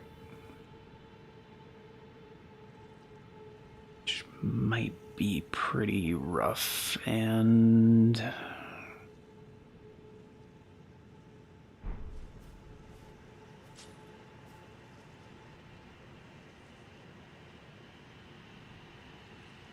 may want to hold off on that for a little bit.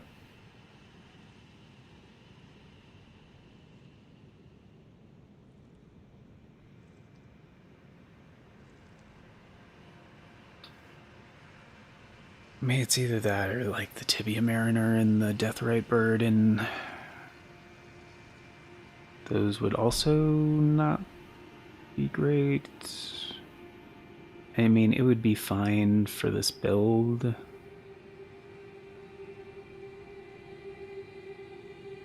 That's kind of what I mean, is like the dragon fight might not go great for this build.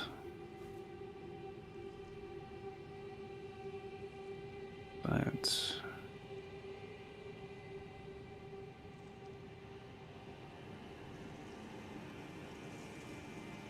and actually, you know what? I think the Deathrite Bird drops Explosive Ghost Flame. The one in the mountaintops?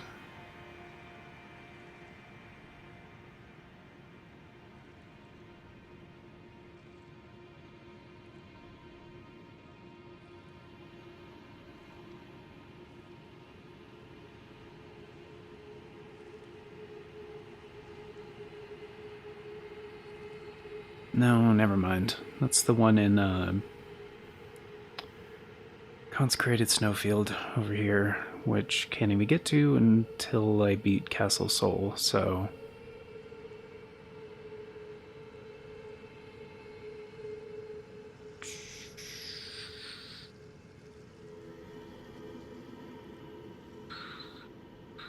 which I don't really need these markers, I just kind of put those there for reference.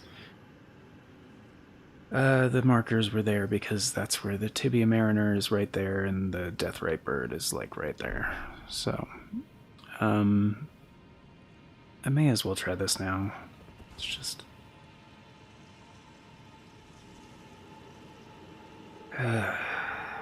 Alright.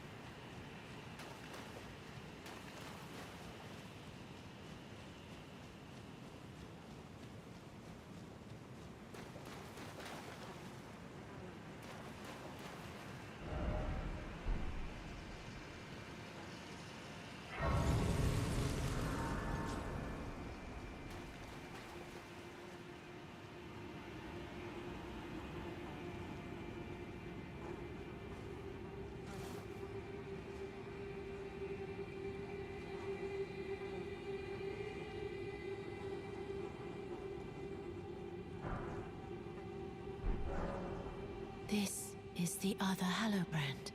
How did you... Oh, my utmost thanks. With this, Godwyn can take his rightful place as first of the dead, and claim a second, illustrious life. You are our true champion. And though I can't be of any use to you, can I hold you tight? If only for a moment.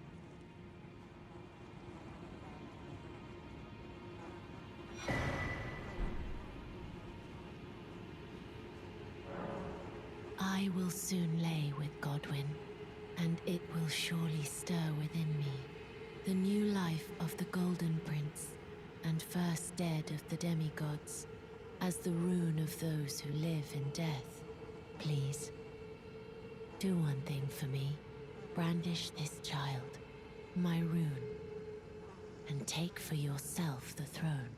Stay the persecution of those who live in death by becoming our Elden Lord. I will soon lay to conceive my child, the rune. Brandish my rune. Stay the by becoming.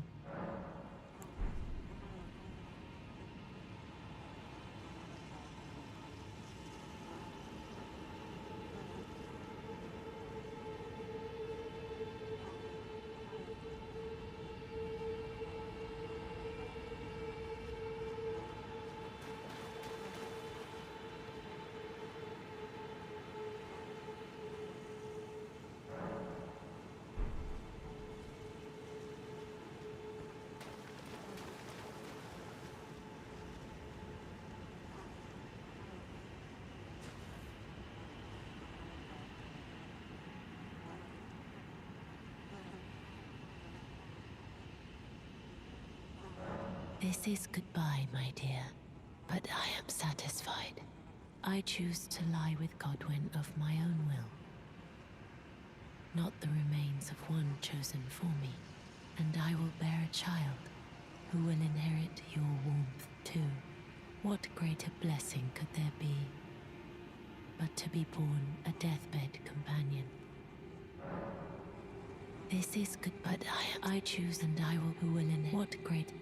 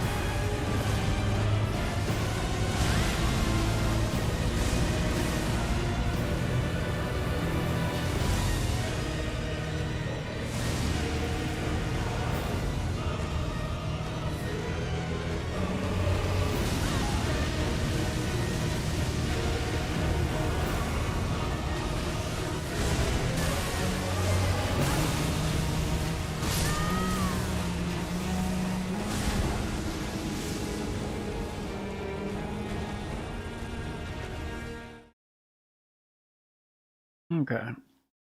So that honestly was not as bad as I thought it would be.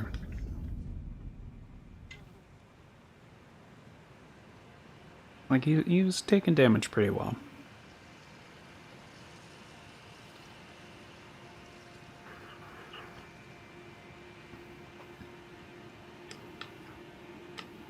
And Vacuum Slice was okay. Not great, but okay.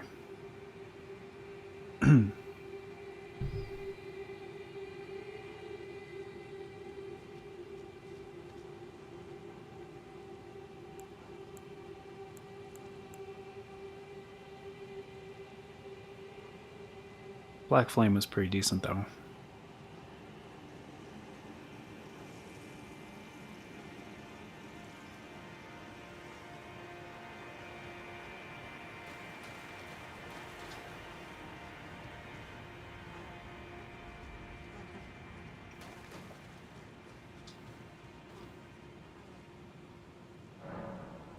But yeah, holy damage, not not that good.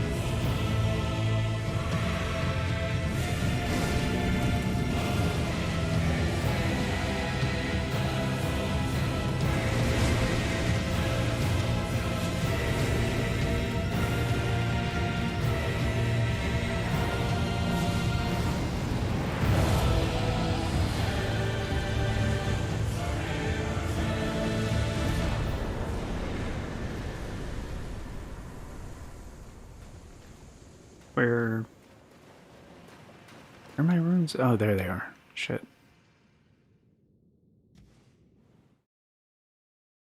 I mean, it wasn't a lot. It was like 8,000, but still.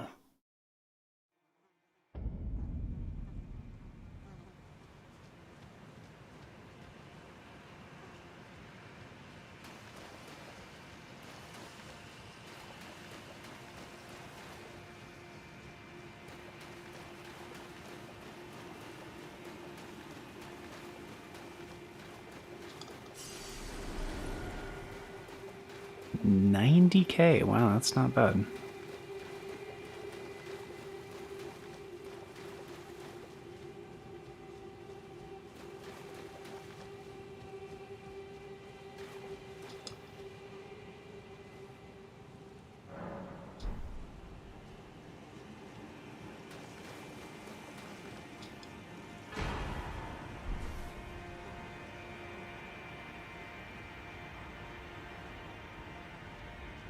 She'll be alright.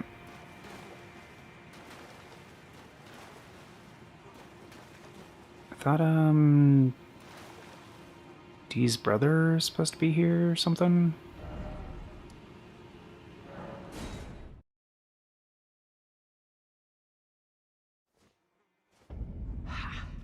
Prince of Death, take a good long look. See the wrath of the Golden Order, the Order's justice writ in blood. This is what's become of your precious witch. Naught but expired meat and bone. This is a proper death, O Prince. Look at this rotten whore. No more children can be got from this useless flesh. Behold, your mother is dead.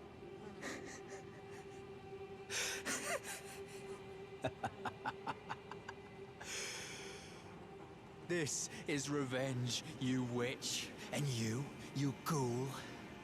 This is the wrath of Dee. I mean, she did kill his brother, so... Hello. The rotten witch is dead. The Golden Order unsullied. Now I can look my brother Darian in the eye. Honeyed rays of gold, deliver my spirit. Darian, now I have no regrets. Honeyed rays of gold, deliver my spirit.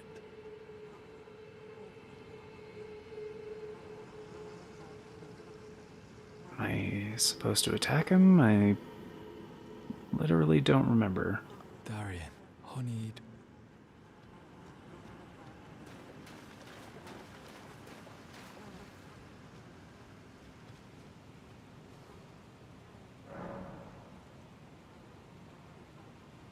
Oh, he's gone.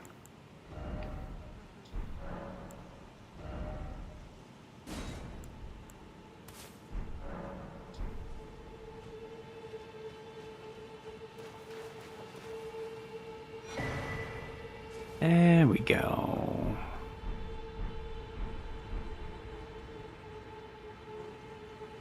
I mean, I think Fia was already dead, but... yeah, I've actually never seen that before. Kinda cool.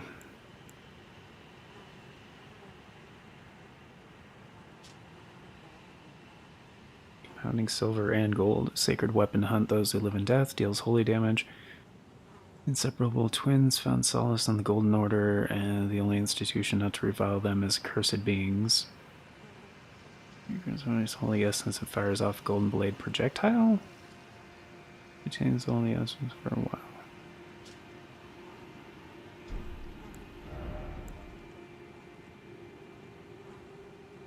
18 dexterity for it.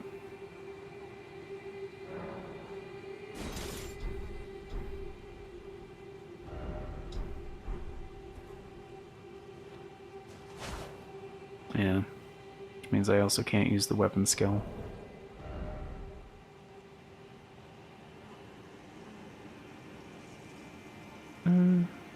mean, Scales with Faith natively does holy damage. It's not bad.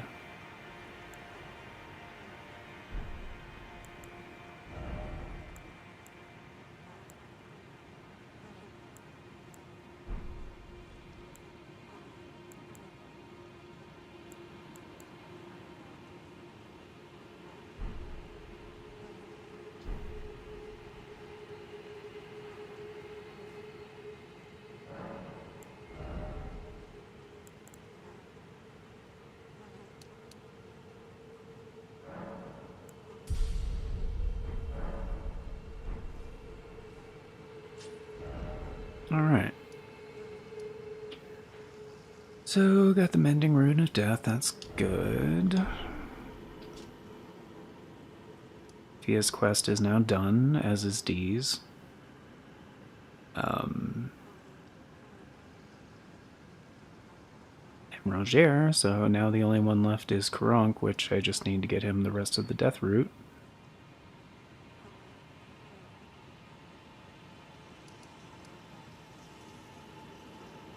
I can't remember if this is the last one. I don't think it is.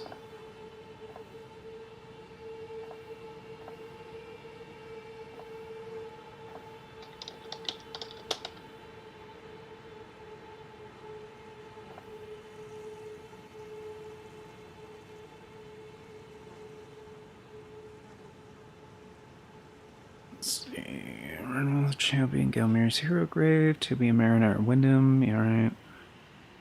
Mountaintops of the Giants has 3. The Tibia Mariner chest after killing the Stray Mimic. Oh, and the Hidden Path to the Halig Tree, so I need the Halig Tree Medallion for that. The Ulcerated Tree Spirit, that Giant's Mountaintop Catacombs. Oh, I hate that boss fight. This fight sucks. It's such a huge enemy and you have to fight it in like this small room. Just bleh. Not one of my favorites.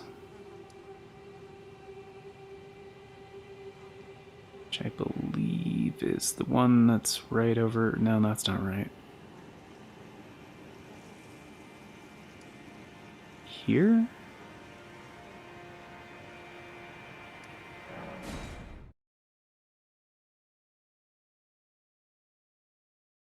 I think so. There's another one higher up, but I think it's the lower one.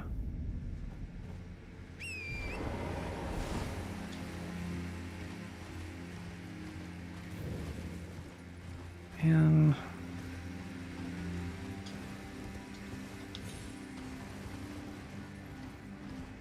I think you need all 9. I'm pretty sure.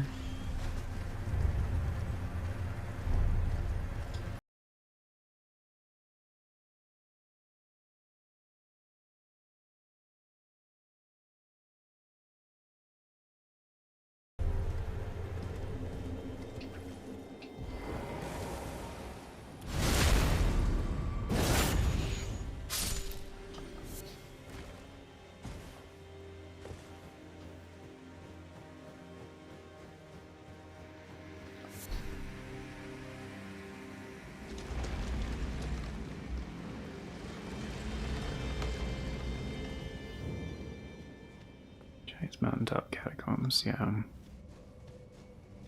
think that's what I said, right?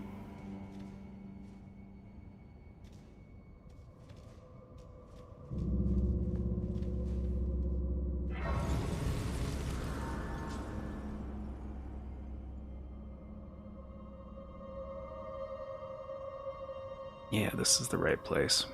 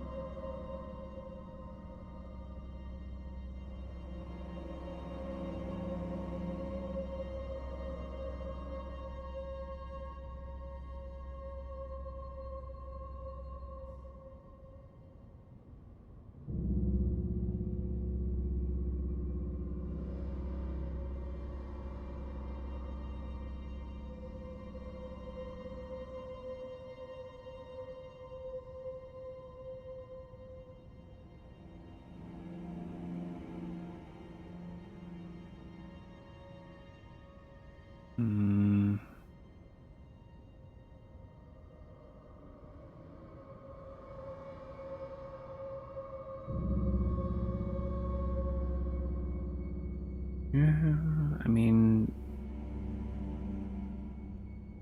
technically you don't have to.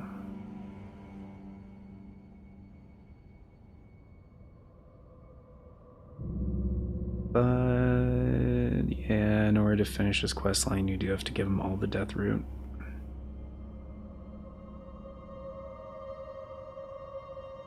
And that is the stipulation I set, so...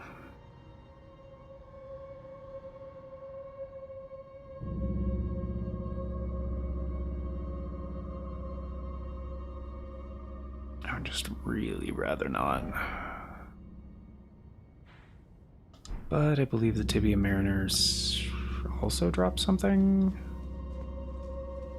So I mean, at least that would be, like, lucrative.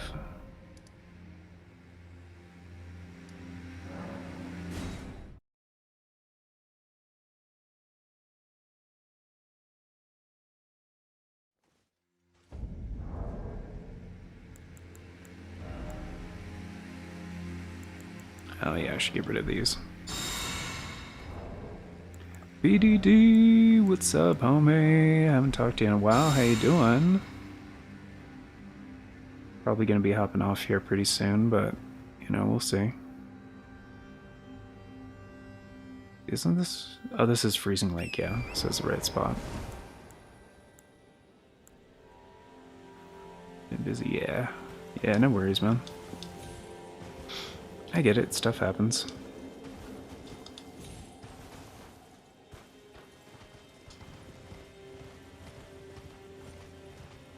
How goes it?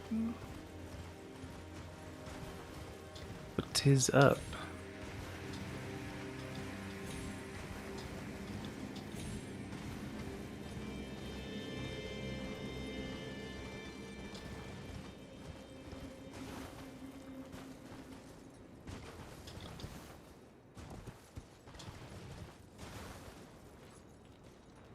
It's still a little further up here.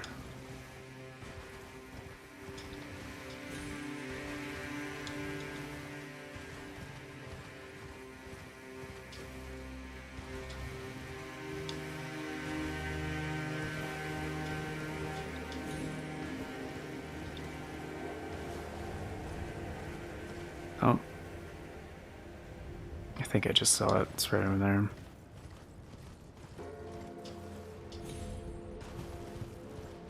DLC Bloodborne Master is looking more likely. Maybe. If Sony wants to do it.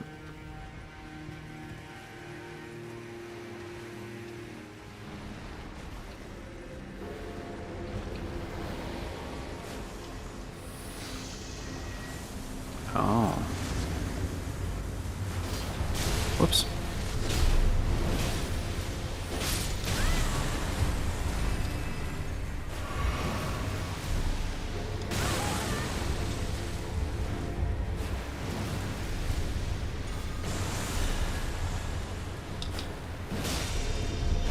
Oh shit.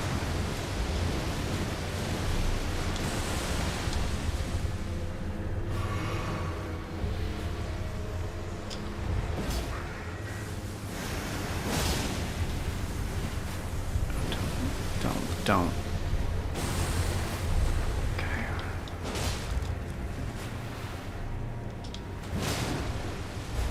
Guess why do you have so much health? Stop.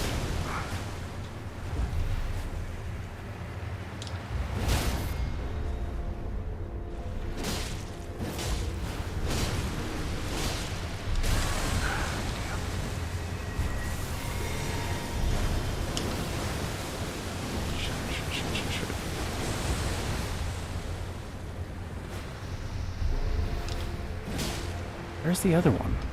Oh, there it is.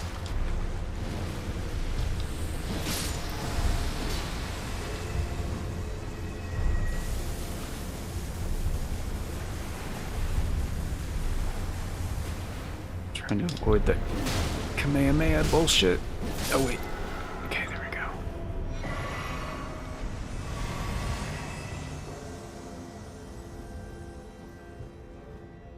Okay, good stuff.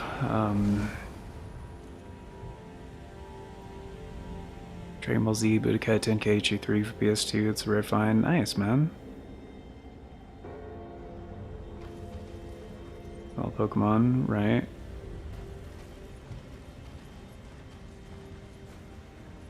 Oh, you mean it's one of those mods or whatever?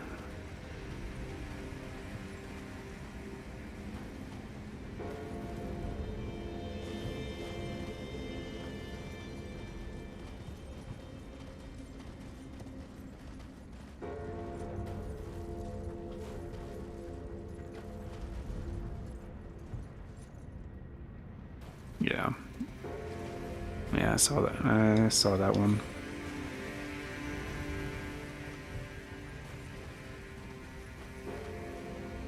I think this will be okay. Yeah.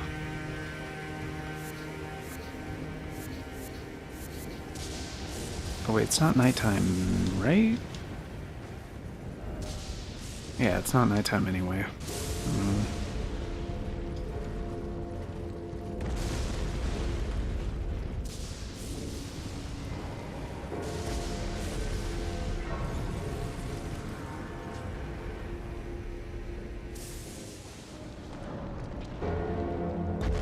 Oh yeah. I mean, not too excited because it's still like 4 months away, but yeah.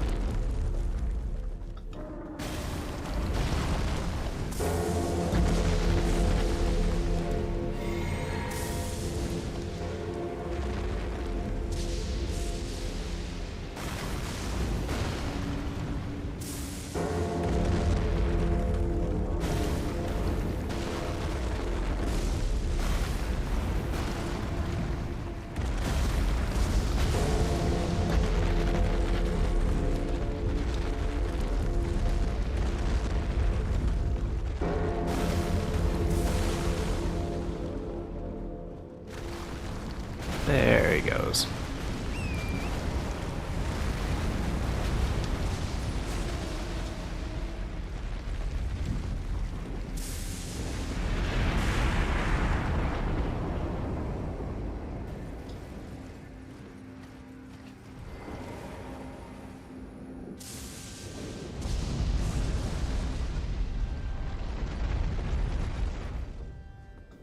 Probably gonna save this for later.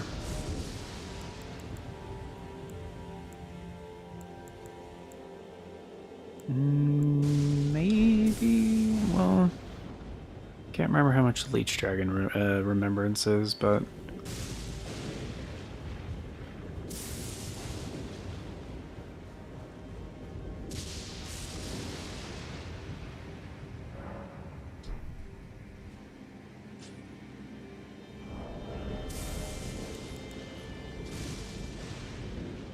this way, that's magic.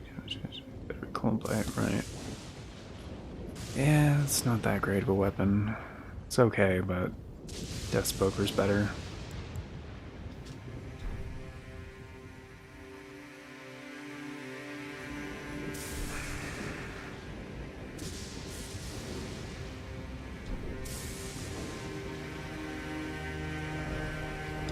I really don't want to go in there with a bunch of runes. Probably gonna take multiple tries on this fucking bird. So let's see, what do we got? 45-7. Okay, 45-7. Well, I took you no man to lay out your own. 30. That's it?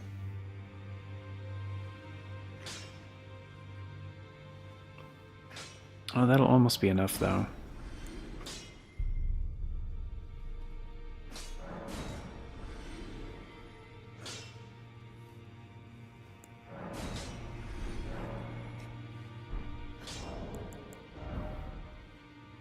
There we go.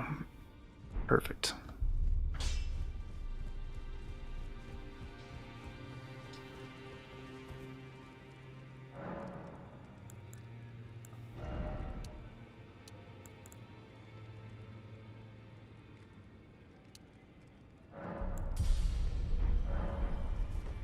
I'm probably gonna have to go level or respec anyway, so.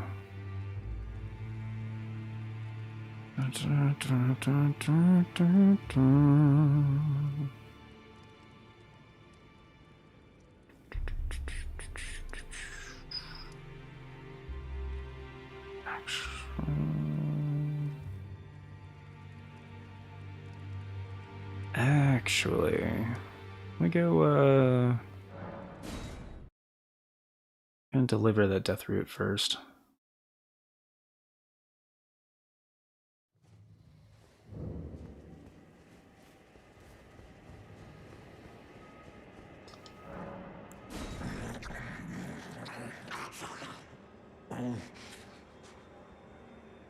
I won't forget. Again.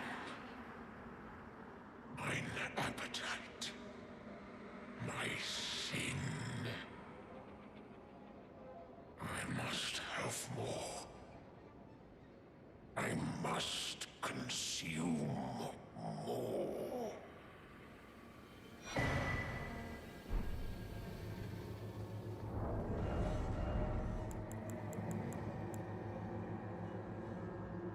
No, and you can't change it. That's holy by default, though.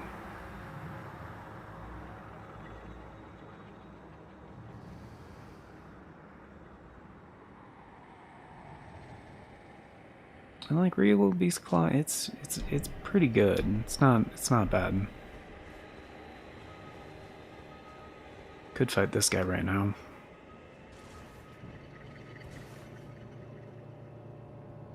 Can't remember if he's that tough. Is he that tough?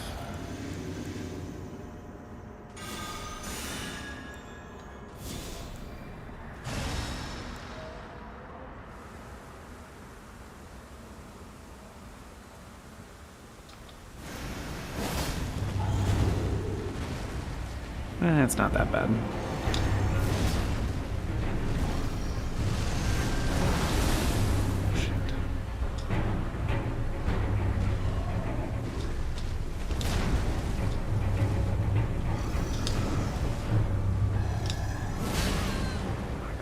Ow.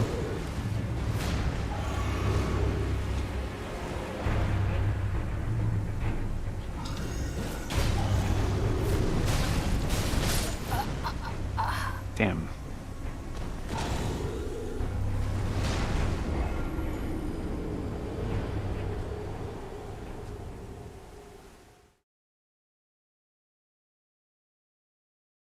I mean, they're so freaking lanky. It's just a lot easier to do it with projectile.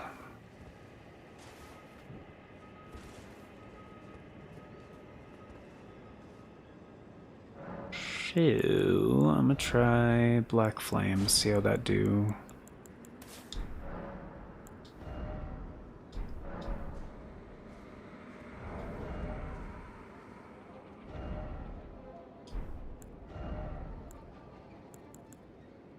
Shit. Yeah, right on the border of heavy, that's fine.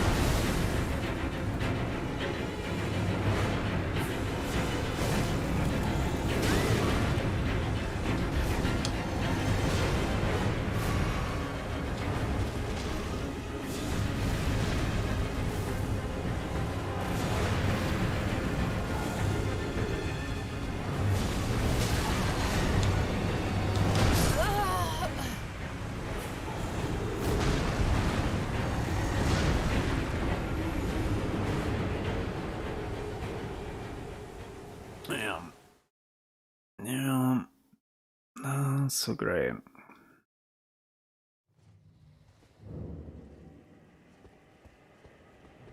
I mean, at least he's not aggroed automatically. I need to clean up my inventory, honestly. It's okay. Alright.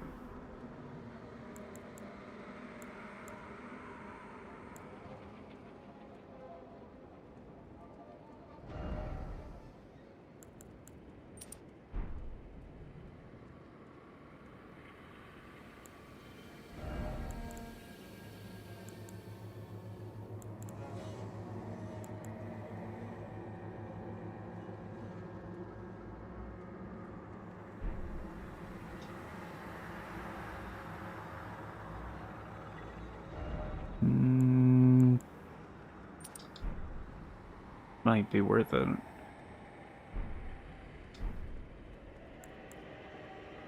I just know he's gonna be tough as nails, and I just don't want to get one shot.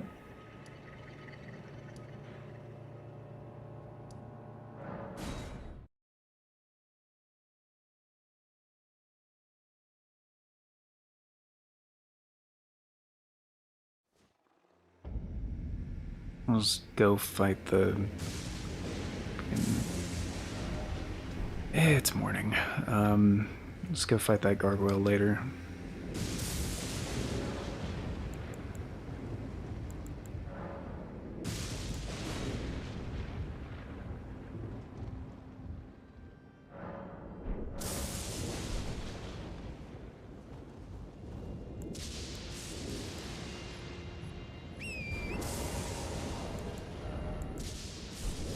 Right, it's still on fire. Whoops.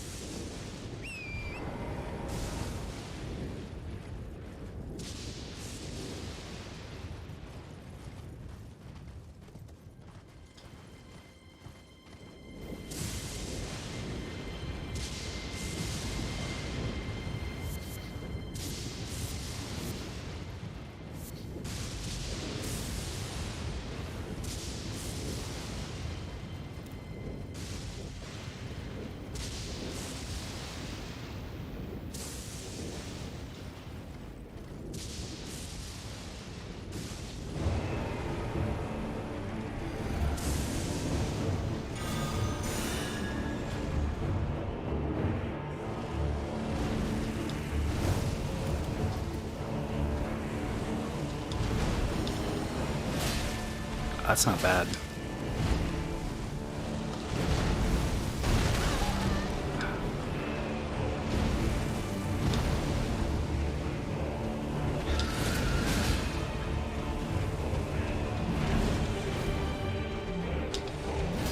Damn it.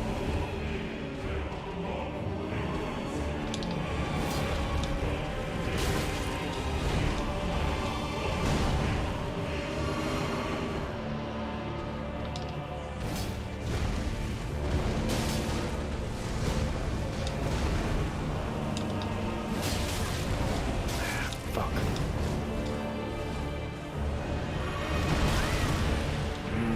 Piece of shit. God.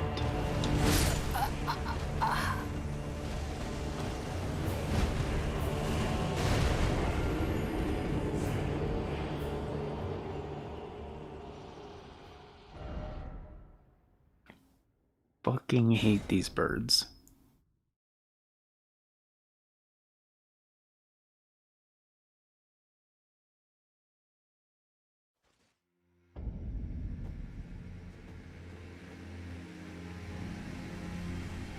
Oh, that was fast.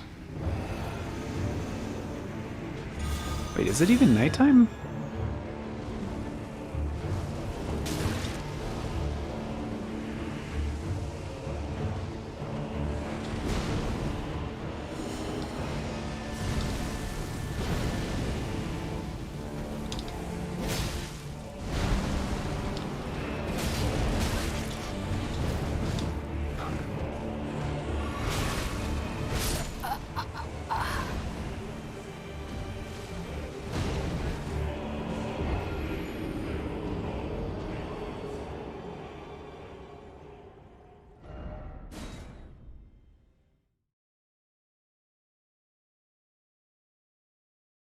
Maybe the time of day thing doesn't matter for the deathrite birds?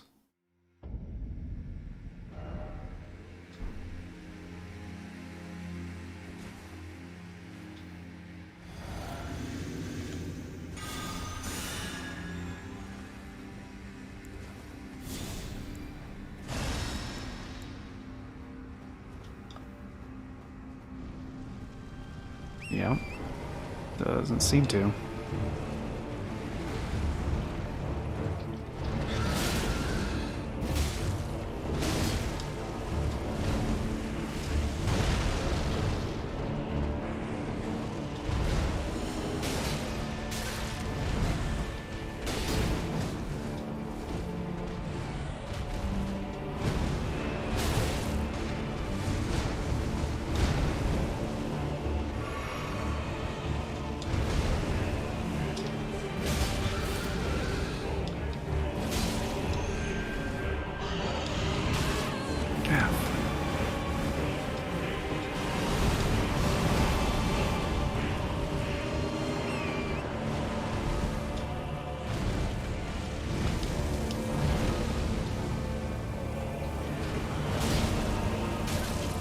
Oh shit, no.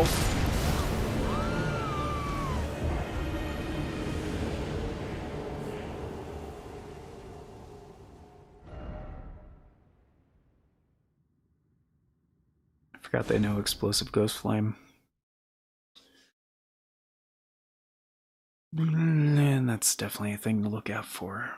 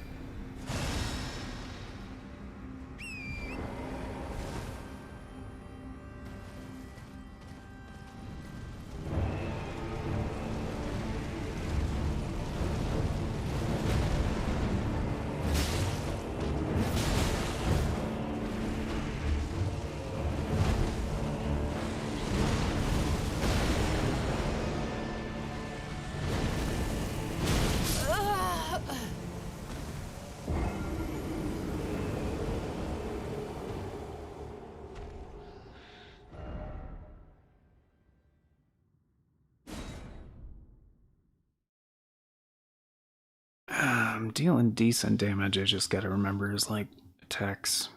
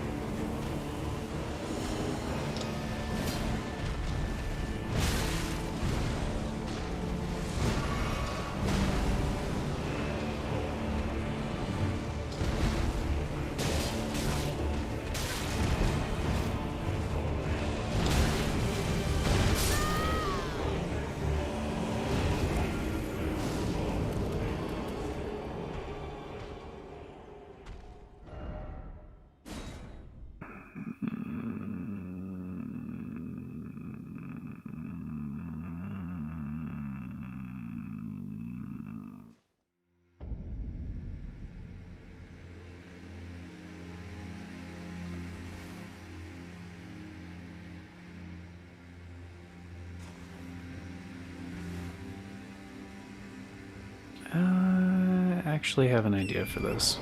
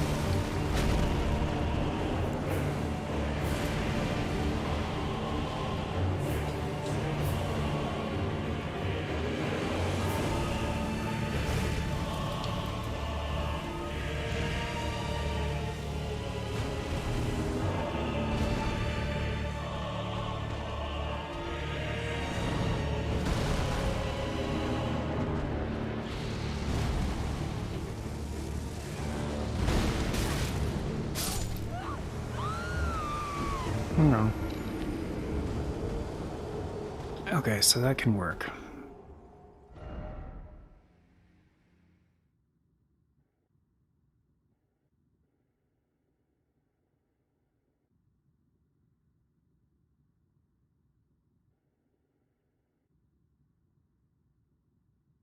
I'm, however, gonna need more FP.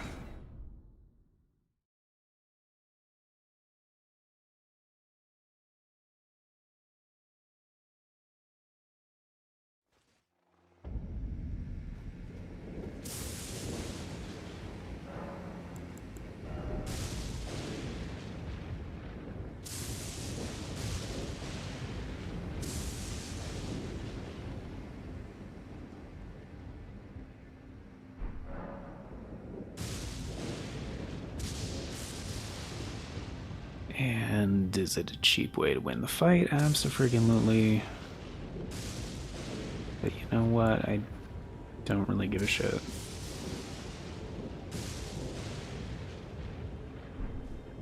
Actually, I should still have like 5 larval tiers.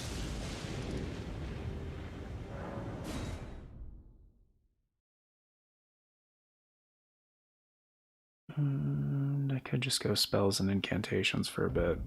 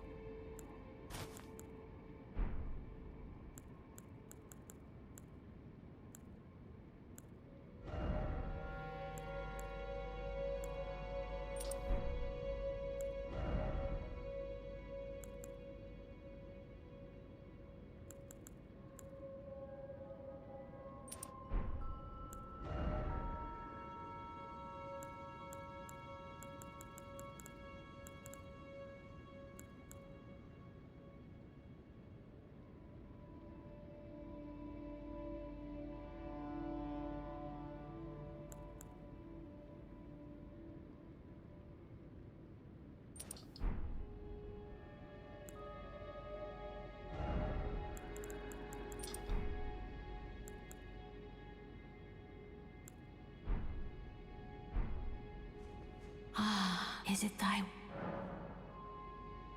Yeah, that looks good. now? Alright.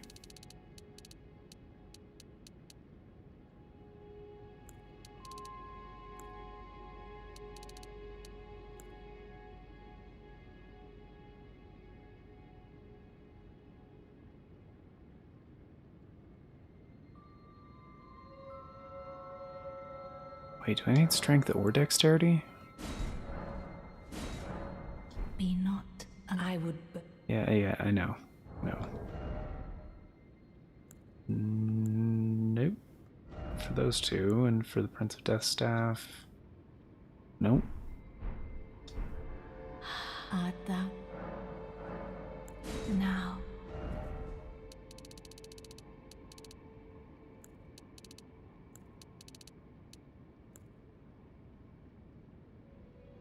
Because I could use Ancient Death Rancor, which has better range and also kind of fires up and then follows the target, so wouldn't have to wait as much for like a clear shot. I don't think the damage would be very good, but we'll see. So 38 and 39. Okay, 38 and 38, that's not bad. Probably take endurance down to 13, like 18 mind.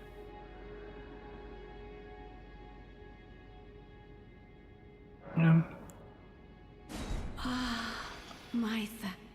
Yeah. Yep. At least I don't think Ancient... you know what? I may as well grab the ring realm here. And he did give me the key for this.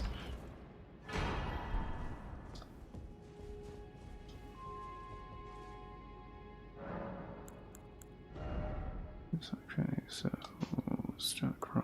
Bestial Vitality is not going to make a big difference, although it does have a pretty low cost. I'm going to use that.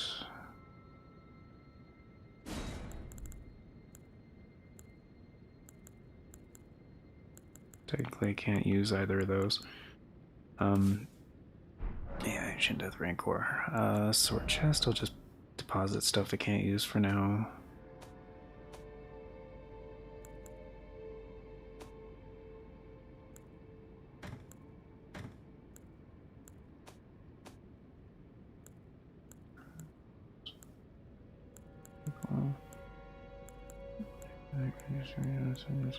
Peace Clock Ring. Standard, Clean Bone, get that out of here. Golden Great Bows, and...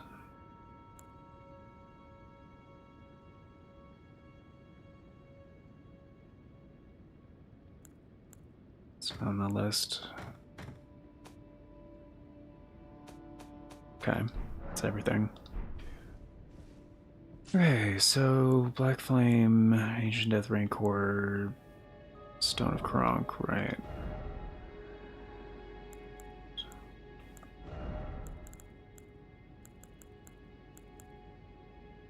Oh, I can upgrade that too. Alright. Yeah, I should go back.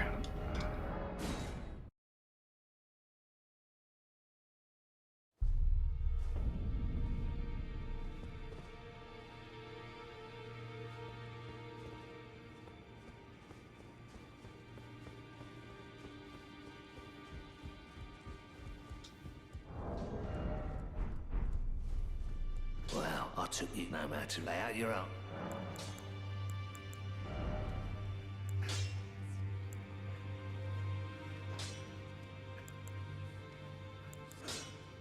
Okay, so I need... and 7, so I need...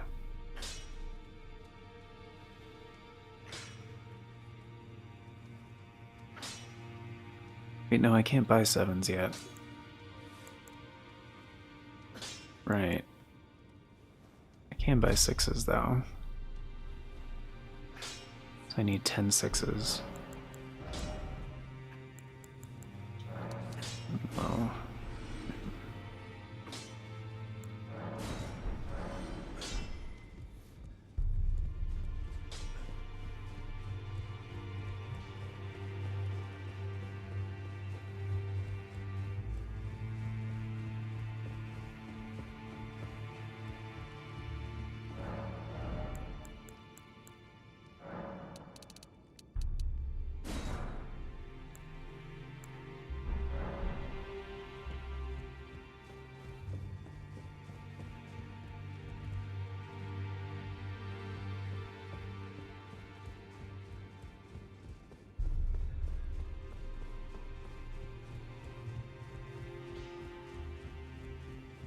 Back all no matter.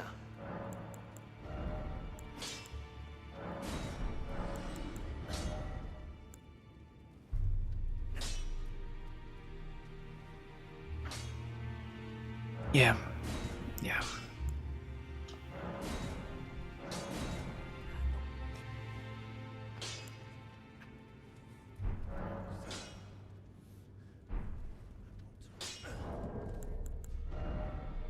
Okay, so 38 and 38. We're now at 294. 212. Not bad at all.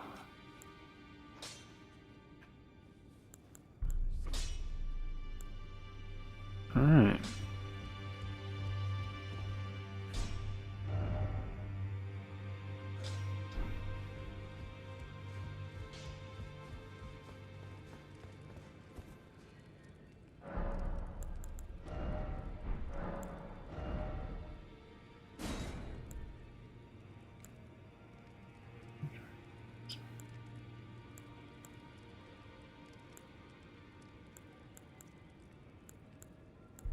I mean, I think Ancient Death Rancor counts as magic.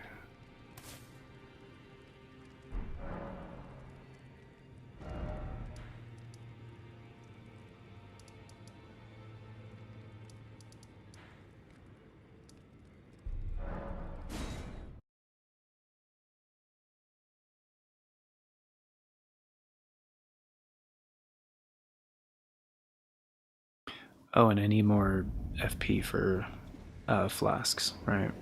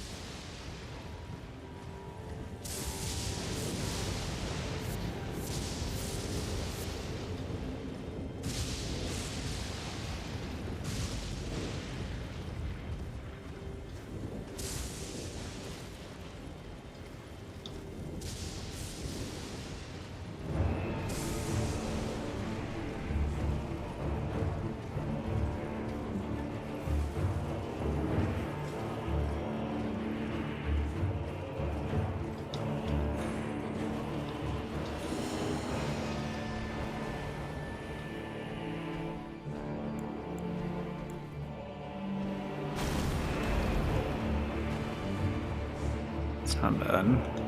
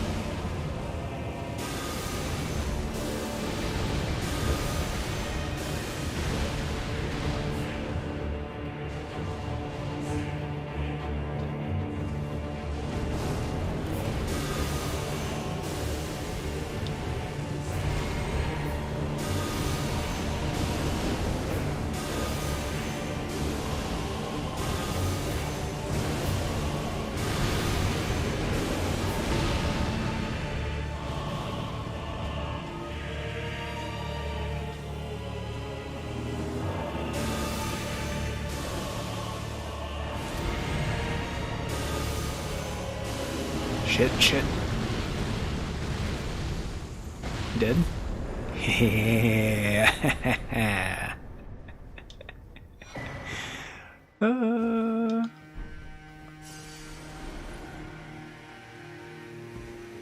It's like the cheapest cheese. but you know, it fucking works. I don't feel bad about that at all. Like, Deathrite birds can eat a dick.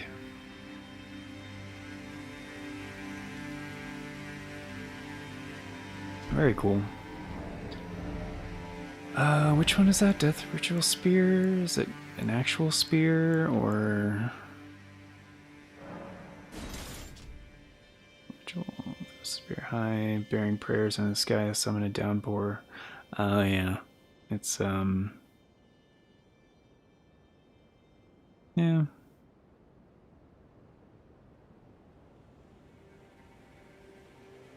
Yeah. It's not my favorite.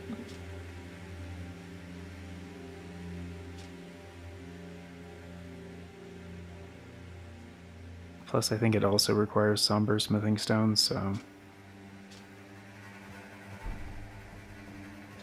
It's a no-go. Plus, yeah, it's, a spear, so... Not my favorite moveset.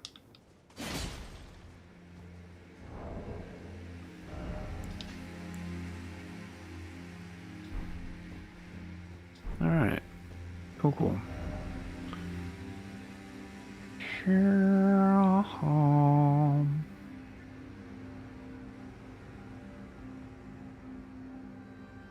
Okay, so just one more Deathrite bird to go.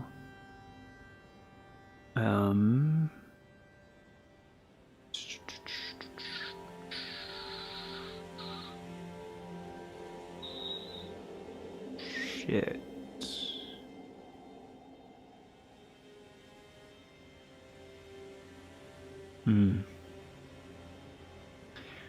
Actually, you know what? Yeah.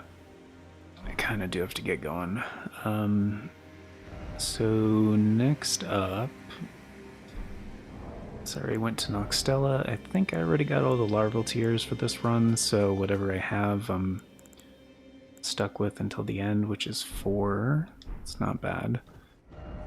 So I do have to go through Castle Sol to get the other half of the Halig Tree Medallion.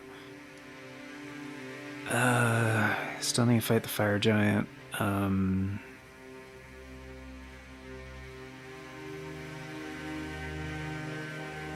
the regular Deathbirds are done. I do have to go hunt the gargoyles, which means I need to do one of those before Leandel changes to like Ashen Leandel, because there is that one kind of at the base of the roots. So I do have to go fight that guy. I haven't really looked at like the list of like all the gargoyles in the game. There's also the gargoyle at like towards the beginning, Leandel. I think the one that like swoops down to fight you like right about there.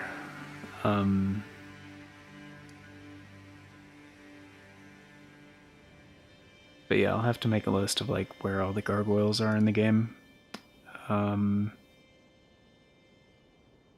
obviously the one I tried fighting earlier, just outside the Bestial Sanctum.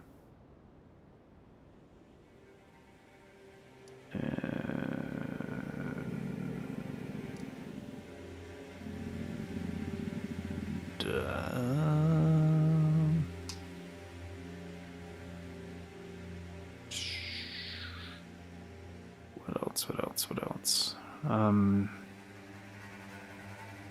Oh right, I have to get the rest of the death root, so gonna have to do the Giant's Catacombs, which not looking forward to that. But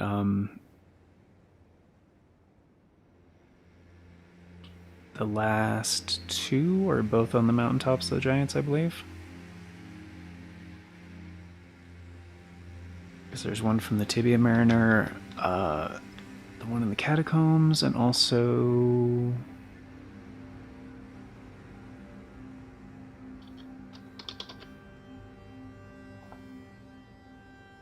What was the other one?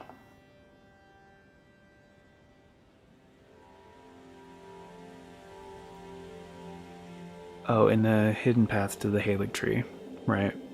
So again, need the Halig tree medallion for that.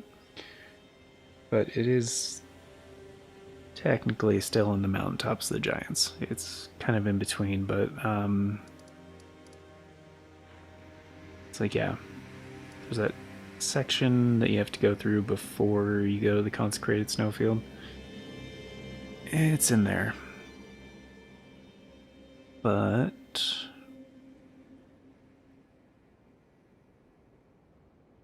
yeah. So I guess next time, yeah, the catacombs.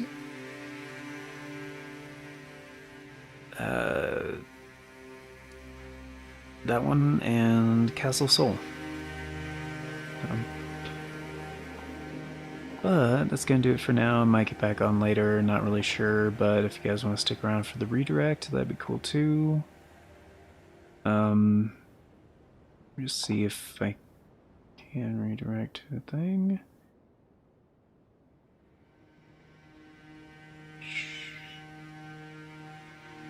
What?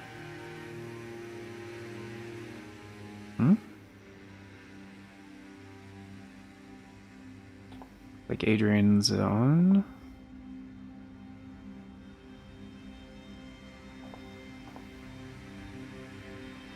Sweet is on. Apparently he hasn't changed the thing yet. Which I would redirect to him, but and actually a few other channels that I would redirect to.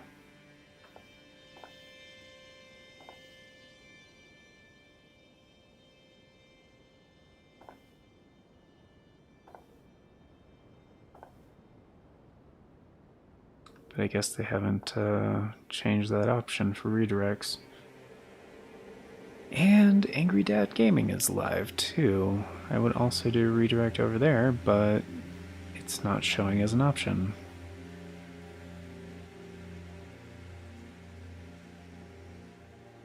That's fine.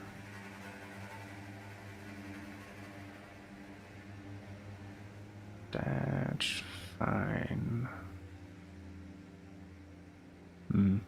I did a redirect for Adrian recently, actually, so. I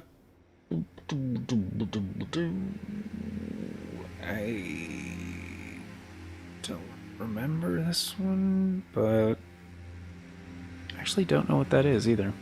Okay, so I'll do a redirect for Heal Please Heal, I guess. That's showing as an option. Doing a apparently Last Epoch, which I am unfamiliar. So I guess we'll do that. But anyway, thanks for being here, guys. Really appreciate it. I hope you enjoyed. Till next time, take care, and I hope you all have a fantastic day.